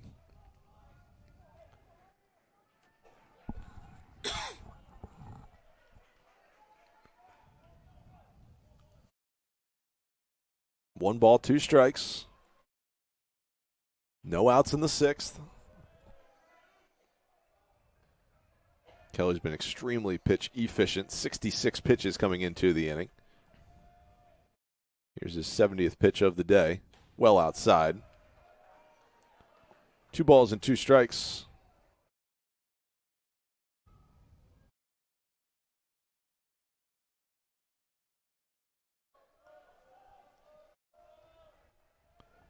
Two the count.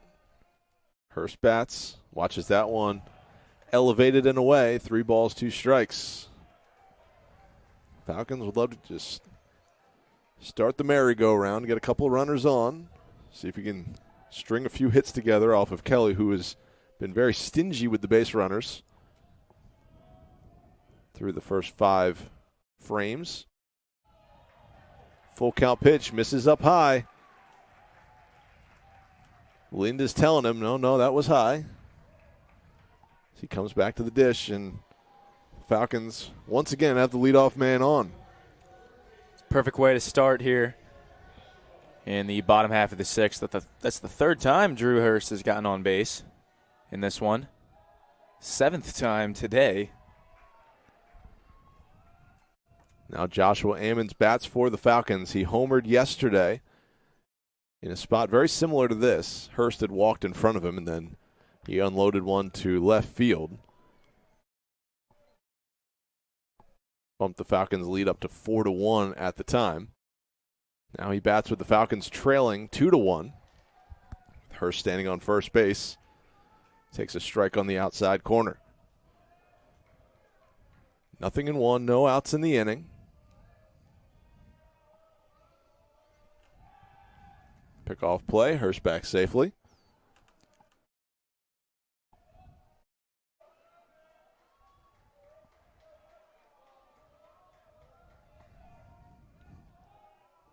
Now Kelly comes set again, checking in on Hurst at first. He dives back in.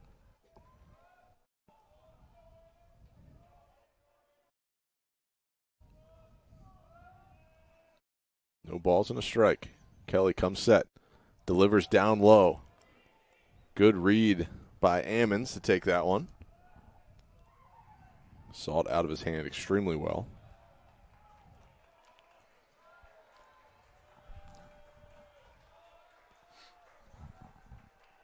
Now Kelly comes set. Delivery is tapped out in front of the plate.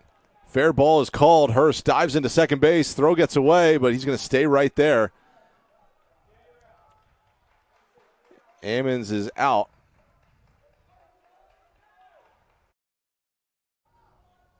Lind heads up play to hop out and grab it while it's in fair territory. It works kind of like a sacrifice bunt.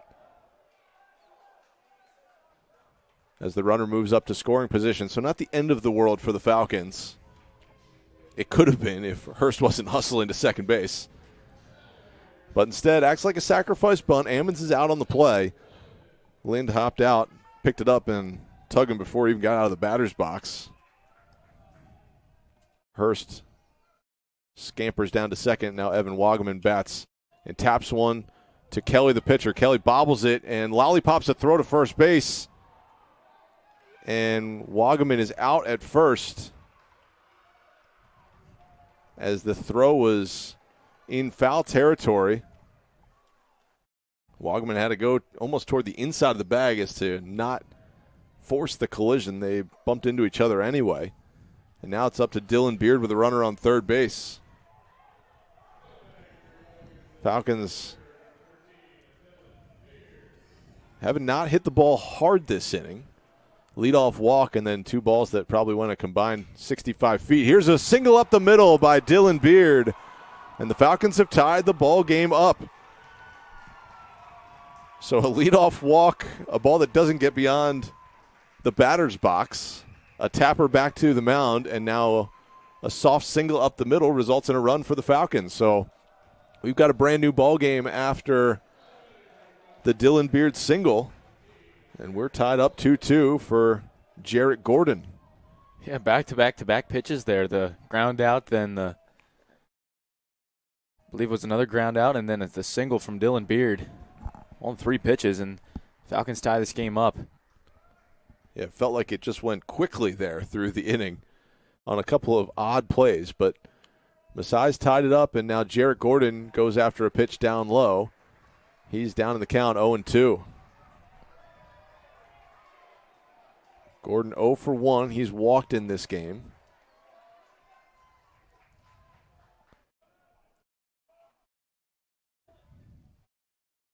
Taps this one foul off the end of the bat.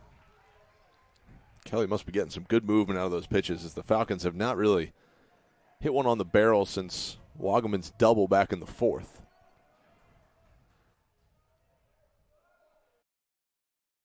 Nevertheless, we've tied it up 2-2. Jarrett Gordon homered in Game 2 of the series, looking for his first hit of Game 3. Beard dives back in safely.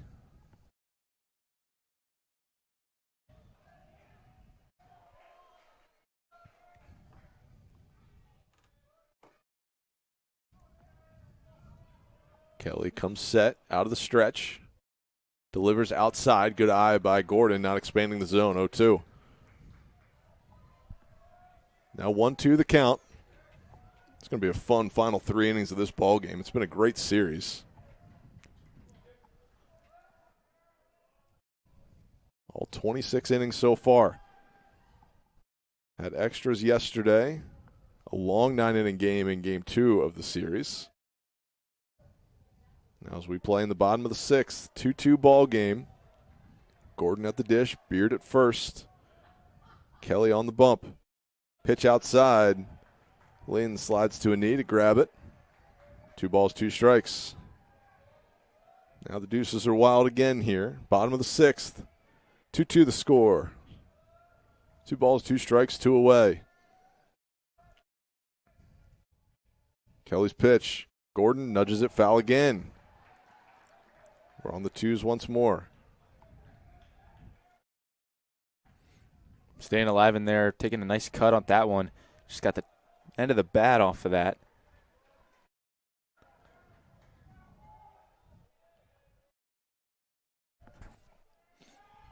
Throw over to first base. Edwards goes down and grabs it. Wasn't the best throw from Kelly. Don't want to let it get away and then have a runner in scoring position. Edwards, nice job of keeping it right there. Gordon takes the hit by pitch. Stayed in there and wore it. That'll hand things off to Dustin Eisenagel, the Falcons catcher. He's 0 for 2 in the day, but a base hit would cover all that up and give the Falcons the lead. Here's one of Dusty's biggest at-bats of the season.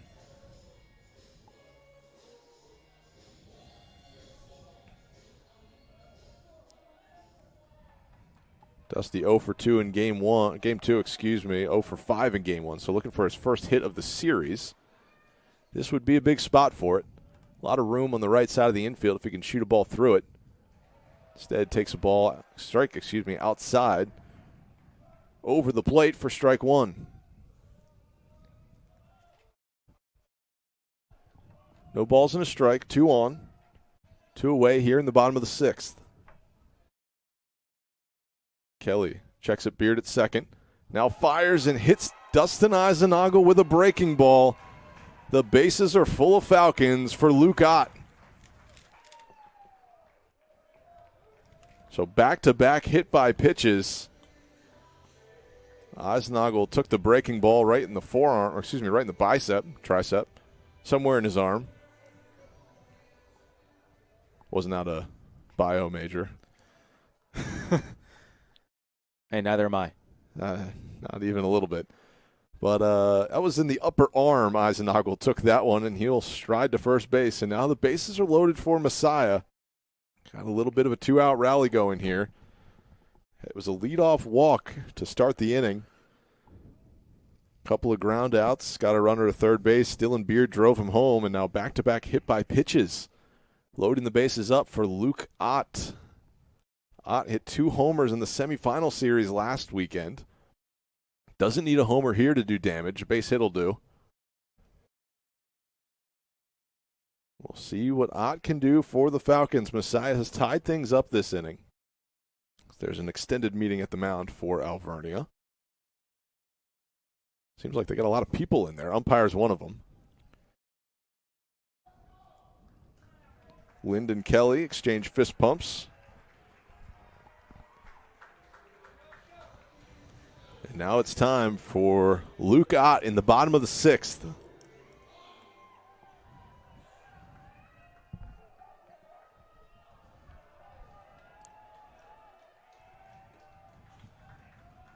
Kelly comes set.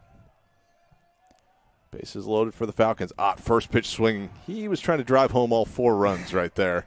Down to a knee with the healthy hack. Swinging through it for strike 1. No balls and a strike. Don't need to do too much. Just drop a ball into the outfield. Here's a line drive right into the mitt of Edwards at first. Ott hit it hard, but Edwards was well positioned, and we will head to the 7th. Tied 2-2 in Game 3 of the MAC Commonwealth Championship. Nothing to hang his head about for Luke Ott as he hit that one on the screws, but right at Edwards at first. We'll be back with the 7th inning in a really good series and a great ball game here to close it out.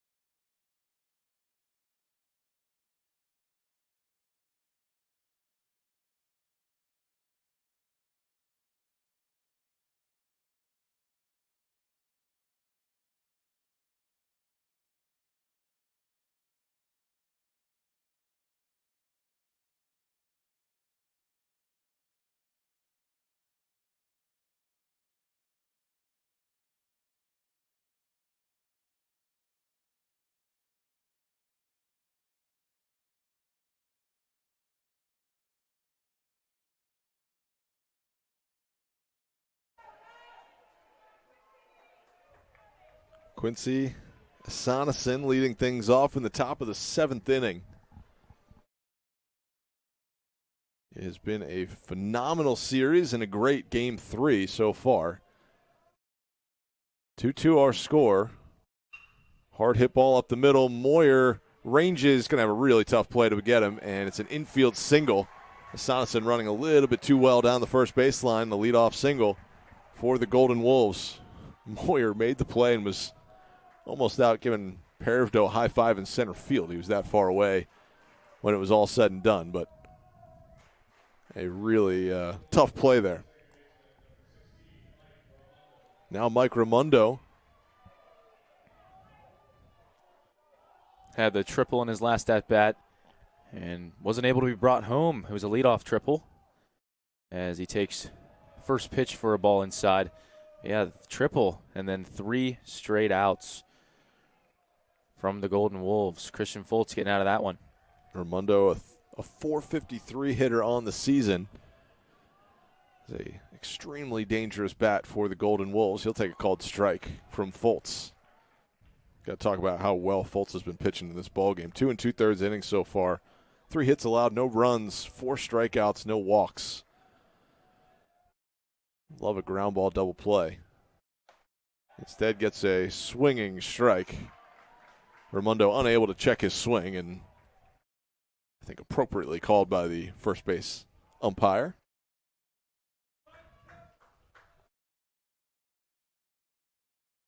No outs. Sonneson at first.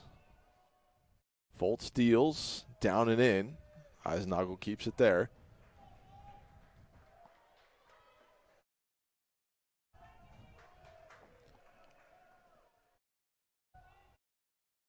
Foltz comes set. Ball is tapped foul. It was a breaking pitch. Just getting to the Falcons' dugout now. Slow roller toward the third base side dugout.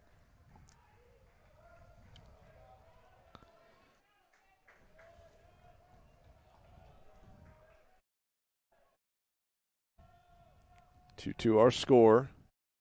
Foltz deals line drive, center field. Paravdo is coming in a little bit. Will make the grab in center for the first out of the inning, and dangerous Mike Raimondo is retired.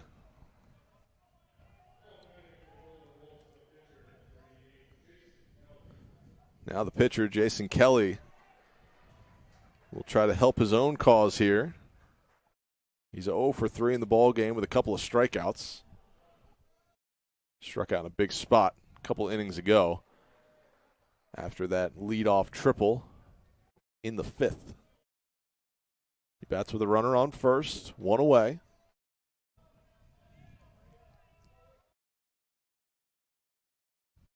Off-speed pitch. Bends in and hits Kelly in the thigh. Kelly taking a second to shake that one off, and the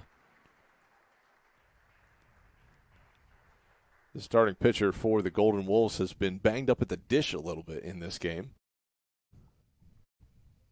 Fouled a ball off his front foot once or twice, and now took that one maybe right in the knee. I thought it was off the thigh initially, but whatever it was uncomfortable, to say the least. But now a big spot here with Golden Wolves. They're going to be covering first and second base.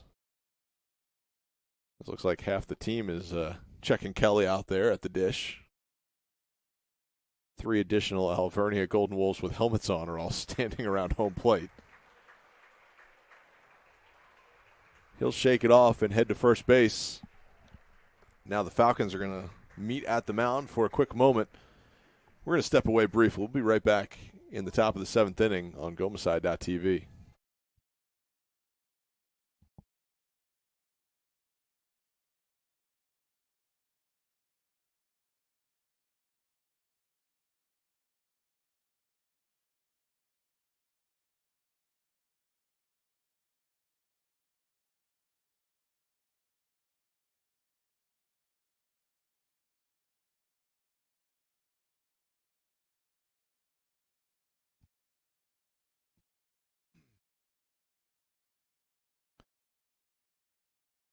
Everybody's ready to go. Here's Matt Edwards with 1 away and runners on first and second.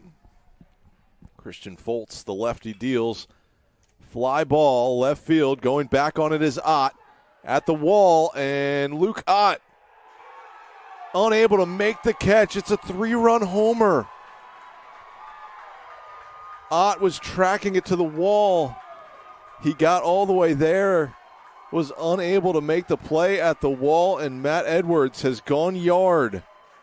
A 3-run blast in the top of the 7th inning gives Alvernia a 5-2 lead.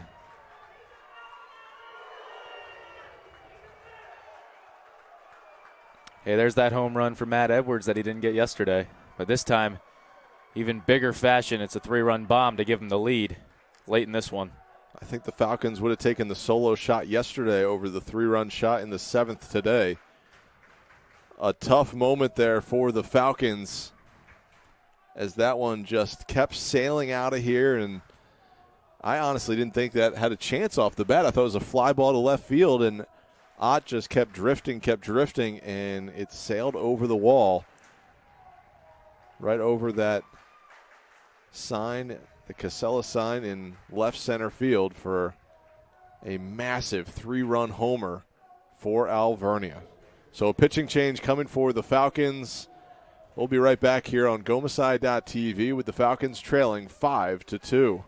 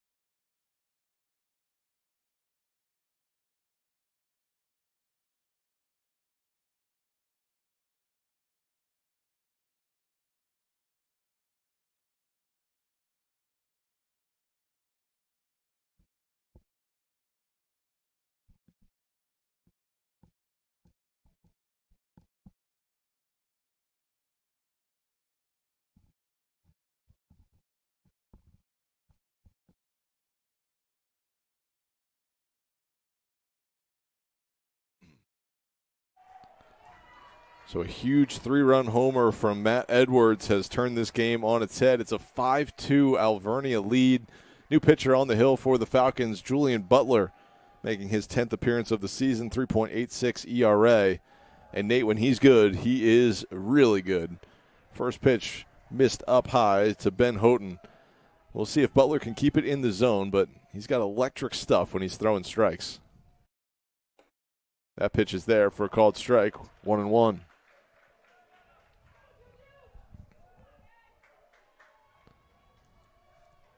Butler peers in, comes set, 1-1 offering, swung on and missed by Houghton. Here's that nasty breaking ball.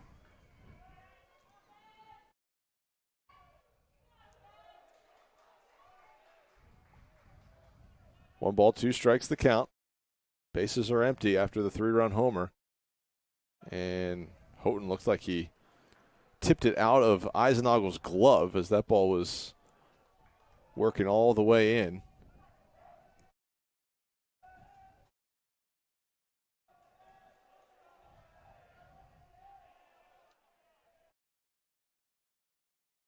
Pitch down and away. Houghton held up on it as it bounced in the first base side batter's box.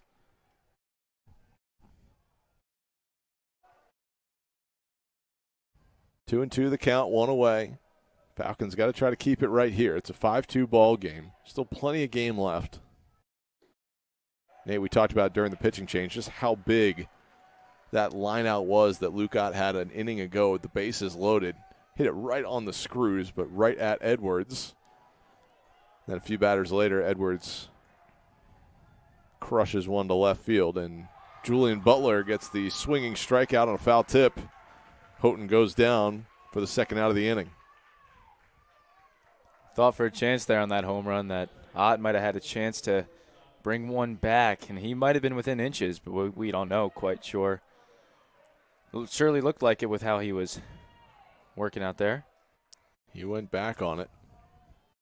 It was hard. It felt like a ball that just kept carrying for Edwards. We'll see. Long way to go. Still 3 more trips to the dish for the Falcons. Butler's got to keep it right here for Messiah. Here's Bobby Hansen, the shortstop. Hansen takes a called strike. Counts even 1-1.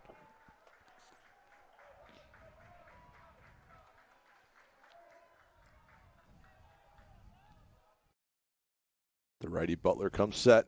Over the top delivery is a fly ball into shallow right. Wagaman's in. He'll make the grab, but Alvernia puts 3 runs on the board. We head to the bottom of the 7th inning. Falcons going to have a little magic here in the late innings to win this conference championship. They trail 5-2 in the bottom of the 7th. We'll be right back on GoMasai.tv.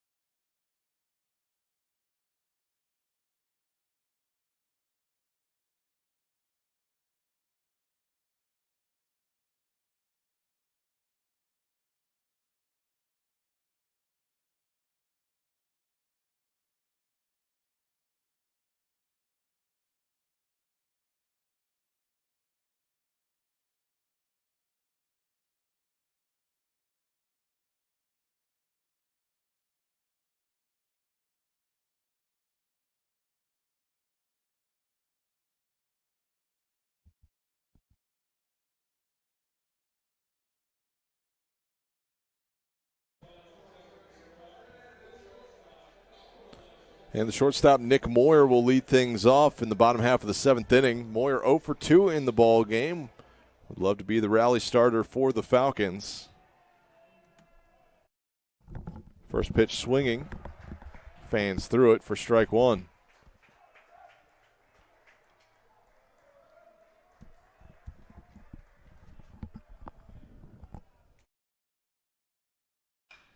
On the ground, slow roller. Houghton fields it. Fires across the first, well wide of the bag, and they got him on the tag. Moyer is retired, 5-3 on the slow roller. That'll bring up the top of the order. If the Falcons are going to go, it's going to be the top of this order. 1, 2, 3, 4. Some of the better hitters on this squad. Isaiah Paravdo. Been on base a few times, but hasn't really gotten it going at the dish. Love to see him start right here. Find a way to get on first base.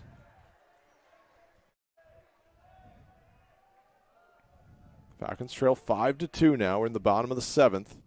Paravdo takes a called strike 2. No balls and 2 strikes. Alvernia's out-hit Messiah 9-4 in the ball game. Biggest of those 9 hits, a 3-run homer in the top of the 7th by Matt Edwards. Now Paravdo takes it high and away. 1 ball, 2 strikes. I think if you're the Falcons, you got to find a way to chip away. You get 1 run right here, just get a little momentum swung back in your direction.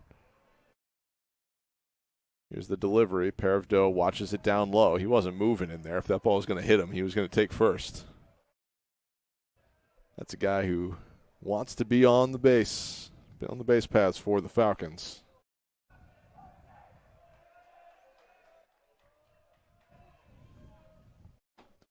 Two the count, 1 away, last of the 7th. Kelly gets Paravdo swinging for the second out of the inning.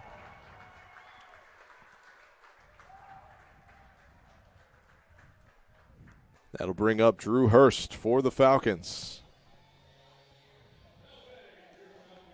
Hurst has been on base all 3 times he's come to the plate. A couple of walks, base hit as well. He's homered in each of the first 2 games of this series. We'll bat here against Kelly. Big swing and a foul ball into the Alvernia dugout for strike 1. Hurst has had a phenomenal first year with the Falcons, particularly in conference play. He's torched conference pitching. On the season, batting .364 in conference play, hit .444 on the year. Watches that one down low. 1 ball and 1 strike. He's been just as good in the conference postseason.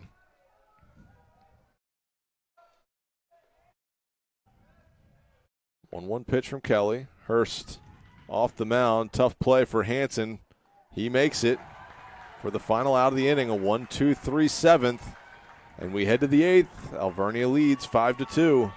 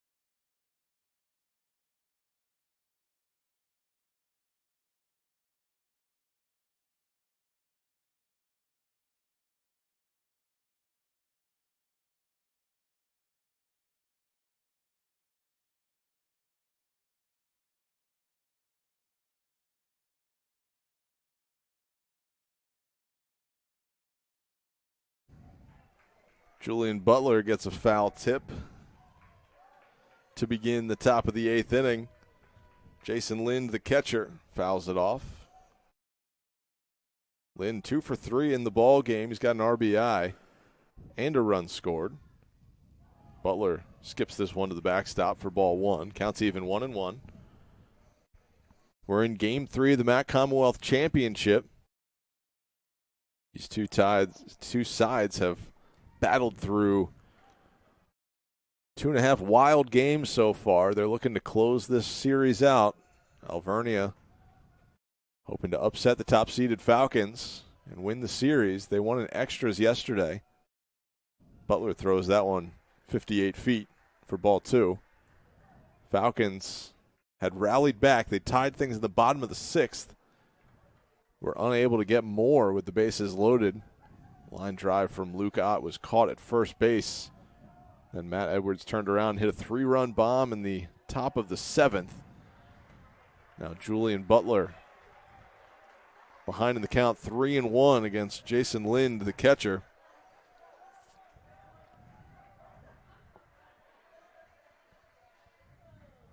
Three-one pitch up the middle and no play from Moyer. That's a seeing eye single to center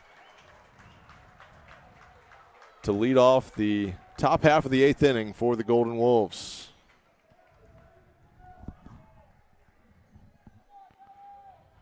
That'll hand things off to Logan Nelson.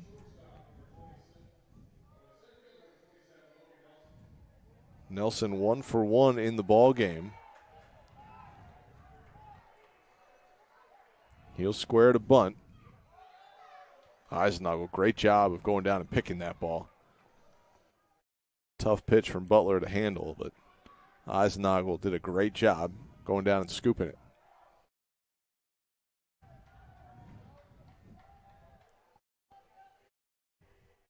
Nelson trying to bunt him over into scoring position for the top of the order.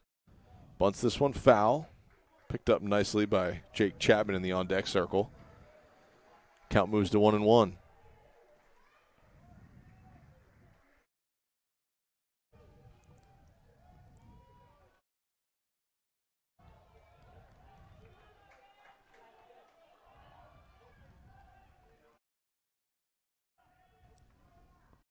Nelson bunts right back to Butler at the mound. He goes to second for one, on to first. Can't complete the double play, but the sacrifice bunt unsuccessful. Falcons get the fielder's choice. Butler, nice job of fielding his position, hopping off the mound and firing to second base for the first out of the inning.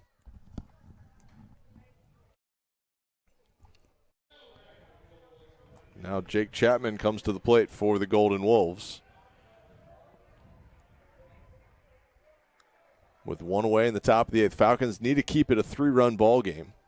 Can't let this get even more out of hand. Got to give themselves a chance to come back in this game. It's going to be a tall task for Messiah. But we saw Alvernia do it yesterday. We'll see if Messiah can do it today.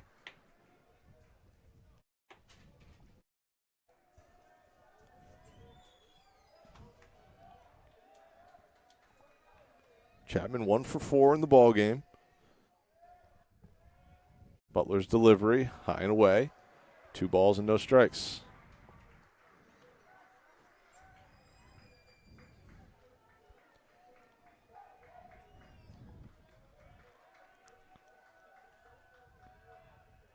Two-0 count. Butler winds and delivers. Chapman takes a called strike on the outside corner. 2-1 the count, 1 away.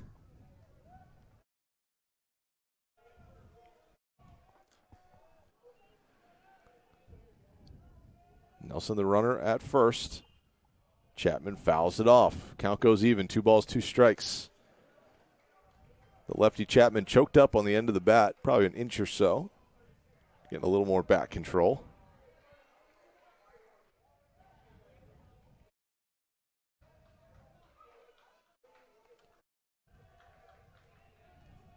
Outfielders take a couple steps in. Runners going. Fly ball, shallow left. Ott's out. Makes the play for the second out of the inning. It's 6 o'clock now. Been playing out here for 6 hours in our doubleheader. As Quincy Asanasin, the right fielder, comes in. We're going to have a meeting at the mound first. We'll take the break with him. We'll be right back here in the top of the 8th inning on GoMasai.tv.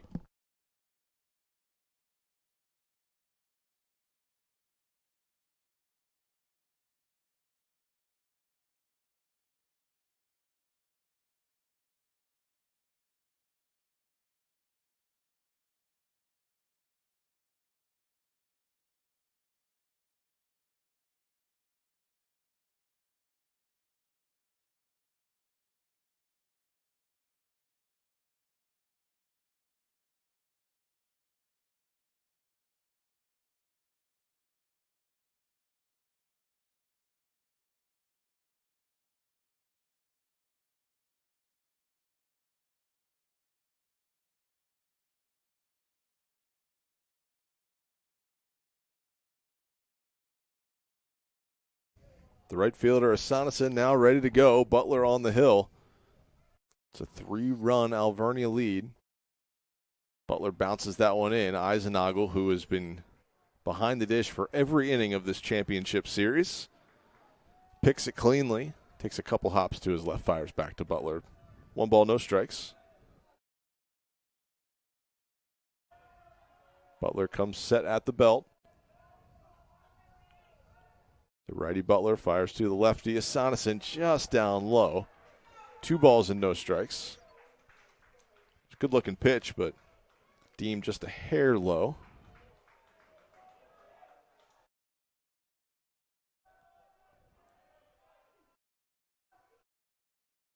Butler checks on the runner at first.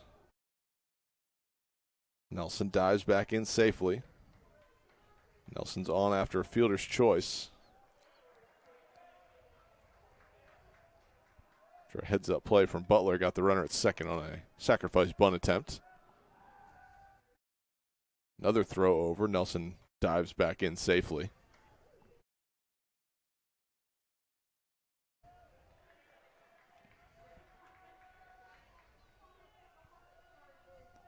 Two 0 the count. Runner not in motion. There's a called strike. Raimondo stands on deck.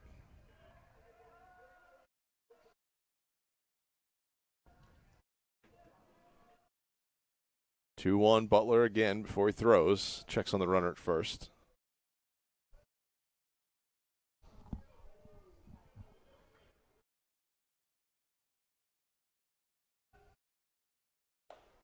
Two 1 pitch, misses high and away. 3 balls and 1 strike. Falcons pitching staff walked just one batter in this ball game, as a team besides drawing 3 walks of the game. There's a called strike, the 3-1 offering.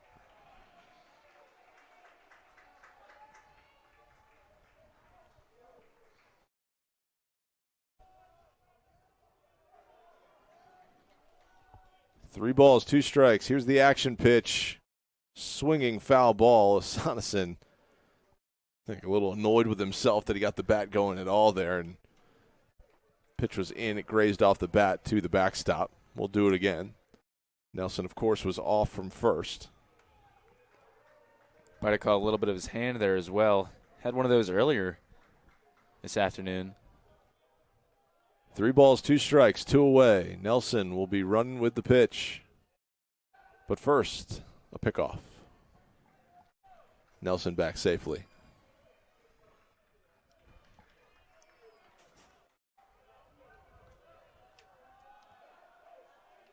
Three-two the count. Nelson's off from first. Sonneson on the ground, up the middle. Nelson's easily going to go to third. Paravdo tosses it to Moyer at shortstop. And Alvernia is covering the corners for Mike Raimondo.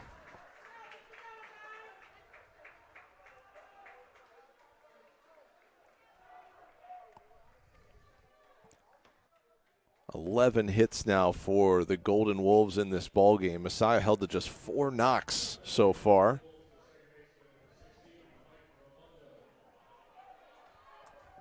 And now Raimondo will bat with runners on first and third.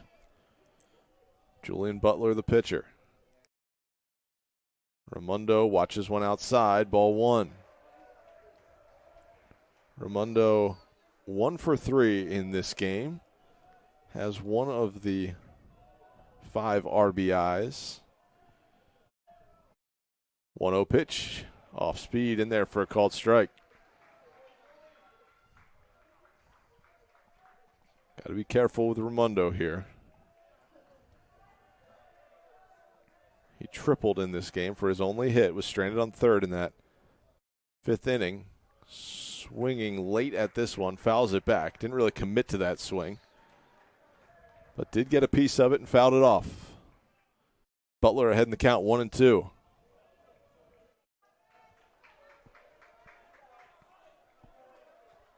Got to keep it right here. Alvernia leads 5-2. Chance for more out on the bases. Raimondo swinging, strike 3.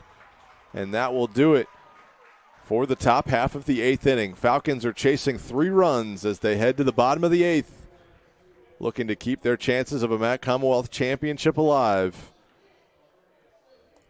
It's going to be Jason Kelly going back out for the Golden Wolves. Falcons are trying to scratch a few runs together. We'll be back with Game 3 of the Commonwealth Championship in just a few minutes.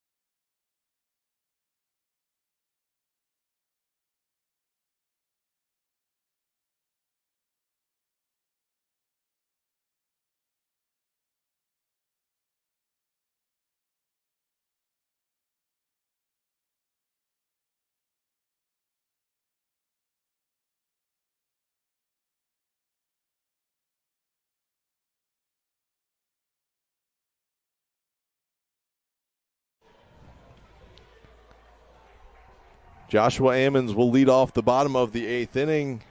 Ammons an 0 for 2 in this ball game as a sacrifice bunt. Watches one outside from Jason Kelly for ball 1. Ammons just needs to get on first base. Doesn't really matter how. Kelly about to throw his 100th pitch of the game. Ammons, slow roller to short. Hansen's got it, fires to first for the first out of the inning. And a byproduct of that out is, unless we go to extra innings, Joshua Ammons, he is in danger of his hit streak coming to an end at 30 games. Evan Wagaman, he's got a 1 for 3 going right now.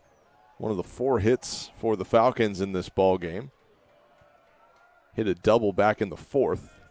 Would come around to score the first run for the Falcons. Trying to get all 3 runs back right there for Messiah. Swinging at that one for strike 1. Kelly has been fantastic for the Golden Wolves in this one. He's north of 100 pitches now, 7 1/3 innings, 4 hits, 2 runs, 3 walks, 2 Ks. Josh Nielsen started for the Falcons, and then it was been a host of relievers. Wagaman watches that one outside, and looked like it almost went through the glove of Lynn to the backstop for ball 2. Dylan Beard stands on deck. Wagaman, foul tip into the glove of Lynn for strike 2. 2-2. 2 balls, 2 strikes, 1 away.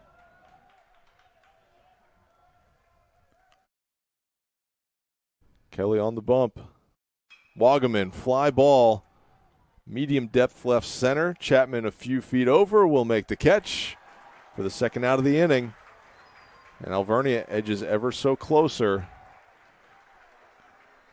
to a 3-run lead as they head to the 9th. 2 outs in the 8th for Dylan Beard.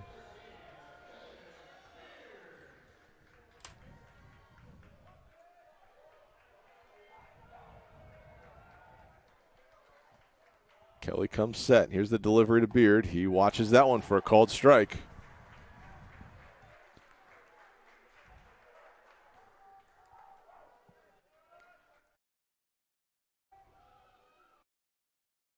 Oh, 1 is in there for a called strike. That looked out from here, especially where they've been calling him all day. Nonetheless, 0-2. Kelly's pitch, same spot, called ball 1. Lynn signaled to the dugout. No, that was out. I think he set up away and caught it away. 1 ball and 2 strikes, 2 away, bottom of the 8th. Beard holds off, watches it down low. 2 balls, 2 strikes.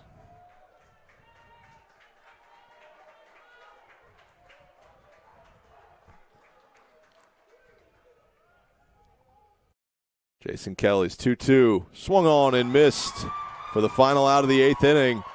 We're going to head to the 9th inning. Alvernia leads 5-2. They're going to look to tack on some insurance. Falcons are going to have their work cut out for them in the 9th. We head to the final frame of Game 3 of the MAC Commonwealth Championship Series. Alvernia on the precipice of the 2024 conference title.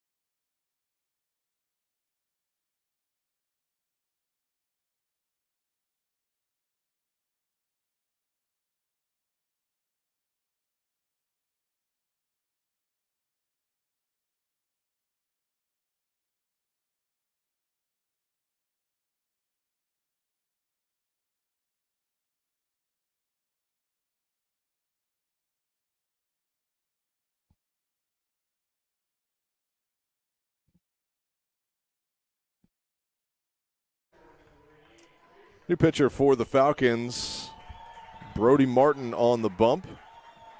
I'm guessing we got to be one of the few games in the country going on right now as we play in the bottom of the 8th inning. Yeah, looking at the scoreboard, looks like every other game in the country is final. So for those of you joining us to see who the last team to earn an automatic qualifier to the NCAA tournament is, thanks for tuning in. We really appreciate it. Brody Martin on the hill. He'll face his counterpart, Jason Kelly. Kelly with a massive swing and a miss. He was trying to add to his lead, give himself a little insurance before he goes out there for the 9th. He's pitched a phenomenal game in this winner-take-all Game 3 of the MAC Commonwealth Championship Series. He thought he was watching strike 2 right there. Martin misses just down low.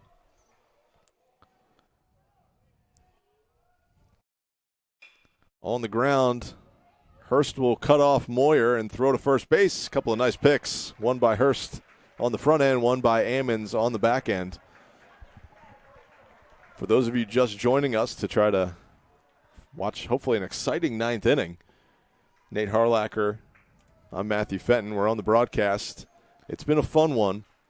Falcons looking to win their first conference championship since 2012. They defeated Alvernia back in the 2012 championship game 2-1. This one's 5-2 right now. Big thanks to the guy that's about to come up for the Golden Wolves of Alvernia. Had a 3-run bomb in the top of the 7th inning to give the Golden Wolves the lead, 5-2. And that score stands here in the top of the 9th. That's right. Matt Edwards hit a fly ball to left field that I thought was going to be caught either short of the warning track or on the warning track. Just kept going, kept breezing out of here and landed over the Casella sign in left center field here at Clipper Magazine Stadium. First 2 pitches from Martin outside the zone, 2-0. And right now that's the difference. A couple minutes before, Falcons were unable to cash in on a bases loaded opportunity. Luke Ott hit a hard line drive right at Edwards at first base. A couple batters later, Edwards deposited one over the left field wall. And now it's 5-2.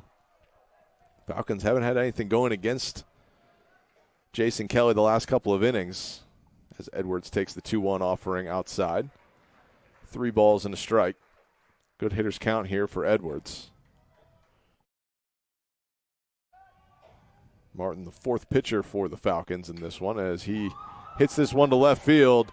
Ott going back on it will make the catch. And honestly, I thought that ball was hit better than the first one. Exactly. I think it was just the wind at the time maybe. He hit it a mile high in the air as well. So this time it was more of on a line out to Ott in left field. Now he certainly got a good piece of it if it cleared the left field wall. But now 2 innings. My goodness, it's been a long couple of days. 2 outs here in the top of the 9th inning. Martin in there for a called strike.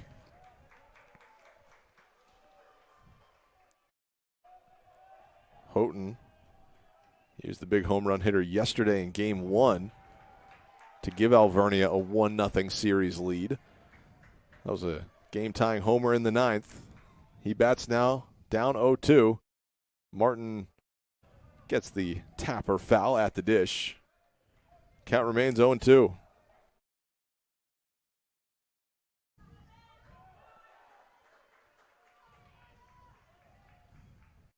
Oh, 2 pitch outside, 1-2.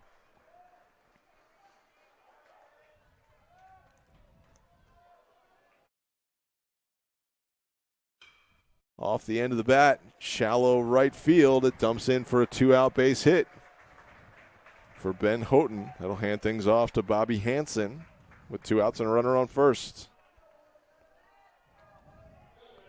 Houghton 3 for 5 in the ball game now. Bobby Hansen, he's on an 0 for 3 at the moment, struck out once. Falcon pitchers have struck out 9 batters in the game. Alvernia looking for a little more insurance. Be the bottom of the Falcons order due up in the bottom of the 9th. Eisenagel, Ott, and Moyer combined 0 for 8 in this ball game. This one is down the line. It's going to be a fair ball in the corner, extra bases. Houghton around second. They're going to wave him from third. Ball gets stuck in the corner. Moyer's throw to the plate is well late. Eisenagel comes out, and there's an insurance run. to make it 6-4 in the top of the ninth.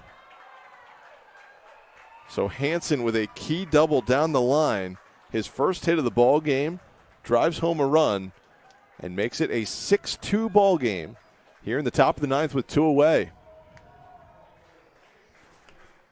Really felt like Martin and the Falcons were going to escape this inning. Got the first 2 outs pretty quickly without an additional run scored. Unfortunately, not meant to be if you're a Messiah fan. Golden Wolves fans certainly happy about it, as is the team themselves. They're fired up. 4 unanswered runs so far in the final 3 frames. Stake the Golden Wolves to a 6-2 lead. Brody Martin comes set. The righty delivers outside. 1 ball, 1 strike.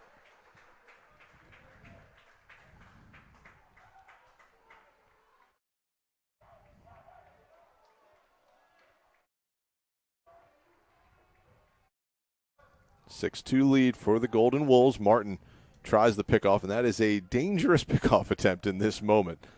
Martin kind of spinning around. If he doesn't get that ball to second base and kind of airmails Gordon, who's breaking for the bag, that ball easily could be out in right center field. And Hansen could have potentially scored on it, depending on where it went. Here's a swing and a miss. 1 ball and 2 strikes now.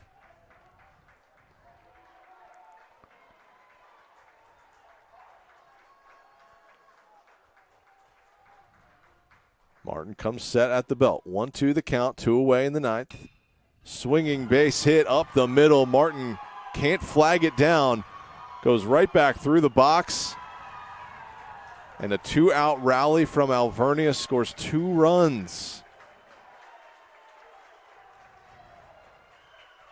A flare single into right field started it by the third baseman Houghton. Bobby Hansen, the shortstop, yanked a double down the left field line, and now Jason Lind with the single up the middle.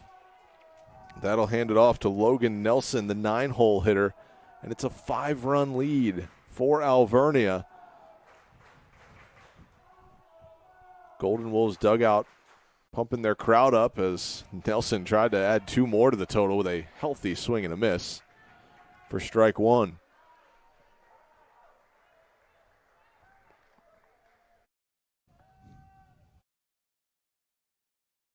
A 1 delivery from Martin.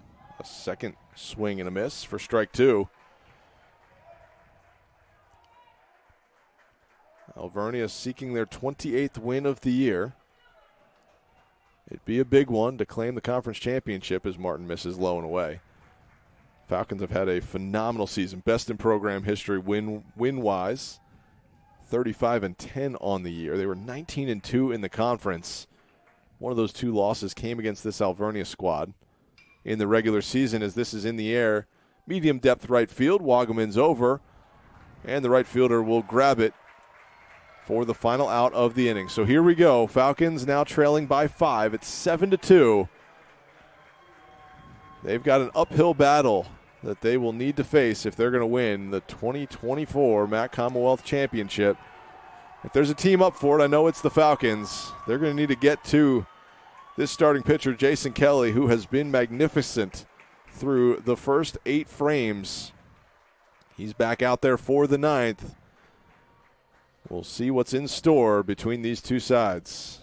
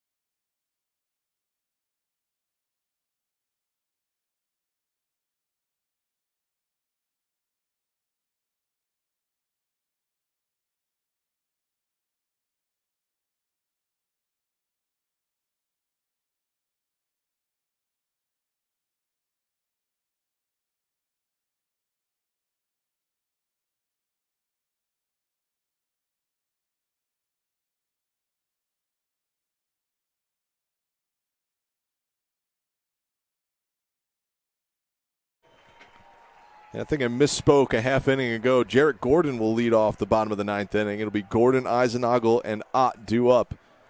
And if the Falcons are going to make something happen here, it's going to be more than just those three guys coming to the dish as Gordon takes one high and away. Gordon 0 for 1 in this ball game. He's got a walk, was hit by a pitch, I believe a sacrifice bunt as well. So a busy afternoon for the Falcons' second baseman as Jason Kelly gets the outside corner for a called strike. It's 1-1.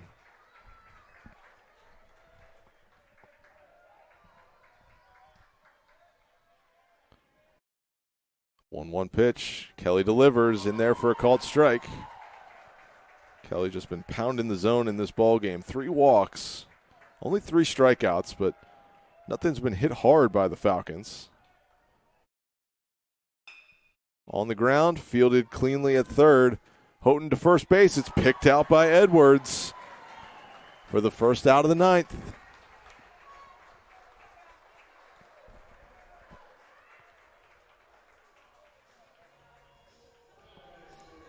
And that'll bring up the Falcons catcher, Dustin Eisenagel.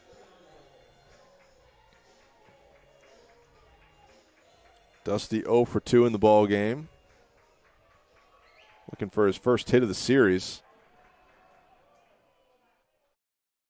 Watches one up high, ball 1. Sun is shining down in left field. Haven't seen too much of it so far in this game as Eisenagel takes a called strike.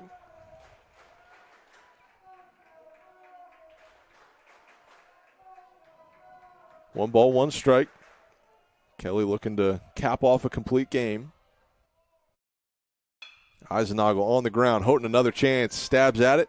Fires to first base a little more convincingly this time for the second out of the inning. So here it is. Falcons down to their final out. It's going to be a wild last out, isn't it, Nate?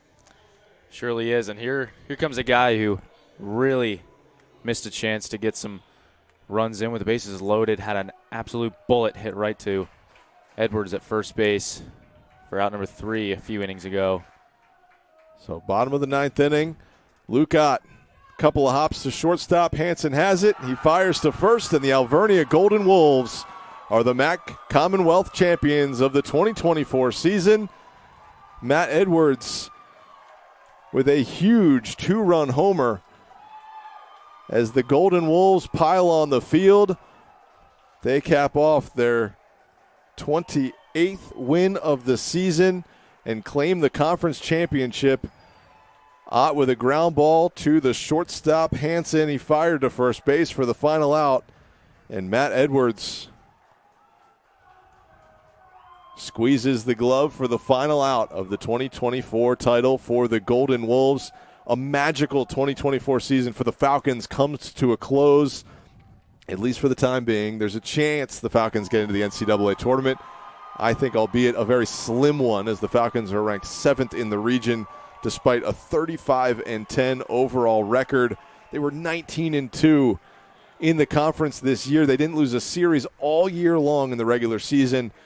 But here in the MAC Commonwealth Championship Series, the Golden Wolves came out on top to earn the 2-1 victory. Alvernia takes Game 3 of the MAC Commonwealth Championship Series 7-2, closing out a phenomenal weekend of baseball between these two sides. Alvernia, they trailed 4-1 in the 8th inning of Game 1 of this series. It looked like the Falcons were going to take Game 1, be in the driver's seat for the rest of the series. Didn't happen. Alvernia with a big comeback in Game 1. It was all Messiah in the middle innings of Game 2. They won that one 10-5 behind a stellar pitching performance from Nathan Stein. But here in Game 3, Falcons couldn't get the bats going. Alvernia certainly did. 13 hits for the Golden Wolves in this one, 7 runs. We've talked about Matt Edwards a heck of a lot, but how about Jason Kelly on the bump? 9 innings, 118 pitches, 4 hits, 2 runs. Both of them were earned. He walked 3 batters, struck out 3, but man, was he good keeping the Falcons off balance. I don't know who's the tournament MVP is going to be, but I think Jason Kelly is certainly up there in the running as he helped put the exclamation exclamation point on a big conference championship victory for the Golden Wolves. Nate, any final thoughts on this game or the whole series? It's been a phenomenal series, one of the best 3-game series I think I've ever seen in my life, to be honest with you. But as you said about the MVP, it really could be anybody from this team. Every single player on this team has put the ball in play when it needed to be put and played, and went in the right situation, had great pitchers throughout. It honestly could be anybody. If you could give an MVP to the entire team, I honestly would. But shout out to Alvernia there with a 7-2 victory. But Falcons put together a great performance in all 3 games, narrowly taking game 1 and then having a coasting to a win in game 2. Just could not get the bats together here in game 3 against Kelly. Kelly was one heck of a pitcher. He did. He looked phenomenal, far better than his 3-point-something ERA he had coming in. He was better than that. He allowed just 2 earned runs across the 9 innings of this one. For the Falcons, a tough season comes to a close. We're going to cap it off here in just a minute, but we'll listen to public address announcer Pat Berthelot for the championship announcements.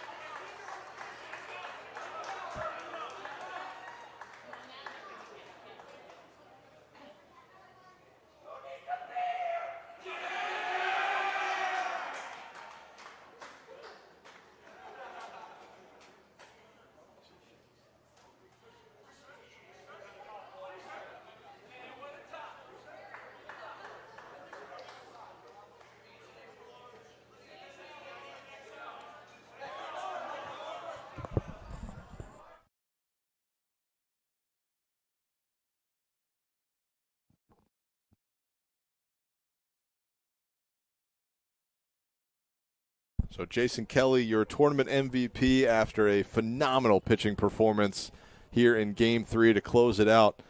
We gave the line a minute ago, but here it is one more time. 118 pitches, 9 innings, complete game, 4 hits, 2 earned runs, 3 walks, 3 strikeouts. He's your tournament MVP after a stellar outing. The Alvernia Golden Wolves are your 2024 MAC Commonwealth champions.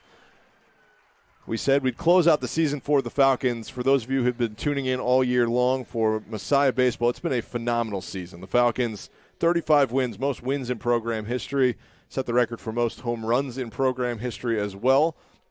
They've done a little bit of everything. Best fielding percentage in program history. That home run total is 48 on the season. It was just a complete effort from start to finish of this year for the Falcons. Just fell a hair short in this MAC Commonwealth Championship Series. Really, I think it goes back to game one. If you can get off on the right foot, close out that first game. Falcons just were a hair short in that one, losing in 11 innings. And then today, just couldn't get the bats going in game three. But, Nate, any final thoughts as we close out our broadcast? I mean, I believe we summed it up pretty well earlier. It was a phenomenal 3-game series. Alvernia certainly deserved this one. They hit the ball really well, pitched really well, and so did the Falcons, but Alvernia did it just a little bit better when it mattered more. And that's why they are your MAC Commonwealth champions for 2024 and get an automatic bid for the NCAA regionals. Falcons will await their fate. I think very unlikely that they'll get an at-large bid, but we will certainly be tuning into the selection show and brackets as they come out. I think later tonight or first thing tomorrow morning. So stay tuned to GoMessiah.com for more information on that one. Nate, I have to say goodbye here at the end of the broadcast.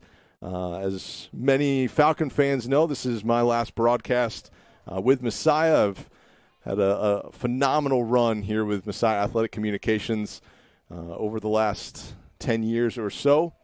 But I have to bid farewell as I head off to a new career path and more time with my family. But Messiah Athletics is a part of my life and my history, and I just thank you all for tuning in to Messiah Baseball this afternoon and over the course of the last few years.